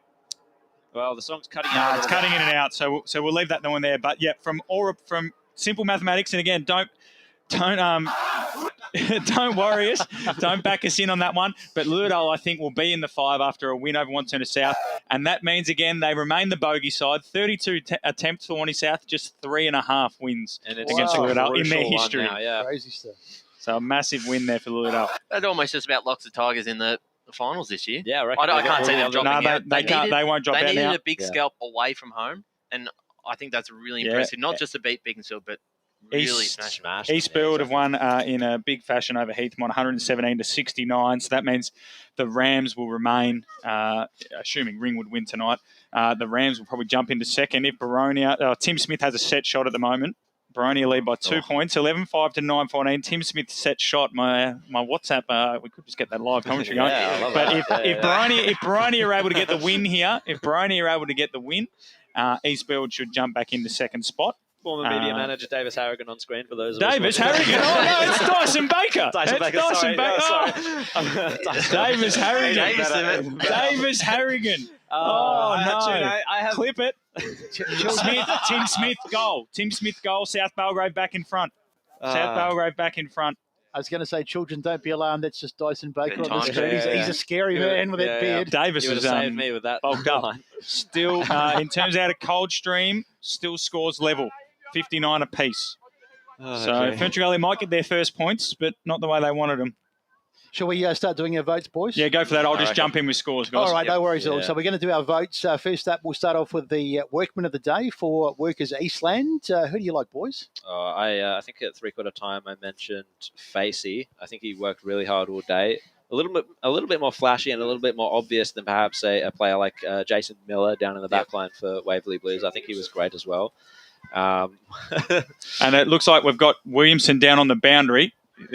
Blakey's we're going to go down to Blake Tennant. He's with the 10-goal man, Josh Williamson. Yep. Josh, what a game of footy, mate. 10 goals. It's never easy, mate. How does it feel for you? Yeah, no, good. It was just a good team performance overall. Obviously, look at the scoreboard. We kicked 18, so it's not all me. It's all around the ground. It's the other forwards, it's the defenders, and it's the mid. So, no, it's a good feeling, but the win's more important from here. 3 goals in the first quarter. Obviously, you would say your midfield really worked well. And then you know Donvale always going to come, and you felt like that was going to happen, or? Oh, 100%. Donvale are a great side. There's no denying that. They obviously just had a bit of an off day today, and we were clearly that was the best we've played all year. So, but no, we knew they were going to come out, and they didn't stop. Like we managed to be able to keep putting goals on, but yeah, they still kept coming, and they're a good side, and they'll be better from that. So, thanks for joining us, Josh, and good luck for the rest of the year. Big Blakey Tennant dragging Josh Williamson all that way out just for 3 questions. We've still got 15 minutes. So if Blake wants to try, and Blake and Will want to try and grab one more interview, we probably do have time for that. As I keep looking for more scores. So yeah, just those confirmed final scores at the moment. Baldwin Baldwin have won by 10 points, 9-15, 69 to 9-5, 59. Norwood have won by 20 points over Berwick, 89 to 69. South Croydon, I don't know if it's the final score, but they've definitely won. 120 to 58 is the current score. And then in Division 1, as we mentioned, Lurdale, big last quarter. They kicked 5 goals to just 3 behinds in the last to come home and win by 11 points, 90 to 79. Bayswater have defeated Montrose by 32 points to celebrate Joel Galvin's 250th game. And Mitcham are the big winners over Beaconsfield, 118 to 44, and will likely jump into 3rd spot on the ladder. An update from South Belgrave that Tim Smith set shot has them in front, 74 to 71, 26 minutes gone. All right, I think we're doing our, I was going to say the awards for the day. I think we're doing the Workman of the Day, the four Workers Eastland. And Jared, we were talking about your thoughts for today. Yeah, Facey was my main pick for that one, but also Miller. Those are the names that I would throw out. I'd like to hear your guys' thoughts. Yeah, I back you up with Facey. I also like Rufus's game. I thought he was quite impressive all afternoon, but I'm happy to give that to Facey. I was going to say my vote would go to Facey, so that certainly gives him the Workman of the Day.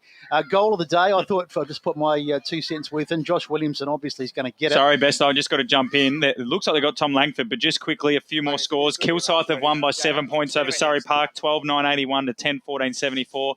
Templestowe remain in front over the Basin by 18 points, 11-6 to 8-6. And then East Burwood are the big winners over Heathmont, 117 to 69, as we go down to Will Faulkner and Tom Langford. Thanks, boys. Just here with the coaches, Tom Langford. Lang is obviously a very good win today. How did that go and compare in terms of your performances so far this year? I mean, based on the quality of the opposition as well, we're obviously, thrilled with that win and that result. Unbelievable performance. The boys are thrilled, and the most pleasing thing from our perspective was the intensity sustained. From the first bounce to the last siren. I think little Joey Facey had a hold in the ball, free kick in the forward pocket. When he could have easily let them kick it, but the relentlessness and the relentlessness and the attack on the opponent was first class. Awesome. So obviously the talk of the town at the moment is Joshua Williamson for his 10-goal performance today. Was there anything in particular that you saw? Obviously, very hungry around goal. Wasn't even on for the second half of the first quarter. What did you see in particular that got in that 10-goal performance? His movement's exceptional. It's what he brings to the table that other players don't. Is his ability to get at the back, hit up at the ball. Crumb. He's an all-rounder. He showed some great hands today, and he also showed clean hands on the deck. So he's an all-rounder. He's obviously always a goal threat. So such a handy player. Absolutely. Obviously, you can always improve each week. Ethan Duncan had a very good game for Donvale. Defensively, was there anything that you'd like to improve on next week or going into a sort of a matchup where you see someone like him playing as well as he was up forward? I mean, the opposition's going to score goals and then to get chances. I think Duncan played a bit of a solo roll-up forward. I think almost, I'd say, guessing 80% of their entries went to him. So he's going to convert sometimes, and he's a really good player. So he took a few really good marks, and obviously we were able to, nullify his influence a little bit more later. I mean, look, I'll have to have a look at the tape and analyse it all, but the numbers, I'm assuming, are all in our favour. We're able to force them back without pressure multiple times. When we turn the footy over, we're able to move the ball quickly and, into an open forward line. So at this stage, I'd say maybe just personnel. I mean, I've got to somehow squeeze 5 blokes in next week, so that'll be tough. Awesome. And just finishing off, all well with the injuries. I was a couple of guys just having a little bit of a nice little rest in the fourth quarter. All good going forward next week? Well, we've got 2 weeks off. We've got the bye next week. I should have said that before. The bye next week, and then we've got the Queen's birthday break. So, like I said, we'll have 5 blokes back, and it's going to be a nightmare at selection. But it's exciting for our club to be, a clean bill of health. And I think that's one thing that the early fixtures that we've had, obviously playing 2 games more than our opponents, will help us later. Is there'll be fresh legs and guys that might need a break with an injury or a niggle. They get that chance to freshen up. Absolutely. Thanks so much, Tom. We'll go back to you boys. Thank you there, Will and Tom Langford, the victorious Waverley Blues coach. So we've had a few more scores confirmed. Chirnside Park have won by 60 points over Forest Hill. Once again, Kilsyth by 7 points over Surrey Park. That's massive. Kilsyth will be in the top 4. Wow. They'll be in the top 4 for the first time in a long time. South Belgrave have won 76-71. An amazing effort from Baronia. They outscored them 5-2 in the last quarter. But Tim Smith's set shot nailed it. South Belgrave will remain on top of the ladder. Mulgrave big winners over Oakley District, so they keep pace with the top 3. Templestowe look to have defeated the Basin. So for Baronia, they've lost, but the Basin loss as well means that they don't really lose any ground. They'll remain in 5th spot. Was it after the siren that Tim Smith shot, or was it just before? No, about 2 minutes before. And then the ball ping-ponged around. We're still waiting for confirmation from the Ferntree Gully game. That remains a tie at the moment. Premier Division, all the scores are in. So Ball and the winners by 10 points. Noble Park by 112. South Croydon by 60+. And Nord by 20+. Doncaster East and Blackburn starts in about half an hour. And Roeville look to be comfortable at the moment. At 10 minutes into the third quarter, last quarter, they were up by 24 points over Park Court. It's 109-85, so an enthralling game of football. But I'll let you guys get into your votes. All right, actually, I forgot about the boundary riders, so we better get them involved as well for the workone of the day. I think it looks like I'm happy with Facey because I had him written down as well. Yeah, so I was going to say, all right, we'll give it to Facey. Goal of the day for mine. One bloke kicked 10 of them, so it's bound to be one of them. There was one in particular.